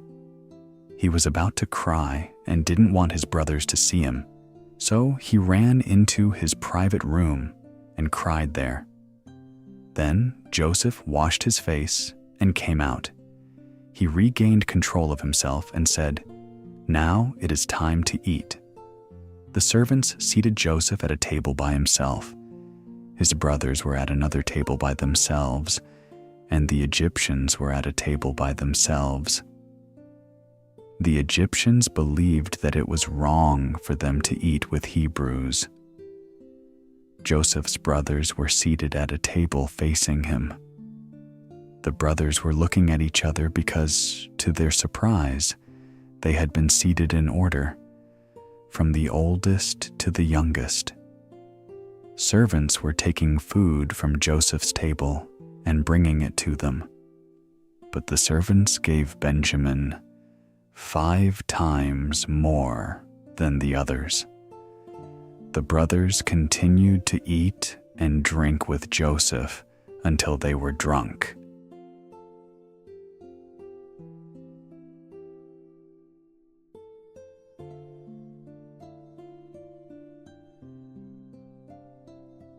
Genesis 44. Joseph sets a trap. Then Joseph gave a command to his servant. He said, "Fill the men's sacks with as much grain as they can carry. Then put each man's money into his sack with the grain. Put the youngest brother's money in his sack too. But also put my special silver cup in his sack." So the servant obeyed Joseph. Early the next morning, the brothers and their donkeys were sent back to their country. After they had left the city, Joseph said to his servant, "Go and follow the men. Stop them and say to them, 'We were good to you. So why have you been bad to us? Why did you steal my master's silver cup? My master drinks from that cup, and he uses it to learn secret things. What you did was wrong." So the servant obeyed. He rode out to the brothers and stopped them. The servant said to them what Joseph had told him to say. But the brothers said to the servant, "Why does the governor say these things? We wouldn't do anything like that. We brought back the money that we found in our sacks before. So surely we wouldn't steal silver or gold from your master's house. If you find the silver cup in any of our sacks, let that man die." You can kill him, and we will be your slaves." The servant said, "I agree, except that only the man who is found to have the cup will be my slave. The others will be free." The trap is sprung. Benjamin is caught. Then every brother quickly opened his sack on the ground. The servant started looking in the sacks. He started with the oldest brother and ended with the youngest. He found the cup in Benjamin's sack. The brothers were very sad. They tore their clothes to show their sadness. They put their sacks back on the donkeys and went back to the city. When Judah and his brothers went back to Joseph's house, Joseph was still there. The brothers fell to the ground and bowed down before him. Joseph said to them, "Why have you done this? Didn't you know that I have a special way of learning secrets? No one is better at this than I am." Judah said, "Sir, there is nothing we can say. There is no way to explain. There's no way to show that we are not guilty. God has judged us guilty for something else we have done. So all of us, even Benjamin, will be your slaves." But Joseph said, "I will not make you all slaves. Only the man who stole the cup will be my slave. You others can go in peace to your father." Judah pleads for Benjamin. Then Judah went to Joseph and said, "Sir, please let me speak plainly with you. Please don't be angry with me. I know that you are like Pharaoh himself. When we were here before, you asked us, 'Do you have a father or a brother?' And we answered you, 'We have a father. He is an old man, and we have a younger brother. Our father loves him because he was born while our father was old. This youngest son's brother is dead, so he is the only son who is left from that mother. Our father loves him very much.' Then you said to us, 'Bring that brother to me. I want to see him.' And we said to you, 'That young boy cannot come. He cannot leave his father. If his father loses him, his father will be so sad that he will die.' But you said to us, 'You must bring your youngest brother, or I will not sell you grain again.' So we went back to our father and told him what you said. Later, our father said, 'Go back and buy us some more food.' We said to our father, 'We cannot go without our youngest brother.' The governor said he will not sell us grain again until he sees our youngest brother. Then my father said to us, 'You know that my wife Rachel gave me 2 sons. I let one son go away, and he was killed by a wild animal, and I haven't seen him since. If you take my other son away from me, and something happens to him, I will be sad enough to die. Now, imagine what will happen when we go home without our youngest brother. He is the most important thing in our father's life. Our father will die if he sees that the boy isn't with us, and it will be our fault. We will send our father to his grave a very sad man.' I took responsibility for the young boy. I told my father, 'If I don't bring him back to you, you can blame me for the rest of my life. So now I beg you, please let the boy go back with his brothers, and I will stay and be your slave.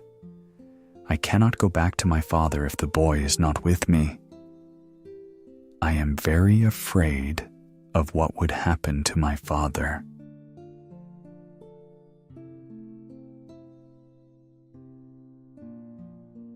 Genesis 45. Joseph tells who he is. Joseph could not control himself any longer. He cried in front of all the people who were there. Joseph said, "Tell everyone to leave here." So all the people left. Only the brothers were left with Joseph. Then he told them who he was. Joseph continued to cry, and all the Egyptian people in Pharaoh's house heard it. He said to his brothers, "I am your brother Joseph. Is my father doing well?"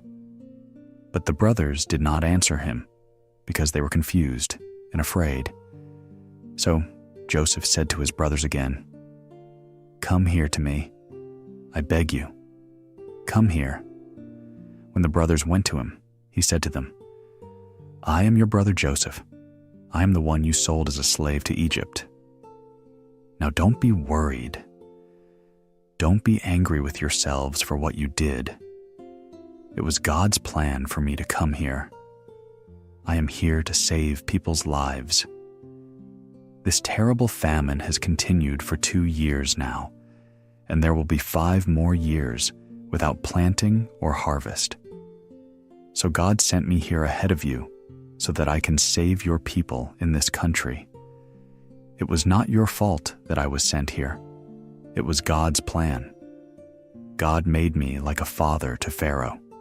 I am the governor over all his house and over all Egypt." Israel invited to Egypt. Joseph said, "Hurry up and go to my father. Tell him his son Joseph sent this message. God made me the governor of Egypt, so come here to me quickly. Don't wait. You can live near me in the land of Goshen. You, your children, your grandchildren, and all of your animals are welcome here. I will take care of you during the next 5 years of hunger, so you and your family will not lose everything you own. Surely you can see that I really am Joseph. Even my brother Benjamin knows it is me, your brother, talking to you. So tell my father about the honor I have received here in Egypt. Tell him about everything you have seen here. Now hurry, go bring my father back to me." Then Joseph hugged his brother Benjamin, and they both began crying. Then Joseph cried as he kissed all his brothers. After this, the brothers began talking with him. Pharaoh learned that Joseph's brothers had come to him. This news spread throughout Pharaoh's house. Pharaoh and his servants were very excited. So Pharaoh told Joseph, "Tell your brothers to take all the food they need and go back to the land of Canaan. Tell them to bring your father and their families back here to me. I will give you the best land in Egypt to live on, and your family can eat the best food we have here. Also, give your brothers some of our best wagons. Tell them to go to Canaan and bring your father and all the women and children back in the wagons. Don't worry about bringing all of their belongings. We can give them the best of Egypt." So the sons of Israel did this. Joseph gave them good wagons just as Pharaoh had promised, and Joseph gave them enough food for their trip. He gave each brother a suit of beautiful clothes. But to Benjamin, he gave 5 suits of beautiful clothes and 300 pieces of silver. Joseph also sent gifts to his father. He sent 10 donkeys with bags full of many good things from Egypt, and he sent 10 female donkeys loaded with grain, bread, and other food for his father on his trip back. Then Joseph told his brothers to go.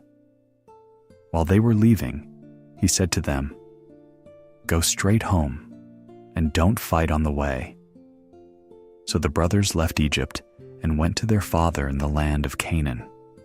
They told him, "Father, Joseph is still alive, and he is the governor over the whole country of Egypt."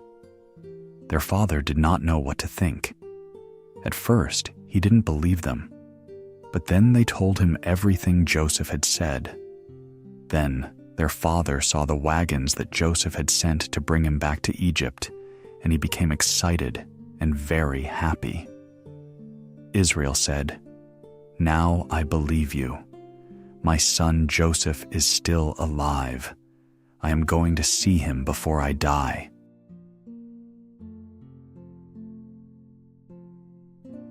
Genesis 46. God assures Israel. So Israel began his trip to Egypt. First, he went to Beersheba. There he worshipped God, the God of his father Isaac. He offered sacrifices.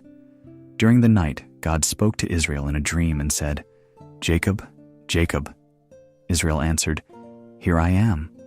Then God said, "I am God, the God of your father. Don't be afraid to go to Egypt. In Egypt I will make you a great nation. I will go to Egypt with you, and I will bring you out of Egypt again. You will die there, but Joseph will be with you. His own hands will close your eyes when you die." Israel goes to Egypt. Then Jacob left Beersheba and traveled to Egypt. His sons, the sons of Israel, brought their father, their wives, and all their children to Egypt. They traveled in the wagons the Pharaoh had sent. They also had their cattle and everything they owned in the land of Canaan.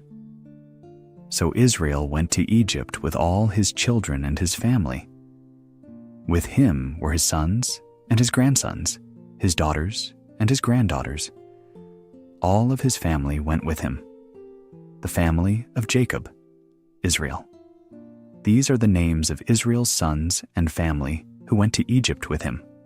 Reuben was Jacob's first son. Reuben's sons were Hanok, Palu, Hezron, and Carmi. Simeon's sons were Jemuel, Jamin, Ohad, Jachin, and Zohar. There was also Shaul. Shaul was born from a Canaanite woman. Levi's sons were Gershon, Kohath, and Merari. Judah's sons were Er, Onan, Shelah, Perez, and Zerah. Er and Onan died while still in Canaan. Perez's sons were Hezron and Hamel.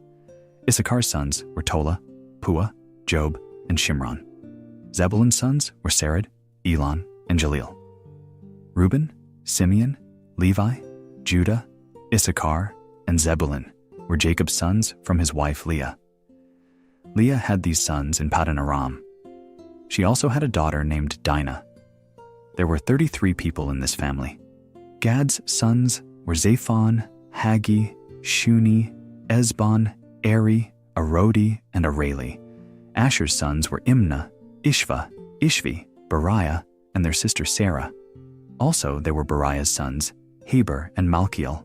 All these were Jacob's sons from his wife's servant, Zilpah. Zilpah was the maid that Laban had given to his daughter Leah. There were 16 people in this family. Benjamin was also with Jacob. Benjamin was Jacob and Rachel's son.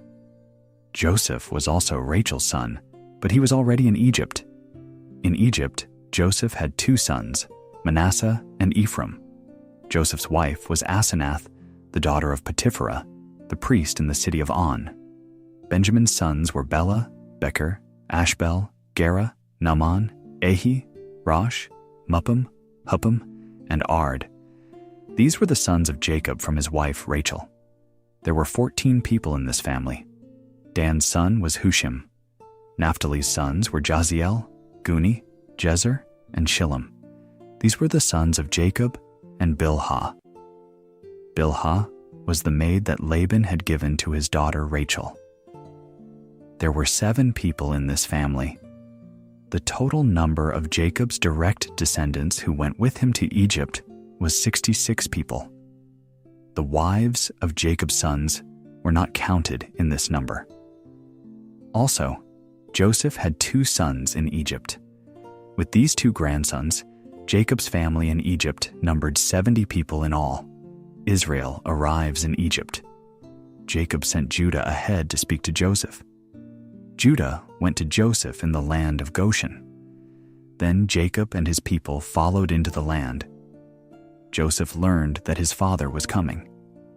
So he prepared his chariot and went out to meet his father, Israel, in Goshen.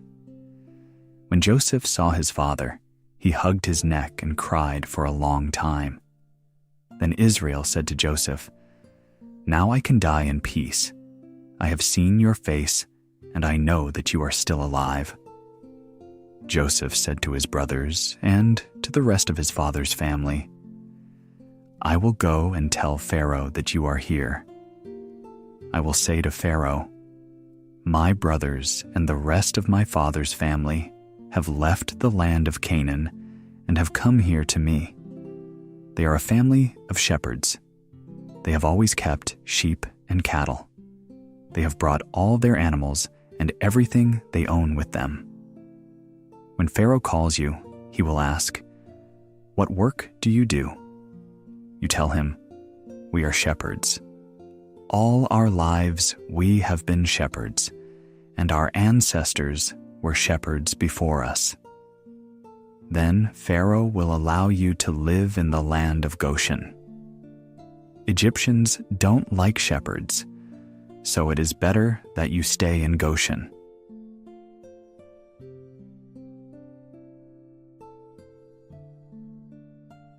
Genesis 47.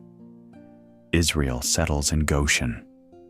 Joseph went into Pharaoh and said, "My father and my brothers and all their families are here. They have all their animals and everything they own from the land of Canaan with them. They are now in the land of Goshen." Joseph chose 5 of his brothers to be with him before the Pharaoh. Pharaoh said to the brothers, "What work do you do?" The brothers said to Pharaoh, "Sir, we are shepherds, just as our ancestors were shepherds before us." They said to Pharaoh, "The famine is very bad in Canaan. There are no fields left with grass for our animals, so we have come to live in this land. We ask you to please let us live in Goshen." Then Pharaoh said to Joseph, "Your father and your brothers have come to you. You can choose any place in Egypt for them to live. Give your father and your brothers the best land.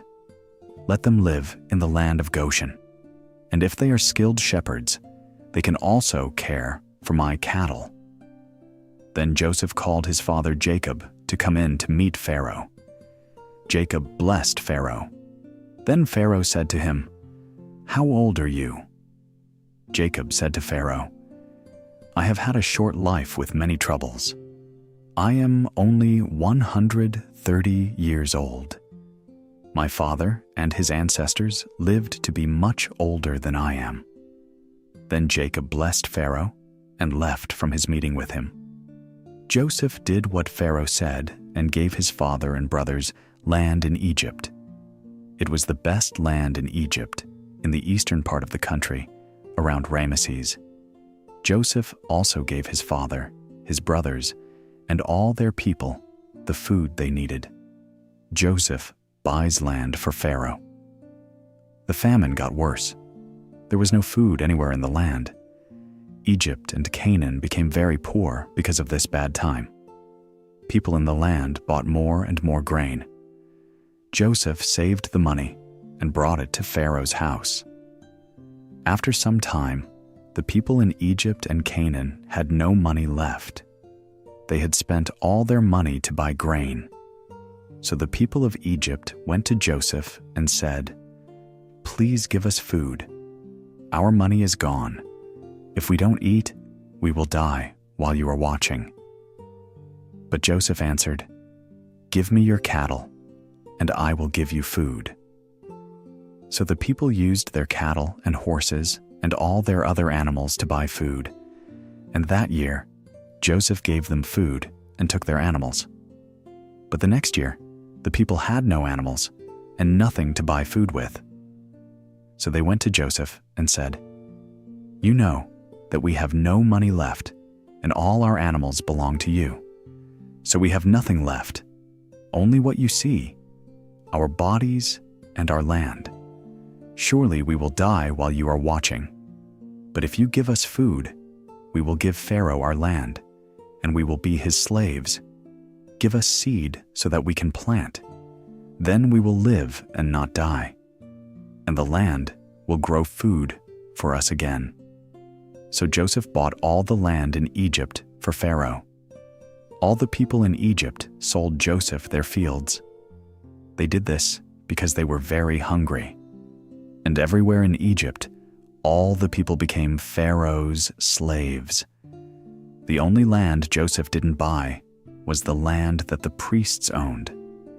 The priests didn't need to sell their land because Pharaoh paid them for their work. So they used this money to buy food to eat. Joseph said to the people, "Now I have bought you and your land for Pharaoh. So I will give you seed, and you can plant your fields. At harvest time, you must give 1/5 of your crops to Pharaoh. You can keep 4/5 for yourselves. You can use the seed you keep for food and planting the next year. Now you can feed your families and your children." The people said, "You have saved our lives. We are happy to be slaves to Pharaoh."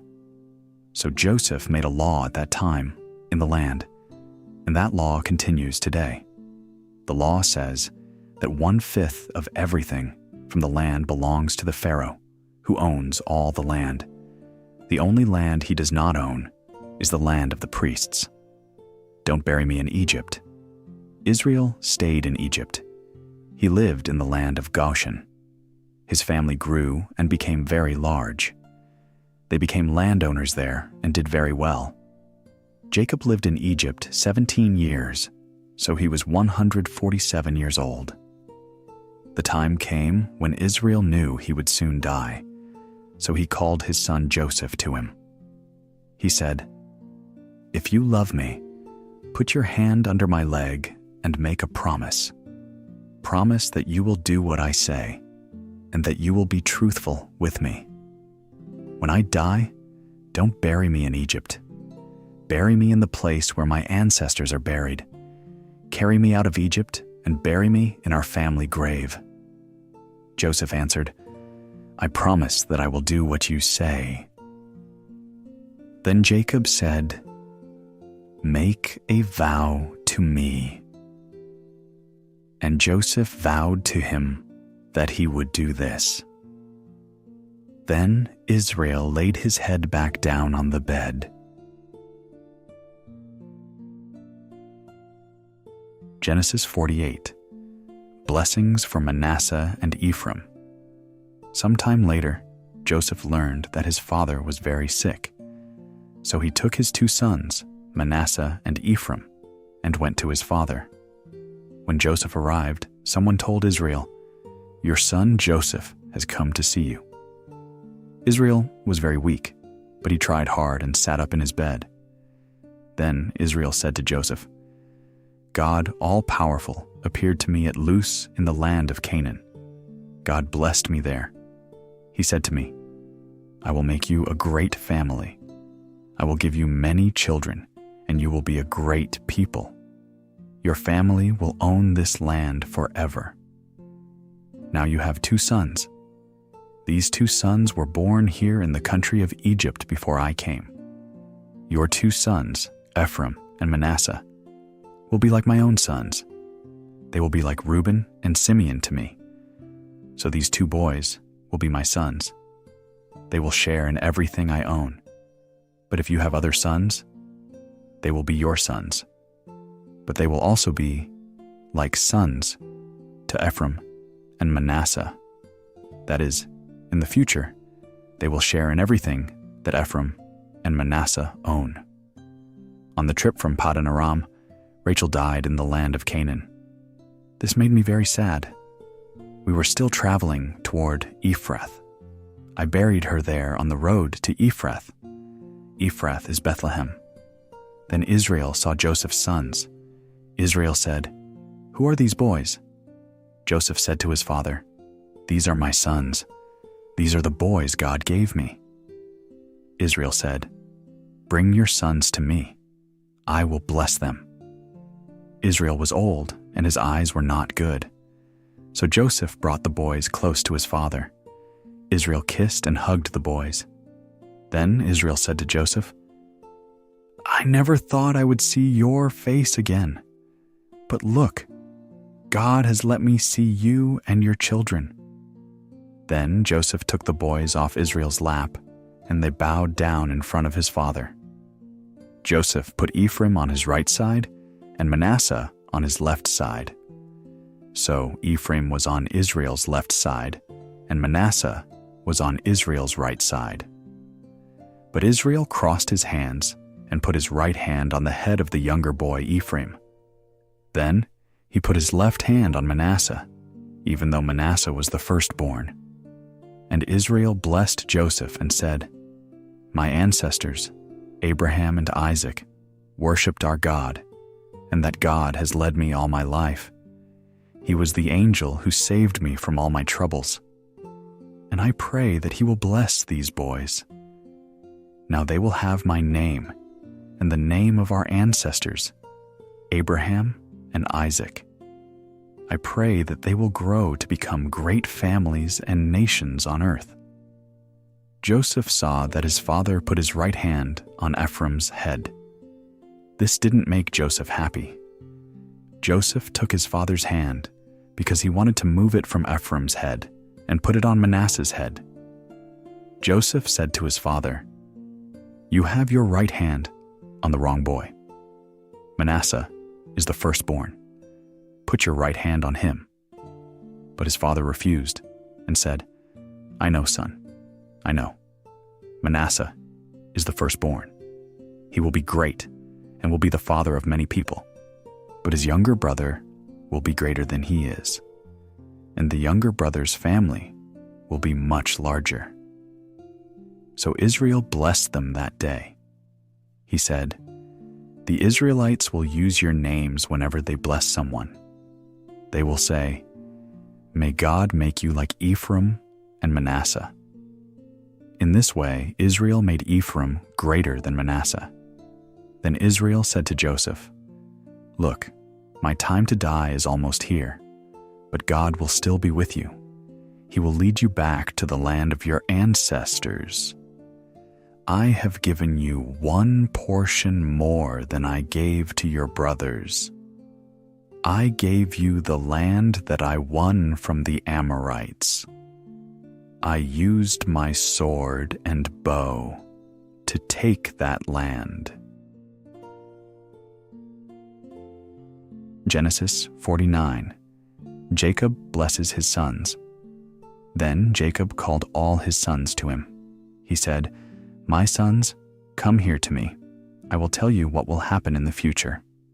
Children of Jacob, gather around. Come listen to Israel, your father. Reuben, my first son.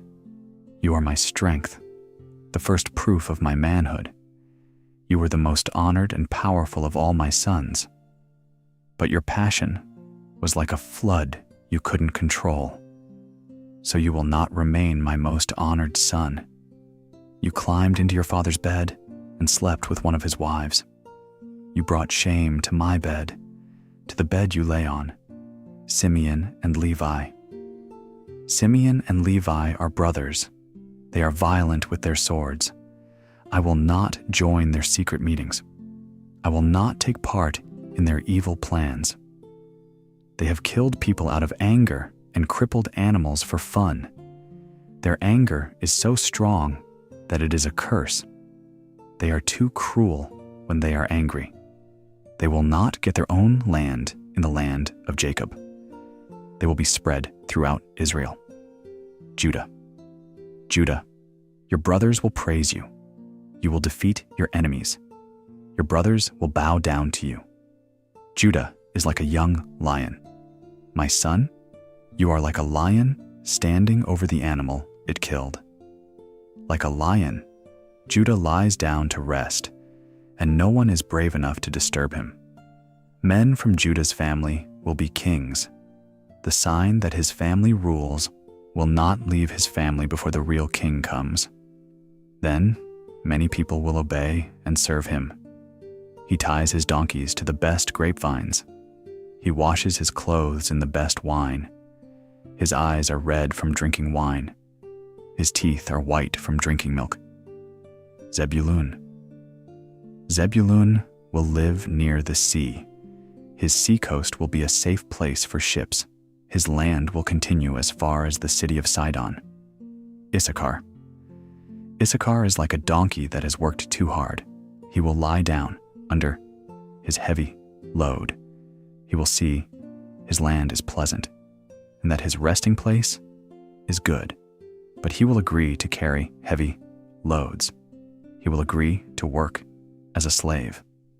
Dan, Dan will rule his people as one of the tribes of Israel. Dan will be like a snake at the side of the road. He will be like a dangerous snake lying near the path. That snake bites a horse's foot, and the rider falls to the ground. Lord, I am waiting for your salvation. Gad. A group of robbers will attack Gad, but Gad will chase them away. Asher. Asher's land will grow much good food. He will have food fit for a king. Naphtali. Naphtali is like a deer running free, and his words are beautiful. Joseph. Joseph is like a wild donkey, like a young donkey by a spring, like colts grazing in a pasture. People attacked him and made life hard for him. Men with arrows became his enemies, but he won the fight with his mighty bow and his skillful arms. He gets power from the mighty one of Jacob, from the shepherd, the rock of Israel, the God of your father who helps you. May God all-powerful bless you and give you blessings from the sky above and from the deep below. May he give you blessings from breast and womb. My parents had many good things happen to them, and I, your father, was blessed even more. Your brothers left you with nothing, but now I pile all my blessings on you, as high as a mountain. Benjamin. Benjamin is like a hungry wolf. In the morning he kills and eats. In the evening he shares what is left. These are the 12 families of Israel, and this is what their father said to them.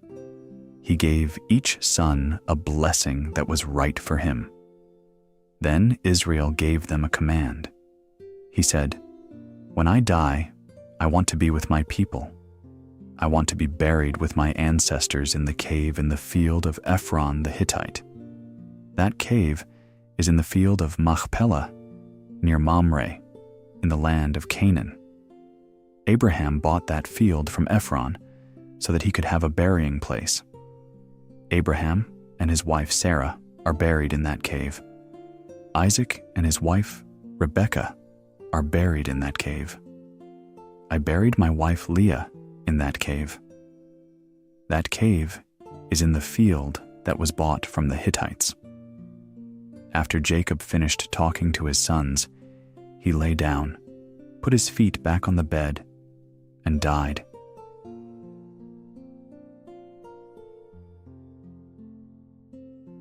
Genesis 50. Jacob's funeral. When Israel died, Joseph was very sad. He hugged his father and cried over him and kissed him. Joseph commanded his servants to prepare his father's body. These servants were doctors. The doctors prepared Jacob's body to be buried. They prepared the body in the special way of the Egyptians. When the Egyptians prepared the body in this special way, they waited 40 days before they buried the body. Then the Egyptians had a special time of sadness for Jacob. This time was 70 days. After the time of sadness was finished, Joseph spoke to Pharaoh's officers and said, "Please tell this to Pharaoh. When my father was near death, I made a promise to him. I promised that I would bury him in a cave in the land of Canaan. This is the cave that he prepared for himself. So please let me go and bury my father. Then I will come back here to you." Pharaoh answered, "Keep your promise. Go and bury your father." So Joseph went to bury his father. All of Pharaoh's officials, personal advisors, and all the older leaders of Egypt went with Joseph. All the people in Joseph's family, his brothers, and all the people in his father's family went with him. Only the children and the animals stayed in the land of Goshen. So there was a large crowd of people with him. There was even a group of soldiers riding in chariots and some on horses. They went to Gor-Atad, east of the Jordan River.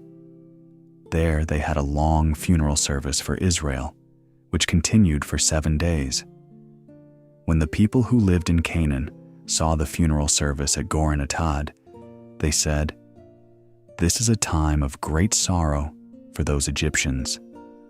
So now that place across the Jordan River is named Abel Mizraim. So Jacob's sons did what their father told them. They carried his body to Canaan and buried it in the cave at Machpelah. This was the cave near Mamre, in the field that Abraham bought from Ephron the Hittite. Abraham bought that cave to use as a burial place. After Joseph buried his father, he and everyone in the group with him went back to Egypt. The brothers are still afraid of Joseph. After Jacob died, Joseph's brothers were worried. They were afraid that Joseph would still be mad at them for what they had done years before.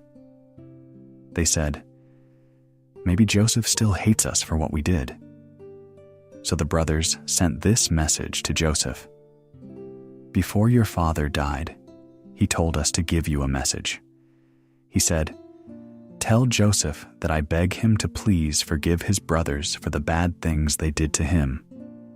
So now, Joseph, we beg you, please forgive us for the bad things we did to you. We are the servants of God, the God of your father." That message made Joseph very sad, and he cried. His brothers went to him and bowed down in front of him. They said, "We will be your servants." Then Joseph said to them, "Don't be afraid. I am not God. I have no right to punish you. It is true that you planned to do something bad to me, but really, God was planning good things. God's plan was to use me to save the lives of many people. And that is what happened. So don't be afraid. I will take care of you and your children." And so Joseph said kind things to his brothers, and this made them feel better. Joseph continued to live in Egypt with his father's family. He died when he was 110 years old. During Joseph's life, Ephraim had children and grandchildren, and his son Manasseh had a son named Machir. Joseph lived to see Machir's children. The death of Joseph. When Joseph was near death, he said to his brothers, "My time to die is almost here, but I know that God will take care of you and lead you out of this country. God will lead you to the land he promised to give Abraham, Isaac, and Jacob." Then Joseph asked his people to make a promise. Joseph said, "Promise me that you will carry my bones with you when God leads you out of Egypt." Joseph died in Egypt when he was 110 years old. Doctors prepared his body for burial and put the body in a coffin in Egypt.